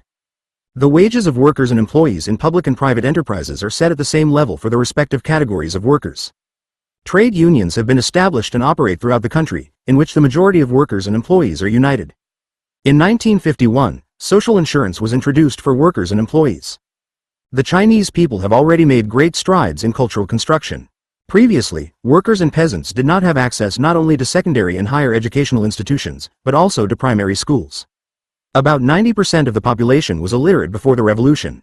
In the People's Republic of China, education has become accessible to the working masses. The improvement in the financial situation of the Chinese people is reflected in a significant increase in the purchasing power of the population, which increased by about 20% in 1953 alone. Total volume of domestic trade in 1951 it was 130%, and in 1952 about 170% in relation to 1950, in comparable prices. In 1952, the real wages of workers at state-owned industrial enterprises were 75% higher than in 1949. Over the years of the Republic's existence, the number of students has more than doubled. In 1953, more than 55 million children were in primary school, almost 2.4 times the maximum number of primary school students before the liberation of China. In 1953, 3.6 million people were enrolled in secondary schools, and more than 220,000 students were enrolled in higher education institutions. In 1952, about 50 million peasants attended winter schools to eliminate illiteracy. The revolution has fundamentally changed the position of women in China. For equal work, they receive the same pay as men. During the agrarian reforms, peasant women receive the same land allotment as men. Much attention is paid to the protection of motherhood and infancy. Women enjoy full political rights on an equal footing with men and are actively involved in the economic and socio-political life of the country. The victory of the People's Democratic Revolution has freed the Chinese people from national enslavement and created the conditions for the economic and cultural upsurge of all the nationalities of free China on the basis of complete equality. The victory of the revolution in China is of worldwide significance. Its role is especially great for the countries of the colonial and semi-colonial world, which, in terms of their political and economic situation, are in conditions close to those in which China was before the victory of the People's Revolution. They are developing along the same path of struggle that the Chinese people have traveled. Brief conclusions. 1. The People's Republic of China, which emerged as a result of the victory of the revolution, is a people's democratic state led by the working class and based on the alliance of workers and peasants. In the course of its development, the Chinese Revolution grew from a bourgeois democratic revolution into a socialist revolution, as a result of which China entered a period of transition to socialism. 2. The People's Democratic State has carried out radical socio-economic transformations. As a result of the revolutionary agrarian reforms, land and other means of production were confiscated from the landlords free of charge, which were divided among the peasants per capita into their private property. At the same time, the People's Democratic State carried out socialist transformations. As a result of the expropriation of the big comprador bourgeoisie and foreign capital, the overwhelming majority of heavy industry, part of light industry, large banks, the most important means of transport, the greater part of wholesale trade, and almost all foreign trade have passed into the hands of the People's State. This is how the state socialist sector of the national economy was formed. 3. In the Chinese economy after the victory of the People's Revolution, there are the following forms of ownership: state, cooperative, small-scale private property of peasants and handicraftsmen, and capitalist property. The main economic structures are socialist, small-scale commodity, and capitalist. The state socialist economy is the guiding force of the country's economy and the material basis for the state's socialist transformations. A significant role in China's industry and trade is played by private capital, which is controlled by the state and used by the People's Democratic Government to increase the production of manufactured goods. At the same time, state capitalism became relatively widespread. 4. The main classes of present-day China are the working class and the peasantry. The class struggle is taking place between the working class, which is in alliance with the main mass of the peasantry, on the one hand, and the bourgeoisie in the cities and the kulaks in the countryside, on the other, and between the socialist and capitalist elements of the national economy. 5. By industrializing the country and gradually transforming agriculture, the People's Democratic State creates the conditions for the abolition of the exploitation of man by man and the building of a socialist society. Chapter XLII. Economic cooperation of the countries of the socialist camp. The emergence and strengthening of the global democratic market. As already mentioned, after the Second World War, As a result of the separation of a number of countries in Europe and Asia from the capitalist system, the single world market collapsed. The countries that had fallen away from the world capitalist system and formed a socialist camp together with the Soviet Union have come together economically and have established close cooperation among themselves. In parallel with the world capitalist market, a new world democratic market has emerged. The current participants of this market are the Soviet Union, the People's Republic of China, Poland, Czechoslovakia, Hungary, Romania, Bulgaria, Albania, the German Democratic Republic, the Mongolian People's Republic, and the Democratic People's Republic of Korea. More than a third of all humanity lives on the territory of these states, which is equal to a quarter of the entire land area of the globe. The countries of Central and Southeastern Europe, which had fallen away from the capitalist system, immediately after the establishment of the People's Democratic System, began to establish close economic ties with the Soviet Union and mutual cooperation among themselves. These ties, based on the principles of fraternal mutual assistance, played an enormous role in the rapid economic recovery of the People's Democratic States and in the solution of other urgent establishment of the People's Republic of China in 1949, a great power with a population of 600 million people joined the socialist camp. With the transition of the people's democracies to the implementation of long-term national economic plans aimed at laying the foundations of socialism, economic cooperation between the states of the socialist camp entered a new stage. This stage is characterized by the transition to long-term economic contracts and agreements on the mutual supply of goods. Such treaties and agreements ensure that each country receives for a long period of time certain types of machinery, equipment, raw materials, and other goods necessary for the fulfillment of its national economic plans. At the same time, long-term agreements guarantee each country the sale of its products on the foreign market.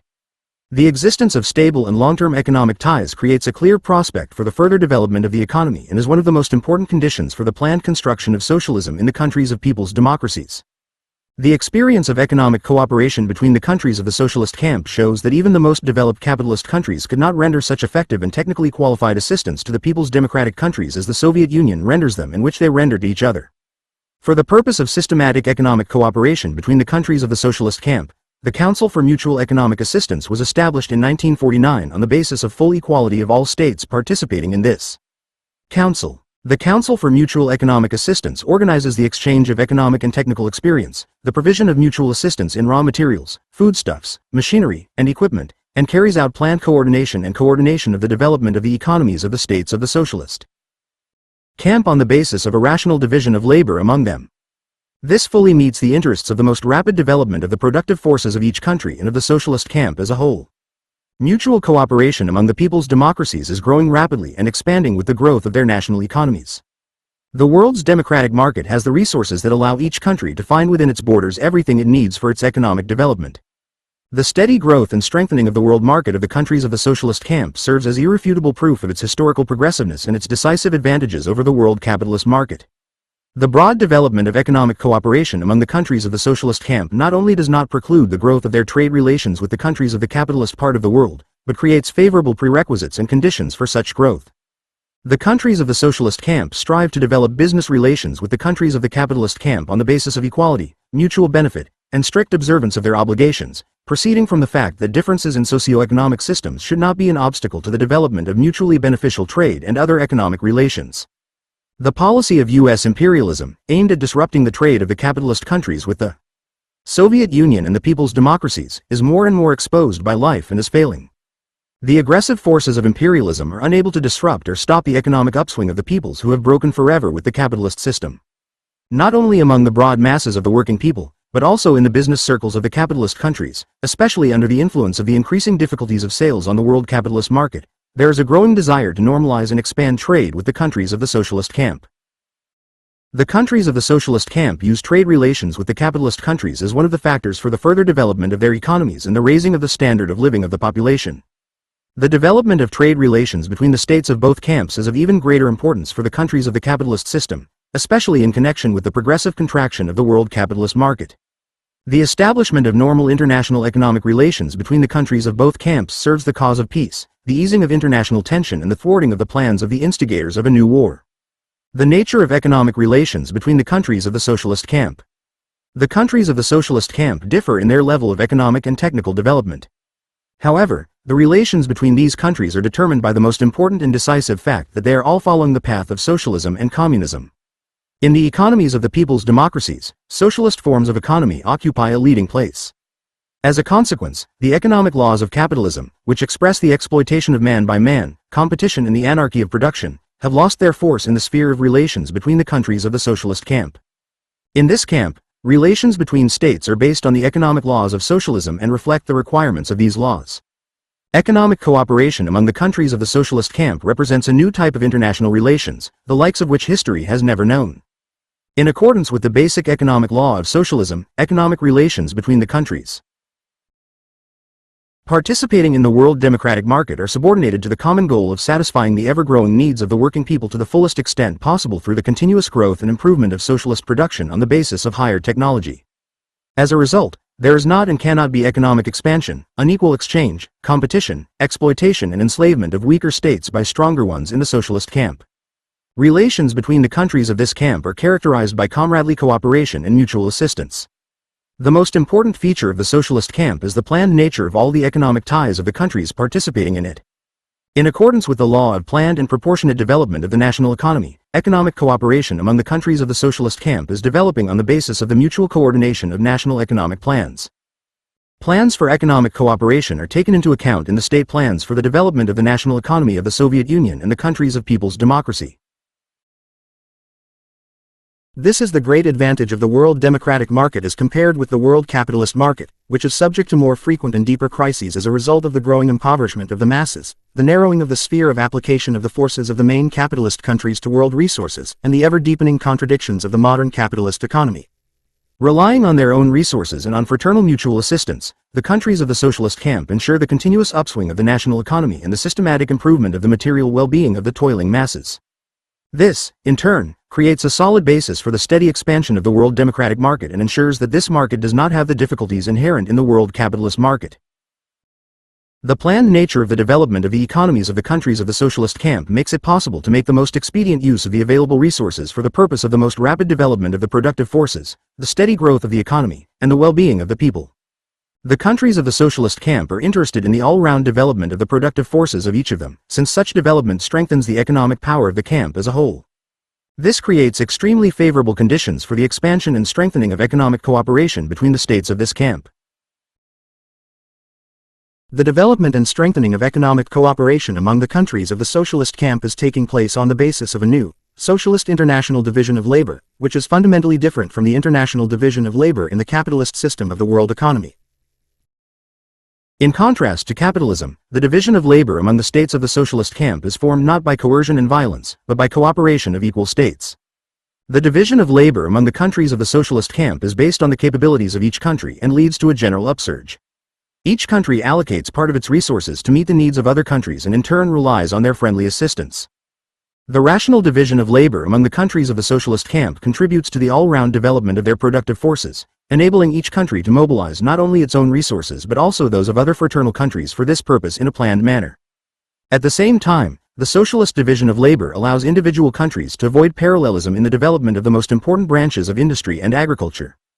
By complementing each other as equal economic units in the general system of the socialist camp, the countries of this camp are able to accelerate the pace of their economic development by saving enormous resources and forces. Each country can concentrate its efforts and resources on the development of those industries for which it has more favorable natural and economic conditions, production experience and personnel. At the same time, individual countries may refuse to master the production of those types of products, the demand for which can be met by supplies from other countries. In this way, a broad specialization and cooperation of production in industry and the most expedient division of labor in the production of foodstuffs and raw materials are achieved. Such specialization and cooperation are carried out through the interconnection of capital construction plans and the conclusion of long-term multilateral and bilateral agreements on mutual assistance and cooperation. Specialization and cooperation are especially important in the most important branches of heavy industry, such as mechanical engineering and metallurgy, where this opens up wide opportunities for a significant reduction in the cost of production. In agriculture, the establishment of a proper division of labor creates favorable conditions for the rapid growth of production in all its branches by increasing labor productivity and rational use of agricultural land. The growth of the socialist division of labor contributes to the further development of the world democratic market. The experience of economic cooperation among the countries of the socialist camp fully confirms the thesis of Marxism-Leninism that the establishment of equal economic relations between the highly developed and underdeveloped countries is possible only after the liberation of these countries from the yoke of imperialism. In the relations between the countries of the socialist camp, for the first time in history, the contradiction between the objectively progressive tendency toward economic rapprochement, the unification of individual countries, and the imperialist methods of this unification, which is carried out by means of financial enslavement and colonial enslavement of economically weak peoples by the capitalistically developed countries, has been eliminated. Economic relations between the developed and backward countries in the capitalist camp are based on the principles of domination and subordination and reflect, first of all, the correlation of forces between the partners. The imperialist states, by siphoning off valuable raw materials from the underdeveloped countries, colonies and semi-colonies, perpetuate their backwardness and dependence as agrarian and raw material appendages to the economy of the metropolises. Economic relations in the socialist camp are characterized by all-round mutual assistance and the bringing of the underdeveloped countries up to the level of advanced countries. As a result of the socialist international division of labor, the elimination of the economic backwardness and one-sidedness of economic development inherited by the people's democracies from capitalism is facilitated, favorable conditions are created for their industrialization, their economic self-sufficiency and independence from the capitalist world are strengthened, their economies are growing more rapidly, and the well-being of the population is increasing. In the socialist camp, relations between countries are the embodiment of the principles of proletarian internationalism, the international solidarity of the working people. These relations are based on selfless mutual support and respect for their state sovereignty and national interests. Fraternal friendship and close cooperation among the countries of the socialist camp are the most important source of the invincible power of this camp and the decisive condition for successful socialist construction in these countries. The main forms of economic cooperation of the countries of the socialist camp. The main forms of cooperation among the countries of the socialist camp are foreign trade, the granting of credits, scientific and technical assistance, and cooperation in the training of personnel. Among these forms of economic cooperation, foreign trade is of primary importance. The foreign trade of the countries of the world democratic market is based on completely different principles than foreign trade on the world capitalist market. In the capitalist world, foreign trade, concentrated in the hands of the monopolies, is subordinated to the interests of extracting maximum profits by means of unequal exchange and other methods of plundering and enslaving backward and dependent countries. The foreign trade of the countries of the socialist camp is a state monopoly, the USSR and the European people's democracies is carried out under strict state control, the People's Republic of China, and serves the interests of the general upswing, the acceleration of the economic development of the countries of this camp, and the raising of the standard of living of their populations. Each of the countries participating in the world democratic market, realizing an ever-increasing share of the products of its national economy with the help of foreign trade, receives in return more and more material values. Industrial equipment, raw materials, and other goods necessary for its economic development. Each country imports the goods it needs and exports the goods that other countries need, and none of the participants in the trade turnover imposes on the partner the goods it does not need, as is often the case in the capitalist market. The prices of commodities on the world democratic market are set by voluntary agreement of equal parties, on the basis of full respect for mutual interests, which excludes any discrimination and non-equivalence of exchange. These prices are stable. They are fixed for a period of at least 1 year, and for most commodities prices remain unchanged for a number of years. The continuous growth of foreign trade between the countries of the socialist camp is the clearest evidence of the development and strengthening of the world democratic market.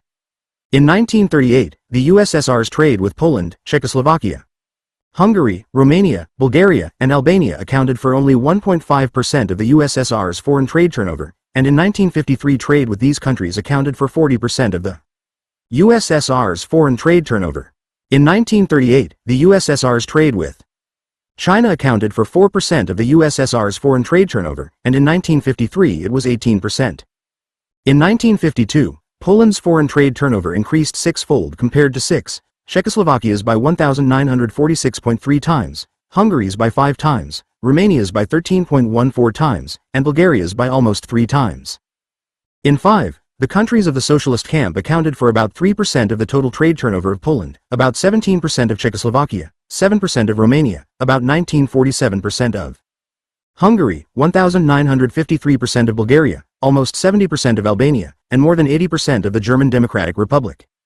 The Soviet Union, which has a highly developed heavy industry, especially machine building, supplies large quantities of equipment of all kinds to the people's democracies. Over the past 5 years, 1948 to 1953, the supply of industrial equipment and machinery from the USSR to the countries of people's democracies has increased more than tenfold. Machinery, equipment, and other means of production also occupy a prominent place in the export of other countries of the socialist camp. Czechoslovakia exports products of the machine building, metallurgical and chemical industries, coke, and footwear. Poland supplies coal, coke, rolled ferrous metals, zinc, railway rolling stock, and food products. Hungary exports metal cutting machines, turbines, transformers, lifting and conveying equipment, aluminium, bauxite, and food. In the export of Romania, oil and oil products, timber occupy a large place. Bulgaria exports tobacco, lead and zinc concentrates, cement, and wine. Albania supplies mining products, oil, and bitumen. The German Democratic Republic exports products of the engineering, electrical and chemical industries, as well as precision mechanics and optics. The People's Republic of China exports industrial and agricultural raw materials and food products. An important form of economic cooperation between the countries of the socialist camp is the granting of credits. In the capitalist world, credit relations serve as one of the most effective instruments for the economic robbery of the underdeveloped countries by the monopolies of the imperialist powers. The granting of credit is usually conditional on the obligation to spend the amounts borrowed on the purchase of goods from the creditor country. In this way, the imperialists sell their stale goods, primarily consumer goods, to the debtor countries at monopolistically high prices. In the socialist camp, the granting of credit is not associated with any privileges for the creditor. They are granted primarily for the purchase of equipment and machinery, as well as for the purchase of those goods which are not produced in a given country, but are necessary for its national economy. The states that have received the loans repay the loans and the interest accrued on them in the usual range of goods typical of the country's exports and at fair prices. Thus, under the loan agreement concluded on February 14, 1950, the Soviet Union granted the People's Republic of China a loan of $300 million to be used for 5 years, starting from January 1, 1950, in equal annual installments to pay for the supply of equipment and materials from the USSR, including equipment for power plants, metallurgical and machine building plants, equipment for the extraction of coal and ores, railway and other transport equipment, rails and other materials necessary for the restoration and development of the national economy of China. This loan was provided at 1% per annum, and the repayment of the loan will be made by China in equal annual installments over 10 years. On the basis of long-term credit agreements, the Soviet Union supplies large quantities of machinery and equipment to Bulgaria, Albania, and other countries. Thanks to Soviet loans, Albania received complete equipment for entire factories and plants, for a textile plant, a sugar and cement plant, an oil refinery and other enterprises. Bulgaria received complete equipment for the Stalin chemical combine, for the V. Shchervenkov combined heat and power plant, for the metallurgical and lead zinc plant and a number of other enterprises. Scientific and technical assistance is of great importance for the economic development of the countries of the socialist camp. This assistance is provided in various forms, primarily in the form of the transfer of patents, licenses and technological documentation for the latest inventions and technical improvements, mutual exchange of production and technical experience, joint development and use of natural resources, joint construction of industrial enterprises, and mutual assistance specialists. The Soviet Union is helping the people's democracies to build the largest modern enterprises and entire branches of industry. By way of technical assistance, the Soviet Union provides the latest and most advanced equipment to industrial enterprises and cultural institutions built according to Soviet designs. The Soviet Union transfers to the other countries of the socialist camp scientific inventions, patents, and licenses for the latest industrial and technical achievements, and only the actual costs of designing and producing scientific documentation are paid. Soviet specialists, engineers and technicians help the countries of people's democracies to carry out prospecting work, develop mineral deposits, and carry out complex installation and construction work on a number of large new buildings. The countries of people's democracies render each other extensive scientific and technical assistance on the same basis of disinterested cooperation. Among the largest industrial enterprises created and being created in the European countries of popular democracy with the help of the Soviet Union are the automobile plant in Warsaw, the Lenin metallurgical plant in Nowa Huta in Poland, the Gottwald metallurgical plant in Czechoslovakia, the Stalinvaros plant in Hungary, the Lenin hydroelectric power plant in Romania, the Stalin chemical plant in Poland, Bulgaria, the Lenin hydroelectric power plant in Albania, and a number of other industrial plants, heavy engineering enterprises, and power plants. Extensive technical assistance from the Soviet Union was one of the most important conditions that opened up for the countries of people's democracies the possibility of creating in a short time new industries and entire branches of industry, which these countries did not have and could not have had under other conditions. For example, Romania not only expanded its oil industry, but also created its own petroleum engineering industry, which produced almost all the necessary equipment for oil production and a significant part of the complex equipment for its purification. This is the only case in the world when a small country with oil wealth has managed to create oil engineering as well. The small oil-possessing countries of the capitalist world, mercilessly exploited by the American and British monopolies, cannot even dream of this. Close cooperation between the countries of popular democracy greatly facilitates the creation of new industries in these countries. Thus, under the Czechoslovak-Hungarian Treaty, Czechoslovakia was able to create an aluminium industry based on Hungarian bauxite. Poland helped Czechoslovakia organize the production of carbide and build zinc smelting plants. In Novi Dvora, Poland and Czechoslovakia jointly built a power plant that supplies electricity to both countries. By providing Czechoslovakia with a long-term lease of part of the port of Szczecin, Poland opened up access to the sea. Scientific and technical cooperation among the countries of the socialist camp is closely joined by cooperation in the training of cadres. Large contingents of young people from fraternal countries are systematically trained in the higher educational institutions of the Soviet Union, Czechoslovakia, and Poland. Young specialists from these countries undergo practical training at enterprises and scientific institutions.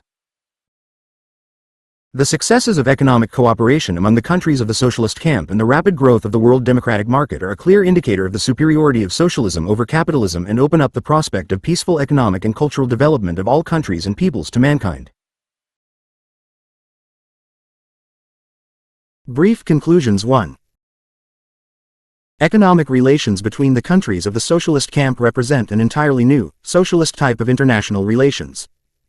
Whereas in the world of capitalism economic relations between countries are built on the principles of domination of the strong countries over the weak, the struggle of all against all, anarchy and lack of planning, economic relations in the camp of socialism are built on the principles of complete equality of the parties and mutual benefit, respect for the state sovereignty of all peoples, large and small, fraternal mutual assistance, planned and organized all economic relations. Relations between the countries of the socialist camp are the embodiment of the principles of proletarian internationalism, the international solidarity of the working people. 2. Economic cooperation among the countries of the socialist camp is based on the economic laws of socialism. In accordance with the basic economic law of socialism and the law of the planned and proportional development of the national economy, economic relations between the countries of the socialist camp are subordinated to the common goal of satisfying the constantly growing needs of society as a whole by means of a continuous increase in production and are developing in a planned manner, on the basis of equivalence of exchange. All this ensures the steady expansion of the capacity of the global democratic market and its crisis-free development. The planned nature of the economic development of the countries of the socialist camp makes it possible to make the most expedient use of the available resources. Economic cooperation between the countries of the socialist camp is based on the new, Socialist International Division of Labor. The Socialist Division of Labor among the states is carried out through the close coordination of their national economic plans, especially the plans for capital construction, through broad specialization and cooperation in the most important branches of industry, as well as in the production of basic foodstuffs and raw materials. 3. The main place among the various forms of economic cooperation of the countries of the socialist camp belongs to foreign trade, which is growing rapidly from year to year. Such forms of economic cooperation as the provision of credits and loans, scientific and technical assistance, and cooperation in personnel training are of great importance. All these forms of economic cooperation among the countries of the socialist camp are developing for the purpose of the most rapid development of the productive forces and the steady rise of the economy and the well-being of the peoples. Conclusion. Marxist-Leninist political economy has developed for more than a century. Like Marxism-Leninism in general, Marxist-Leninist political economy has a creative and effective character. Profoundly alien to dogmatism, it develops in the closest and most indissoluble connection with the practice of the working class movement, with the practice of the struggle of the working class and all working people for socialism and communism, and is supplemented by new theoretical propositions on the basis of the generalization of new historical experience.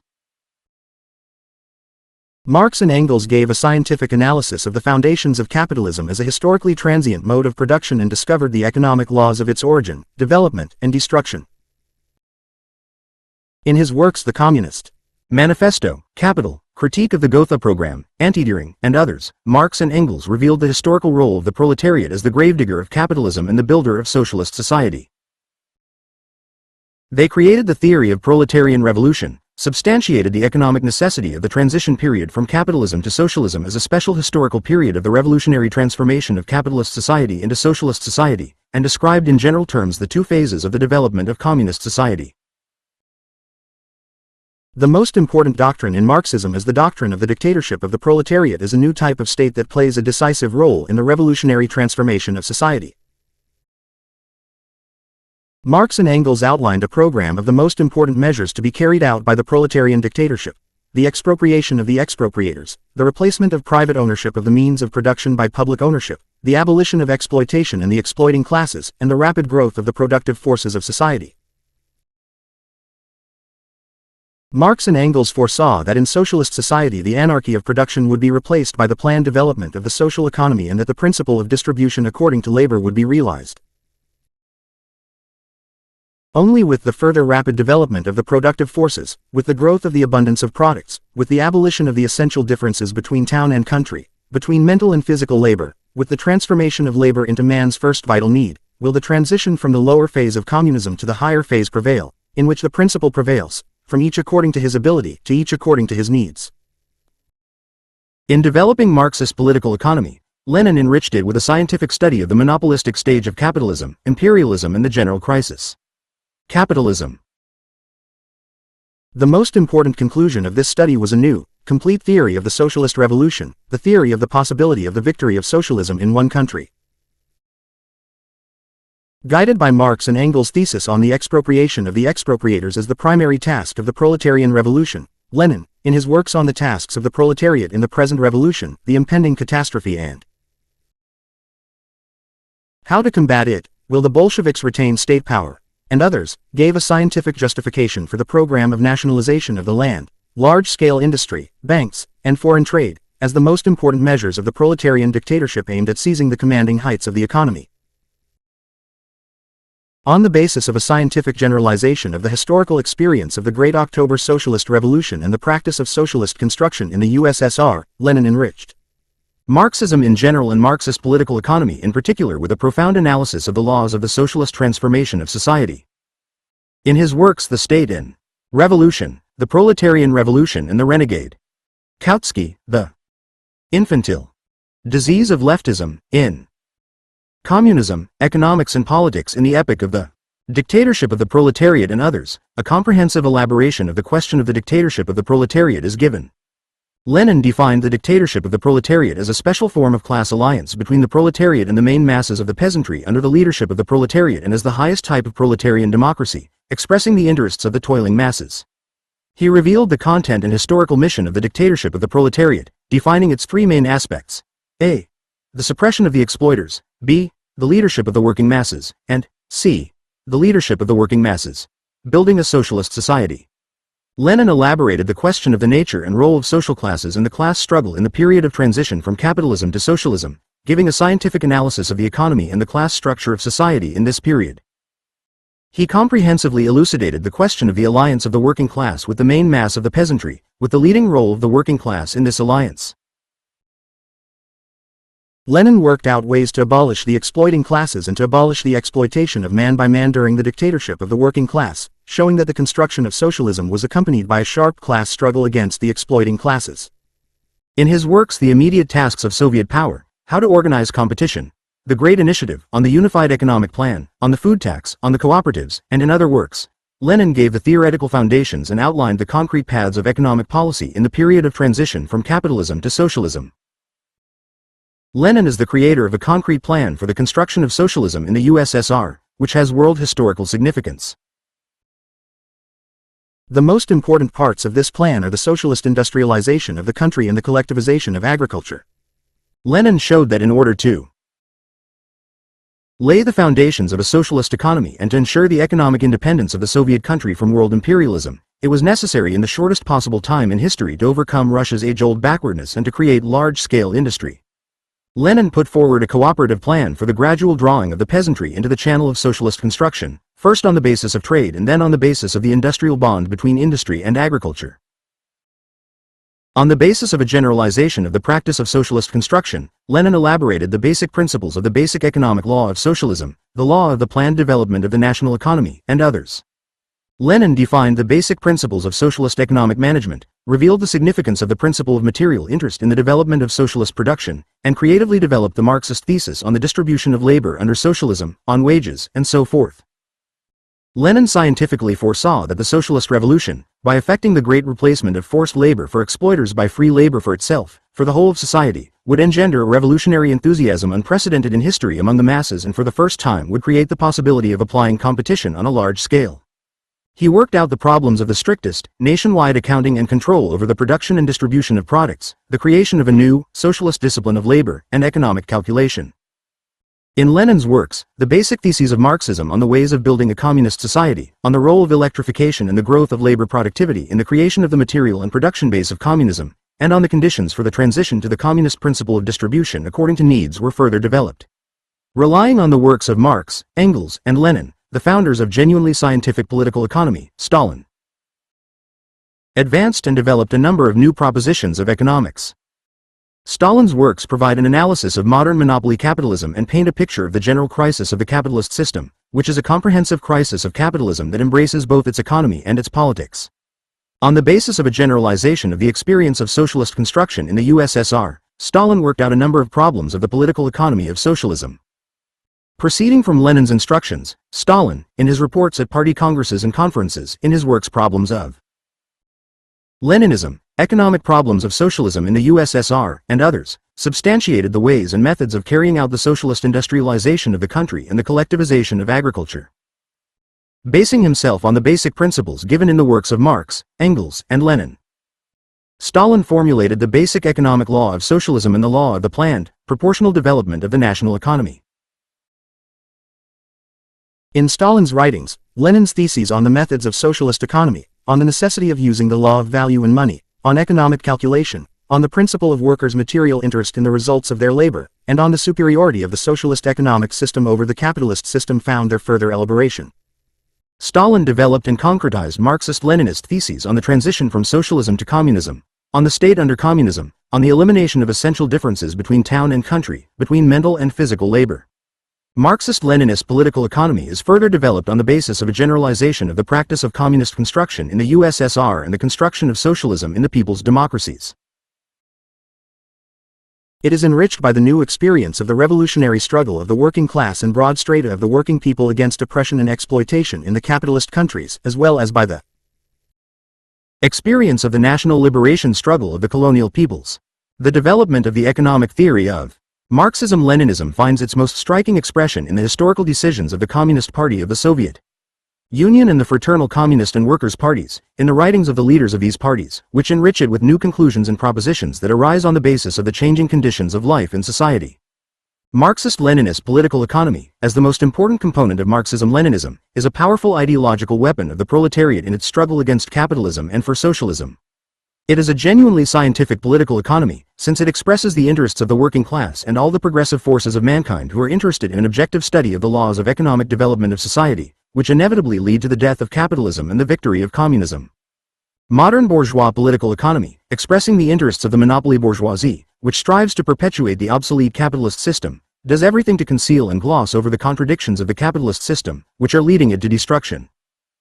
Petty bourgeois political economy, by embellishing capitalism and sowing illusions about the possibility of its improvement by means of reforms, is trying to divert the working class, the broad working masses, from the struggle for the abolition of the capitalist system, for socialism. Bourgeois and petty bourgeois political economy has as its main task the preservation of the capitalist system and the struggle against Marxist-Leninist political economy. Marxist-Leninist political economy exposes the anti-scientific, reactionary nature of bourgeois and petty bourgeois political economy. It equips the working class with knowledge of the economic laws of the development of society and enables the revolutionary Marxist-Leninist parties to base their policies on scientific foundations. What are the main conclusions to be drawn from the study of political economy? What does political economy teach? 1. Political economy teaches, first of all, that the economic development of human society is a natural process. The emergence and development of each mode of production, the replacement of one mode of production by another, takes place not at the will of men, but by virtue of the operation of objective economic laws.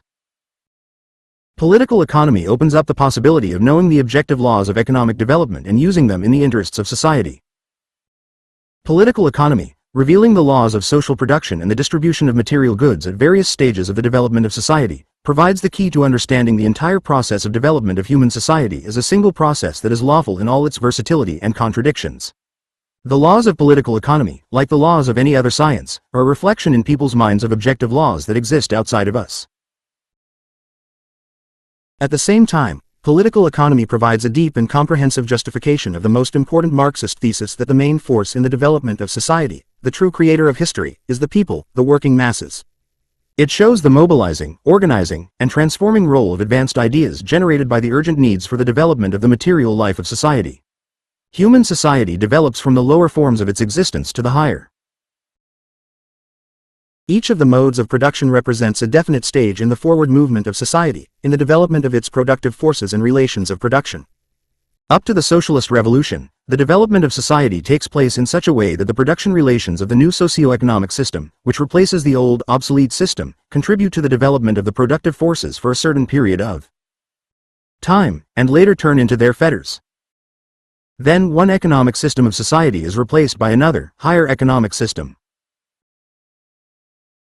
In a society divided into antagonistic classes, this change is effected through the class struggle, through the social revolution, which overthrows the power of the obsolete ruling class and asserts the power of the new, advanced class. Political economy, by making a comprehensive study of the emergence, development, and decline of socio-economic formations based on private ownership of the means of production, reveals the economic roots of the class struggle. It shows that the working masses are the creators of wealth, and that the fruits of their labor are appropriated by the exploiting classes. This means that the class struggle is conditioned by the fundamental material interests of certain classes, by the laws of economic development of a given mode of production. Each new social system based on private ownership of the means of production, slave-holding system, feudalism, capitalism, established the exploiters in power, changing only the forms of exploitation and oppression of the working people. The whole course of the economic development of society testifies to the fact that capitalism is the last social system based on the exploitation of man by man.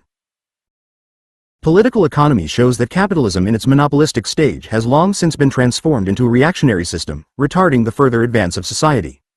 The moribund capitalism is being replaced by a new social system, socialism, which means the abolition of the exploiting classes, the abolition of the exploitation of man by man. The history of the development of human society fully confirms the correctness of this scientific conclusion of Marxist-Leninist political economy. Socialist society was built in the Soviet Union. With the victory of socialism in the USSR, the false theory of the eternity of private property and the capitalist system was completely exposed. The successful construction of socialism is underway in the European countries of people's democracy. The great revolutionary transformations in the Chinese economy created the prerequisites for the gradual construction of socialism in this largest country in the East. The Soviet Union is successfully carrying out a gradual transition from socialism to communism. Communist society, the first stage of which is socialism, is the ultimate goal of the struggle of the working people of all countries. Political economy gives the working class and all working people confidence in the victory of communism, showing that this victory is conditioned by the entire preceding course of historical development. 2. Political economy, on the basis of the experience of the USSR and the people's democracies, teaches how the working people of the capitalist countries can break free from capitalist bondage. It shows that the oppression and impoverishment of the working people of the bourgeois countries do not depend on accidental causes, but are rooted in the capitalist economic system and are conditioned by the economic laws inherent in this system.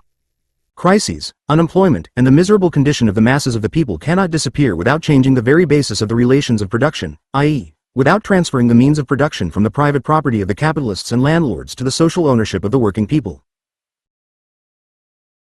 By revealing the opposition between the foundations of bourgeois and socialist economics, the irreconcilability of the class interests of the bourgeoisie, on the one hand, of the proletariat and all the working people, and, on the other hand, political economy shows the impossibility of capitalism peacefully growing into socialism. No attempt to reform, to improve capitalism can put an end to the system of wage slavery. The Great October Socialist Revolution proved irrefutably that only by abolishing the very foundations of capitalism can the working class and the toiling peasantry get rid of the bondage of the exploiters and take the path of a free, prosperous and cultured life.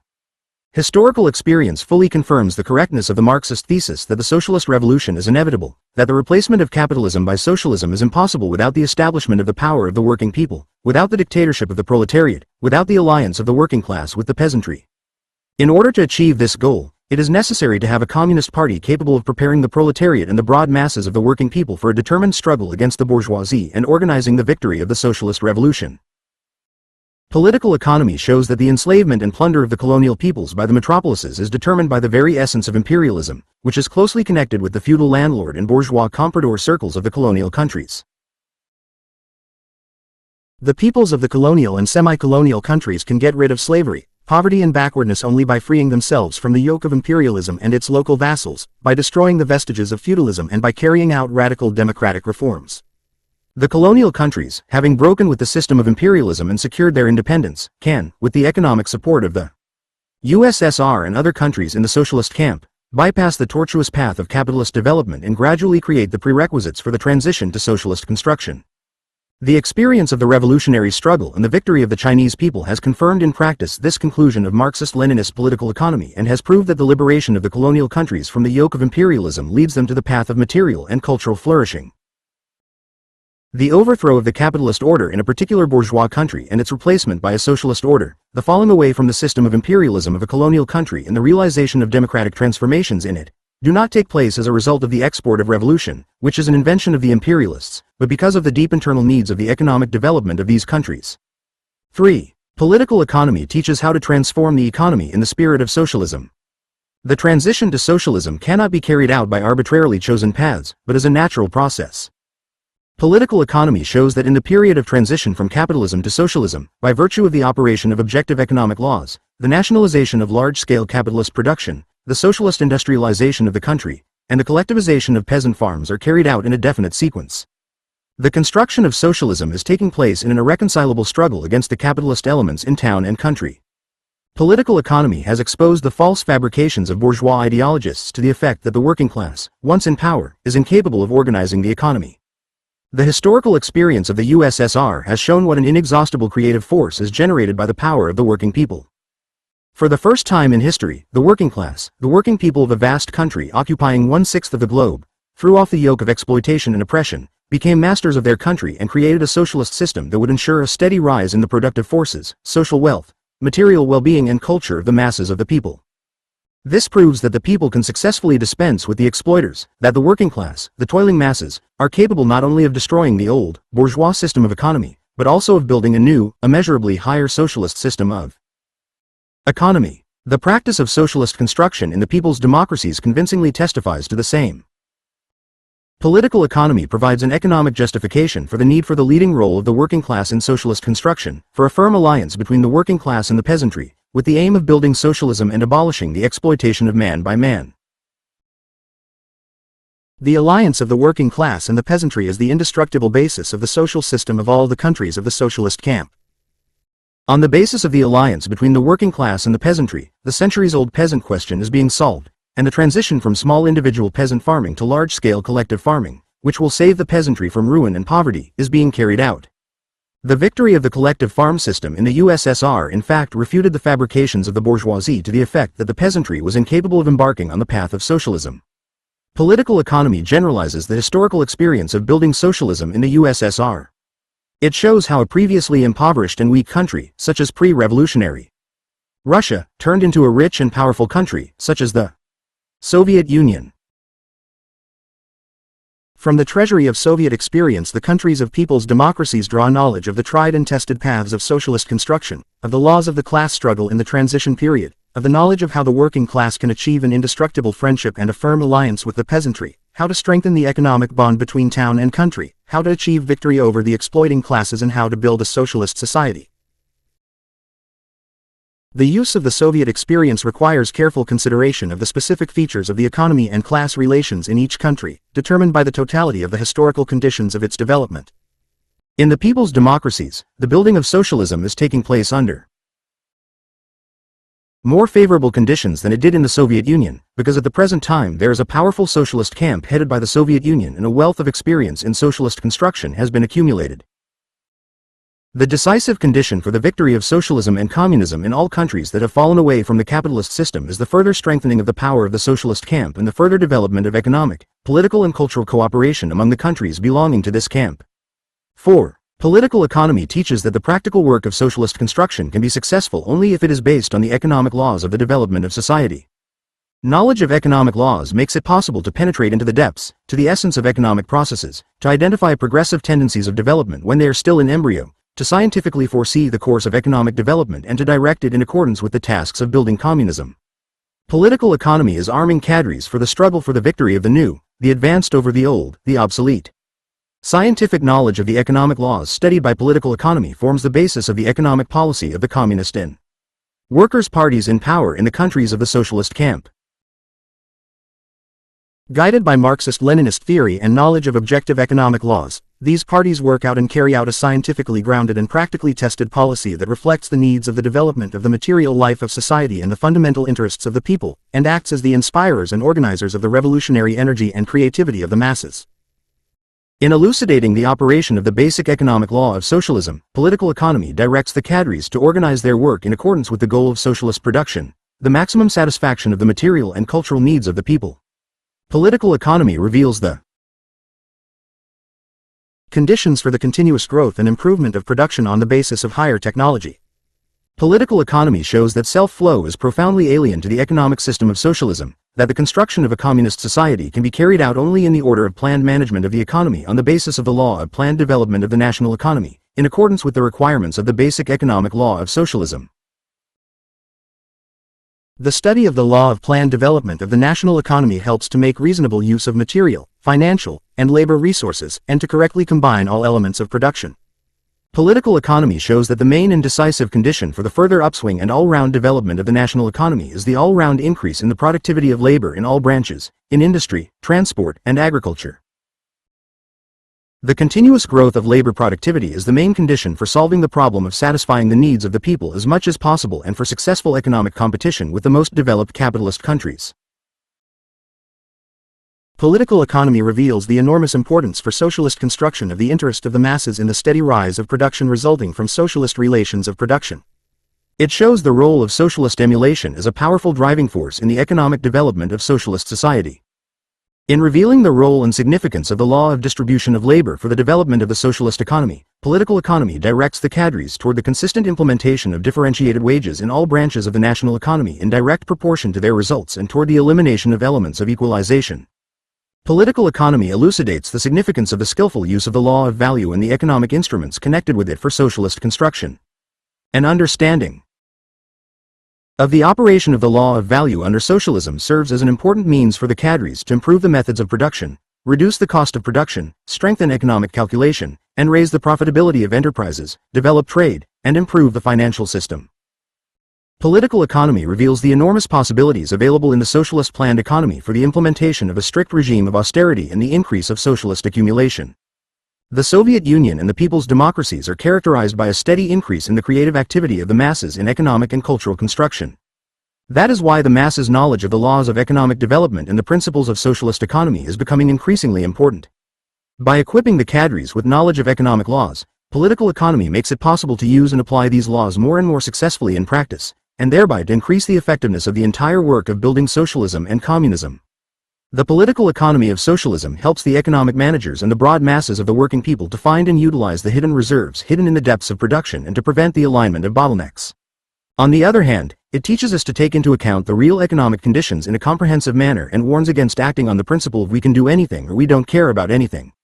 By revealing the interconnection of economic processes, political economy enables each worker to understand the significance of his activity for the development of the entire socialist system of the national economy. It teaches the understanding that under socialism the interests of the whole people, the general interests of the state are above all. 5. Political economy shows that socialism is the most progressive mode of production, which has decisive advantages over capitalism. This is clearly expressed in the contrast between the basic economic laws of socialism and capitalism, which determine two different lines of development. Whereas in capitalist countries production is subject to the predatory law of maximizing profit, which condemns the working people to ruin and poverty, unemployment and hunger, and to bloody wars, in socialist society production is subordinated to the interests of man and to the satisfaction of his growing needs. While the economies of the capitalist countries are characterized by the fact that the productive forces are marking time, parasitism and the decay of capitalism are intensifying, and devastating economic crises are accompanied by the plundering of material values, the economies of the Soviet Union and the countries of people's democracies are characterized by a steady rise in production and technical progress, which ensures the constant improvement of production on the basis of higher technology. In contrast to capitalism, where the economy, under the influence of its militarization, develops one-sidedly, mainly along the lines of industries working for war, which entails an increase in taxes and an increase in prices for consumer goods.